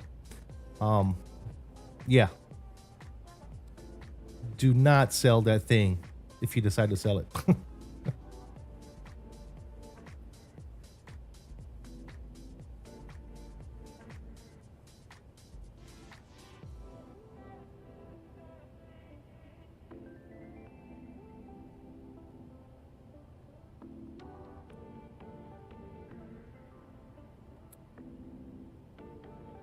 All right, top of the descent coming up in about 45 miles. Let me take a look at my approach here.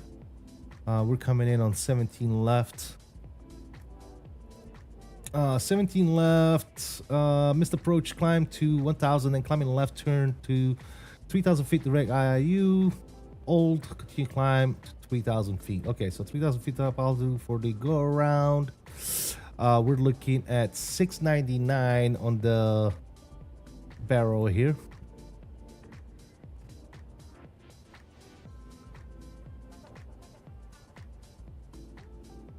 So you're awake now, Turbo? You good?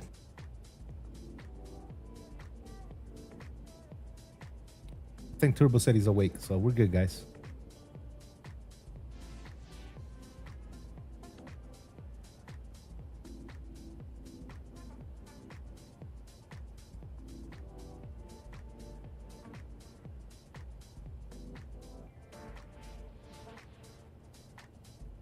All right, 699 set, good. Catching that 25, 3,000 is gonna be. All right, cool.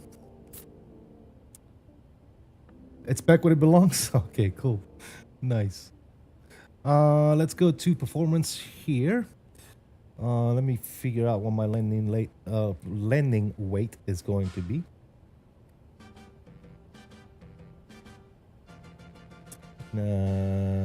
458. It's good.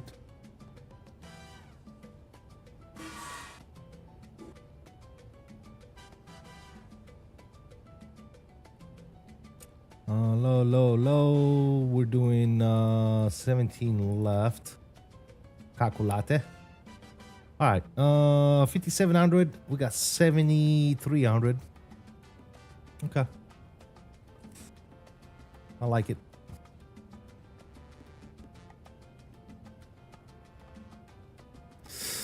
You know what? Let's do medium on the brakes. That's better. Okay. Cool. I tried sending on Discord, but the file size is an issue. Laughing out loud. Oh, really? Okay. We could do a call sometimes. I'll put it on the camera. Okay. Sounds good, man. Sounds bueno, dude. No problemo.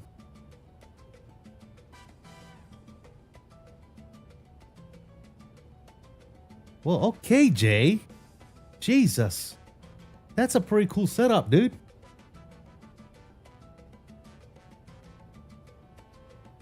Jay. My dude. Oh, that's it, dude. You're not allowed to leave my Discord anymore, and I'm gonna be picking your brain like a maniac. My dude. Really? What? What? Ow. Okay, hold on. We need to talk about this shit. That's your setup, dude?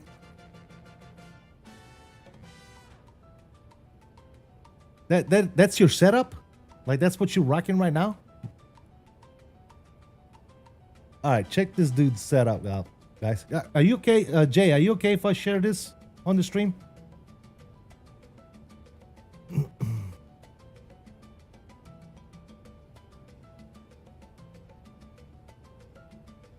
Show the pictures. Well, I want Jay to be okay with it. Okay, so he gave me the thumbs up.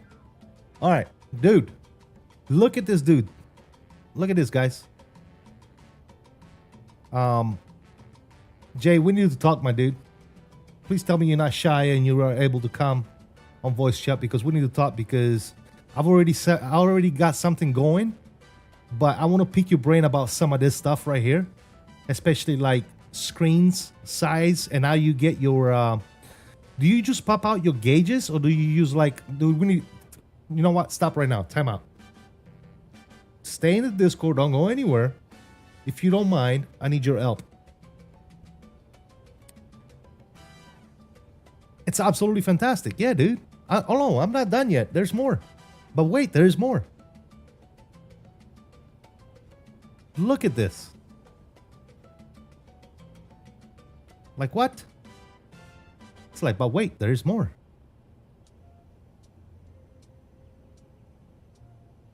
Look at this dude's setup.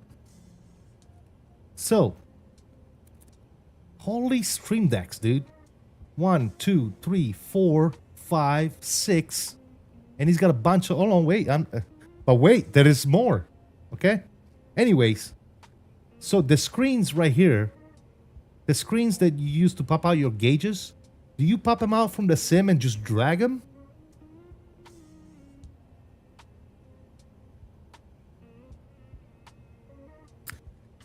That boy said 17 stream decks.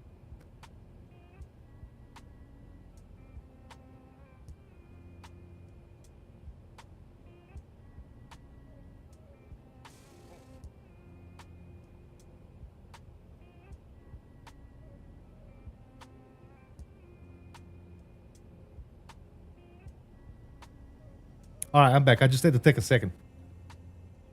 Auto pop. Okay, yeah, Jay, we need to talk, brother, because this is exactly what I'm trying. I'm trying to achieve this, but for two, like a full cockpit, two pilot, two FO and captain.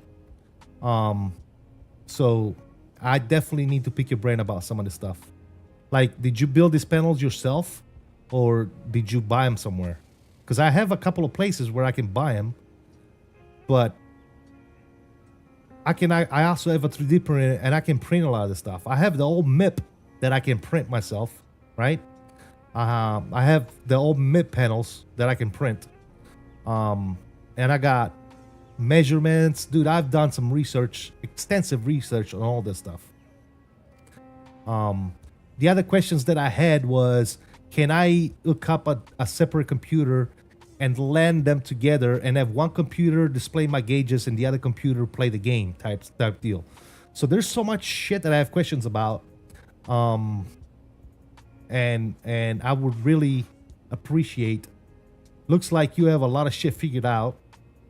And if you don't mind helping a brother out, that'd be fantastic. And there's the throttle tech you were talking about, right? Throttle tech is absolutely fantastic. They also have a different one too. You got the smaller one. There's a different one that they have. It's bigger. Like I think it's bigger. Unless this is the biggest one. I don't know. I don't remember. But yeah. Quick lift. No. Can't do that. Can't do that. All right. One more picture, guys. Look. This is the overhead panel. This dude has got, Jay's got more fuel and hydraulic. Look how neat it is. Like, he's got everything neatly. Man. He's got the PU Air Korea PMO for the lights. That's such a good idea, dude. Look at this. Come on, dude. But this is cool. Don't get me wrong. This is absolutely fantastic. But I want the Airbus overhead panel, right? That's what I want. But this is some engineering shit right here, dude, man. You really freaking, you put them Stream Decks to work. And this Stream Decks ain't even cheap, dude. What are they, like $150 a pop? So yeah, I guess, dude. I don't know, dude. Yeah. That's awesome, dude. That's a cool freaking setup, my dude. He's got the radios and stuff right here. Look at this. He's got the radios. Goodness gracious. You got everything, dude. You got everything you need right there. See, like the landing gear panel right here and the landing gear panel right here and the handle. Did you outsource that? Did you buy that somewhere? Or did you build it yourself? You know, that type of stuff. Same with this panel right here. For all the lighting and stuff, did you buy that? And does it work? I'm sure it probably does work, right? He's even got the Toby right there. Look at him. You got the Toby eye tracker right there. Dude, that's so cool. You got such a freaking awesome setup, dude, for, you know, a single player. You just get in there and you go, dude. That's awesome, dude. That is fucking awesome, dude. Awesome job, Jay. That's awesome.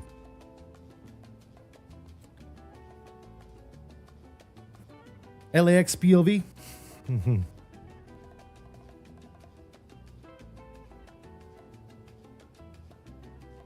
Yeah, that's a cool setup, Jay. Congrats on that, man.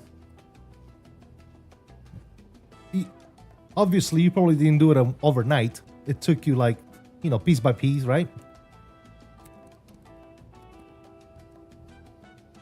All right, we should probably pay attention to what we're doing here.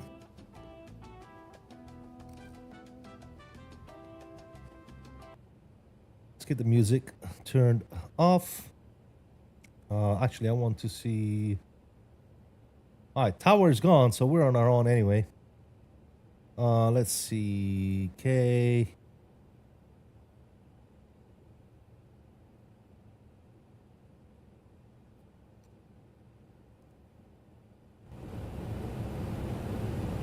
Sounds are coming back up a little bit. 24.2 is going to be CTF.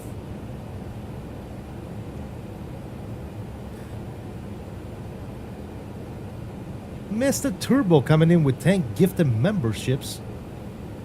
King Bob, Average Beaver, Lee, Kevin 47, Captain Canada, Gray Eagle, Simpala, Jordan, Ken 𝕬𝕚, and Fritz 340, and Captain Go Around. Congratulations, and if you are on the stream and chat, please be sure to say thank you to Mr. Turbo. Turbo, thank you so much, brother. Guys, please spam those salute emojis for Turbo in the chat. Appreciate the gifts. Thank you so much, brother. Thank you for the continued support. 10 freaking gifted membership, my guy. Thank you. Appreciate you, brother. All right, we're 17. Altimeter is 2998.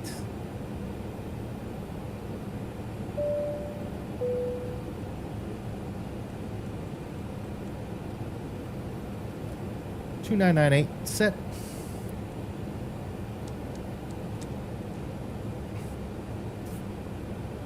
Cool. Thanks again, Turbo. Appreciate you, brother. Absolutely fantastic. Thank you, thank you, thank you.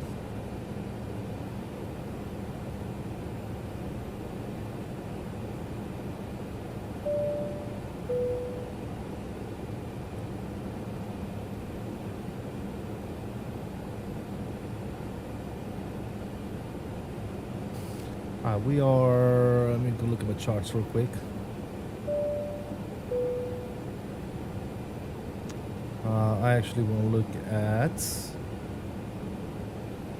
this one.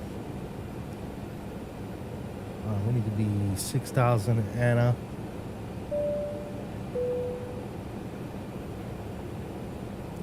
Thanks again, Turbo. Appreciate you, brother.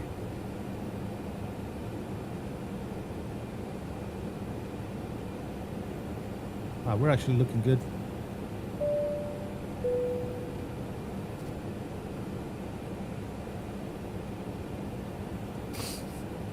Guys, if you haven't already done so, please make sure to hit that like button as well.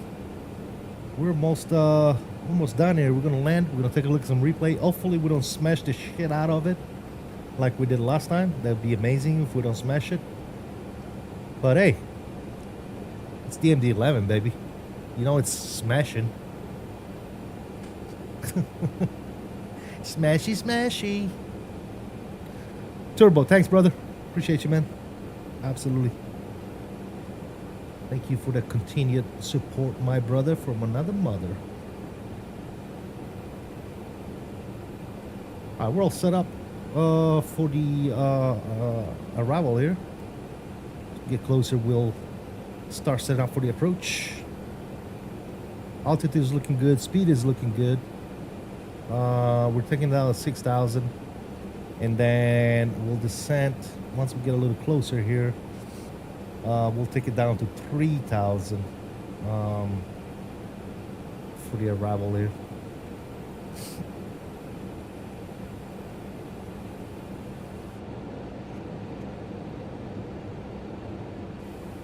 Got some weather here to the left.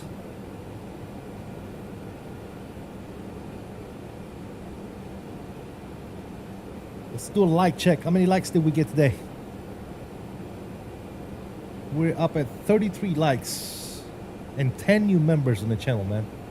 Thanks to Mr. Turbo himself. Appreciate it, appreciate it. All right.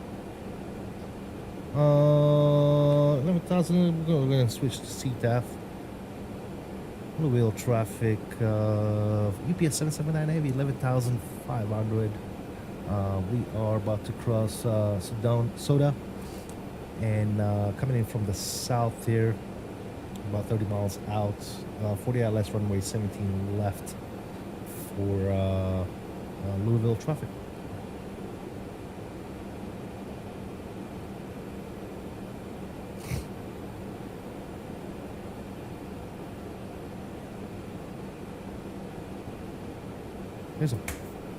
There's a freaking mosquito flying around in there. If I get a hold of it, I'm gonna fucking eat it.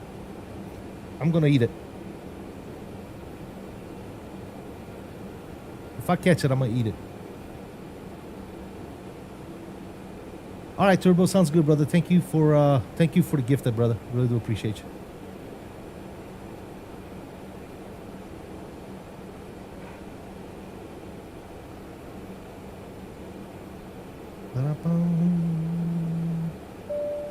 He said rigged.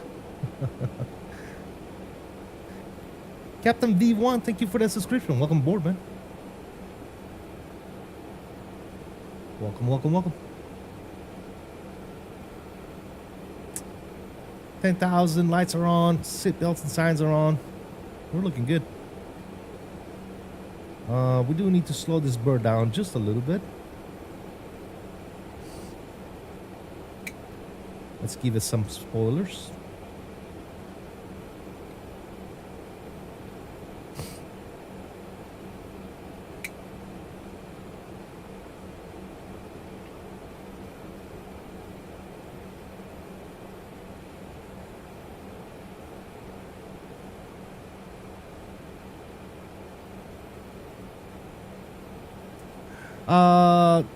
Captain V1, there's a list on their Discord, man.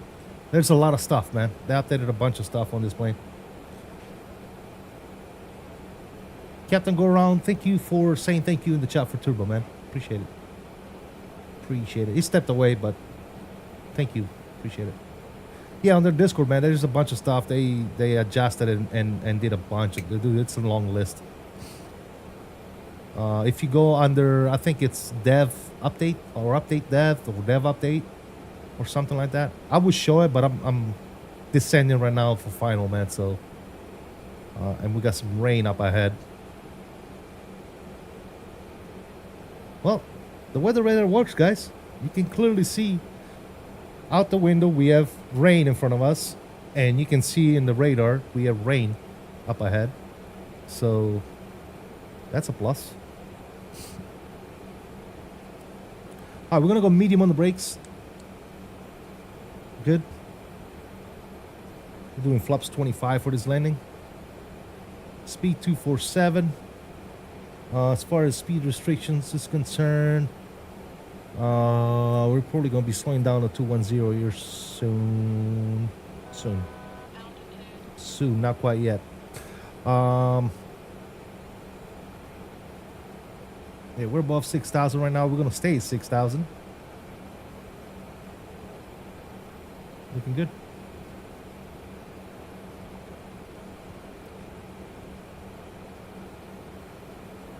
Stands. So we are right here. We're trucking Stevens. Then it's Michael, and then Hannah. And then after Anna, we need to stay at 6,000 all the way. Cool.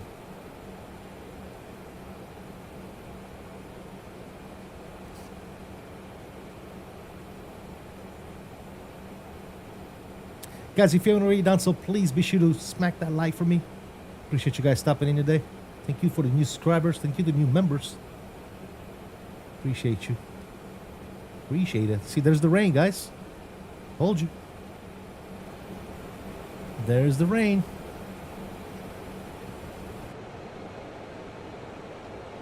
And the rain shafts from the clouds on this sim, dude, they're just fantastic, man. They look so real. Yeah, since we had the weather radar, I could have went around the weather, honestly, if I wanted to. But it's not that bad. It's not that bad. Very nice, very nice.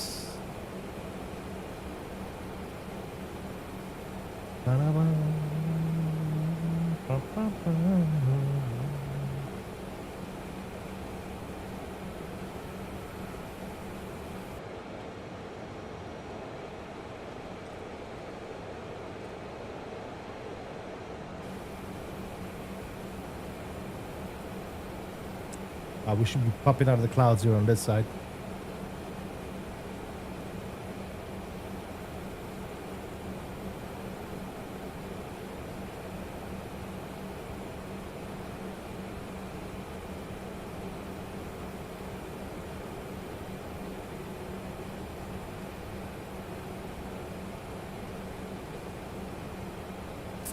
Did I have a flight attendant the G version of the MD-11? A long time ago, dude. A long time ago. What was it, like FSX, I think, maybe? Was it FSX or P3D? I forget, dude. Dude, Yes. Long time ago. If I remember correctly, it was a very nice plane.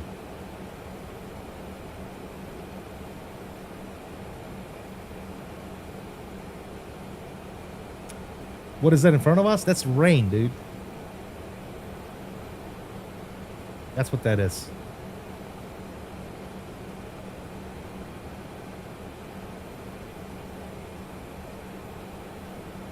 I probably have it turned up too bright, so let's turn down the brightness just a little bit because it's bugging me. There you go. That's better.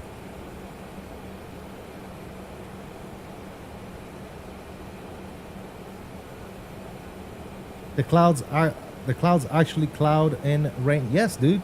Yes. Yes, it's fantastic.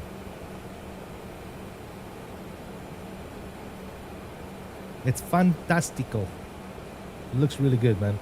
This sim looks really good, especially they nailed the weather, dude, and the clouds and everything else. They nailed it. Absolutely nailed it. All right, you know what? I'm gonna start descending down to 3,000 here and see if we can actually catch this arrival a little sooner. Let's pull the speed as well. All right, down to 3,000. Let me see if I can cut in there. I don't want to do the whole thing. And there's nobody around here. Let me check just in case. Yeah, we're literally the only people around here. Ain't nobody else landing here. And Louisville traffic, UPS 779 Heavy on the left downwind for let's approach runway 17 left. We're gonna call left base.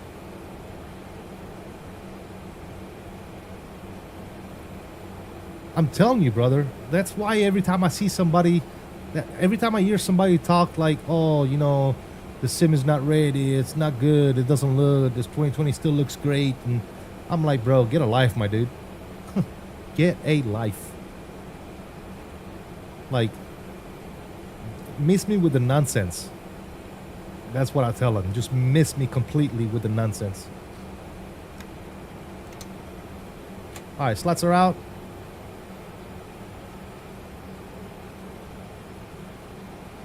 Because I'm going to try and turn in here very soon, actually. We're at 4,000 right now. Matter of fact, let's go right now.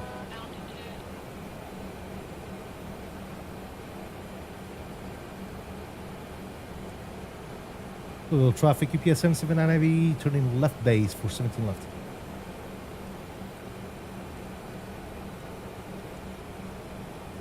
And 190, flaps coming down 15.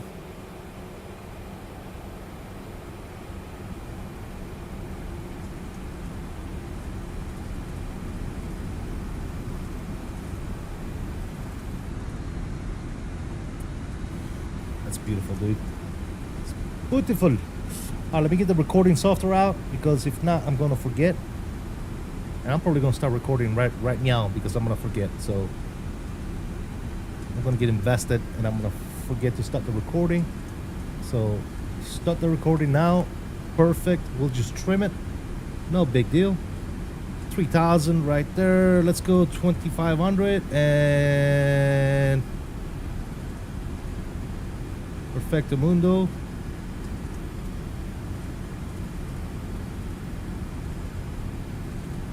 There you go. Turn, baby, turn.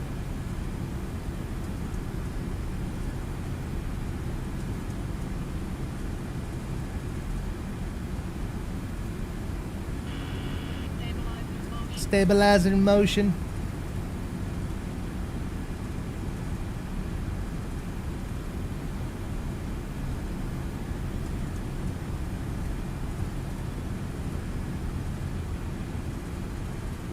All right, approach land.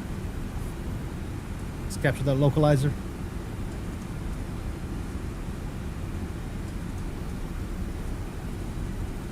Got 2,500 landing gears coming down. And we should be capturing the localizer very soon. Like right now. Hello. All right, here comes the localizer. And the glide slope is coming on us as well. Good. Let's go one more notch of flaps. Speed 180. That should do it.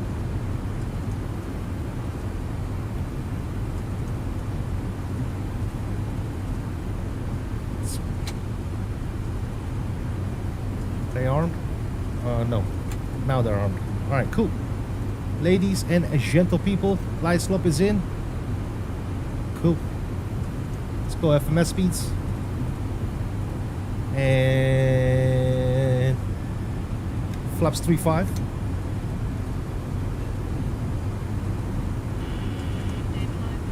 Stabilizer motion.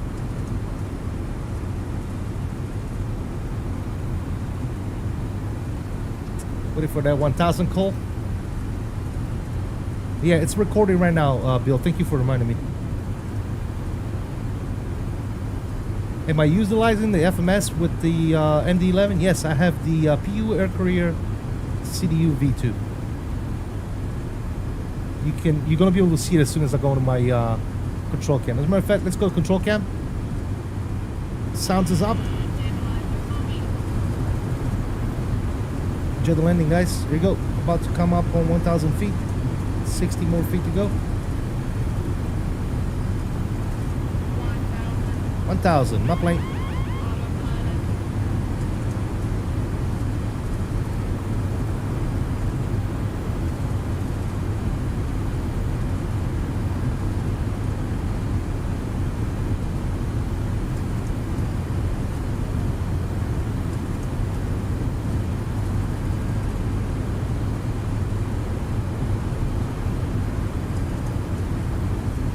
That glide slope does not look right.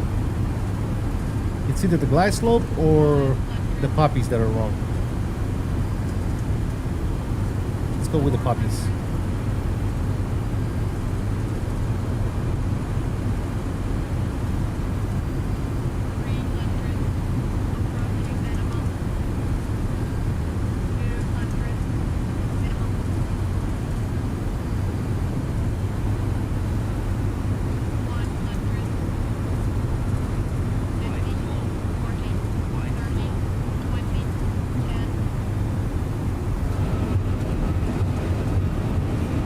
Down gently, versus around. Bro, I cannot land this plane to save my life.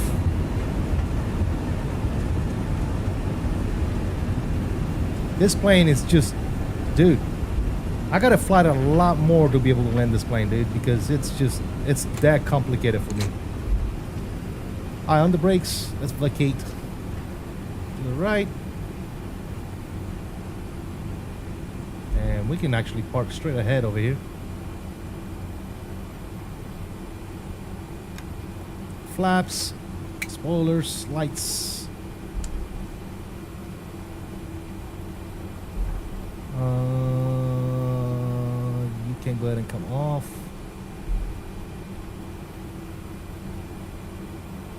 Yeah, this plane is something else, man. I wish one of these days I'm gonna be able to land it. But let's bring you guys back in.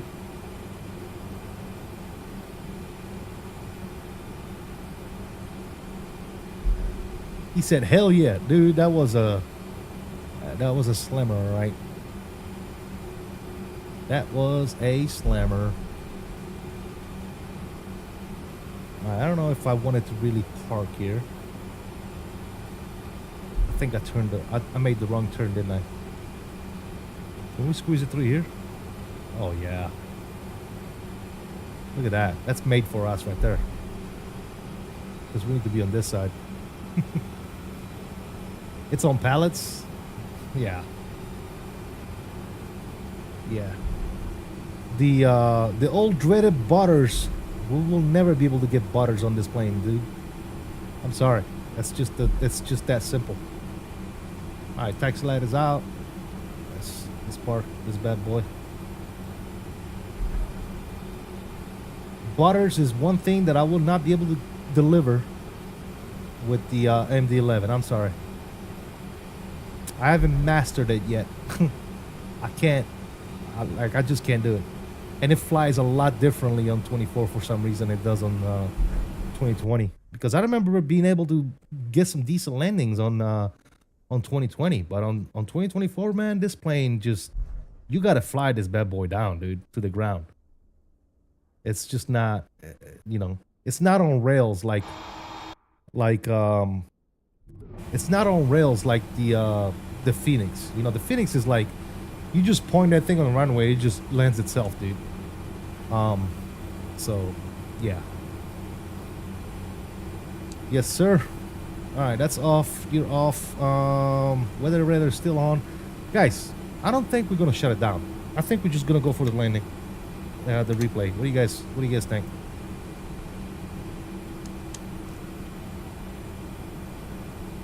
Let's just do the replays at this point. Just shut it down. Nobody wants to see the boarding process. You feel me? Nobody wants to see that. Negative 423. See, but I think this is what questionable about this landing rate. Negative 423, 1.2 Gs. That almost makes no sense to me. But we'll see. We shall see. All right, progress can go ahead and come off. This can come off. Let's close some of this stuff in the background that we don't need. Disconnect off the network. Let's close all this stuff. You can be closed. You can be closed. And good. All right, let's see this replays, guys. Plane should be good to go and ready for the replays. The flaps are already down. Very nice. Let's get some tunes in the background. Turn you down just a little bit. There you go. All right, let's go replay. And replay. Boom. All right, pause you. I'm gonna get you to about right there. I think that's pretty good. Trim you. Start. Yes. Let me get a view from the outside.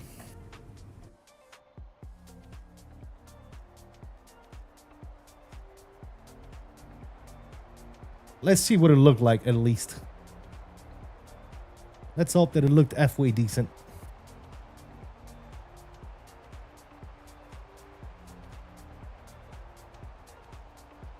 God, I love this plane though, man. I need to fly it more to get more to get better at landing. Such a beautiful plane. It looked good. Thanks, Night Shadow. Appreciate you, bro. That thud sound while taxiing is part of the plane, or it's part of the plane. I mean, I'm gonna be honest, guys. I'm gonna be honest. That landing did not look bad. What do you guys? Be honest in the chat, guys. Be honest in the chat. Did that look like a -4 something? Because that looked damn good to me. I'm not in the business of saying, oh, that was a good landing when it wasn't. But here, look at this. There's got to be something with the landing rate monitor. Look. No floats. Past the on the ground. Slight compression. Nose coming down. I mean, come on, fellas. I found the embedded FCR works pretty good. The flight recorder, if they updated it and stuff, I haven't tried it. I need to try it. Guys, be honest. Was this landing that bad? Honest. Give me your brutal, honest answer. Look at this landing. Do you guys really think that was a 4 something? I don't believe it one bit, dude. Look at this. We came in, flare, flare, flare, no floats on the ground. It wasn't a soft landing, but damn, it was a good landing. I'll take it. Oh, shall take it, ladies and gentlemen. I'm not upset about that one anymore. Now that I see it. Now that I'm looking at it, I am not upset anymore. Let's go. Let's go. Let's go. Y'all know what time it is, ladies and gentlemen. It is outro time. Let's watch a couple of more replays together here. I want to start by thanking my mods, members, subscribers, sponsors of the channel. You guys are freaking amazing. I would not be able to do any of this shit if it wasn't for you guys. So I really, truly do appreciate everybody's support on the stream, in the chat, on the Discord. Huge shout out to Mr. Turbo today for the 10 gifted membership. You're absolutely fantastic, brother. Thank you for your continued support. Really do appreciate it. That looked good to me, guys. Guys, thank you so much, man. I really do appreciate the support, man. No broken cargo? Not today, baby. Not today. Patrick says it looked like a normal MD-11 touchdown to me. Lots of weight back there on the tail. There you go, man. Appreciate you guys trying to pick up my mood from what I thought was a horrendous landing. Which, I mean, the replay shows it, right? The replay shows it wasn't that bad. And I've seen some real life at MD-11 landings, and they bring them down. Captain Goron says, great landing. I appreciate you guys. Guys, thank you all so much, man. Thank you for the continued support. Appreciate it, guys. Again, enjoy the rest of the replays. I can't stop saying thank you enough for all the support, all the likes, all the new subscribers, the new members. Thanks to Mr. Turbo today. Thank you. Thank you. Thank you, guys.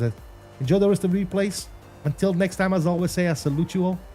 Please continue to stay safe, have fun, and as always, peace out. I am out of here. See ya.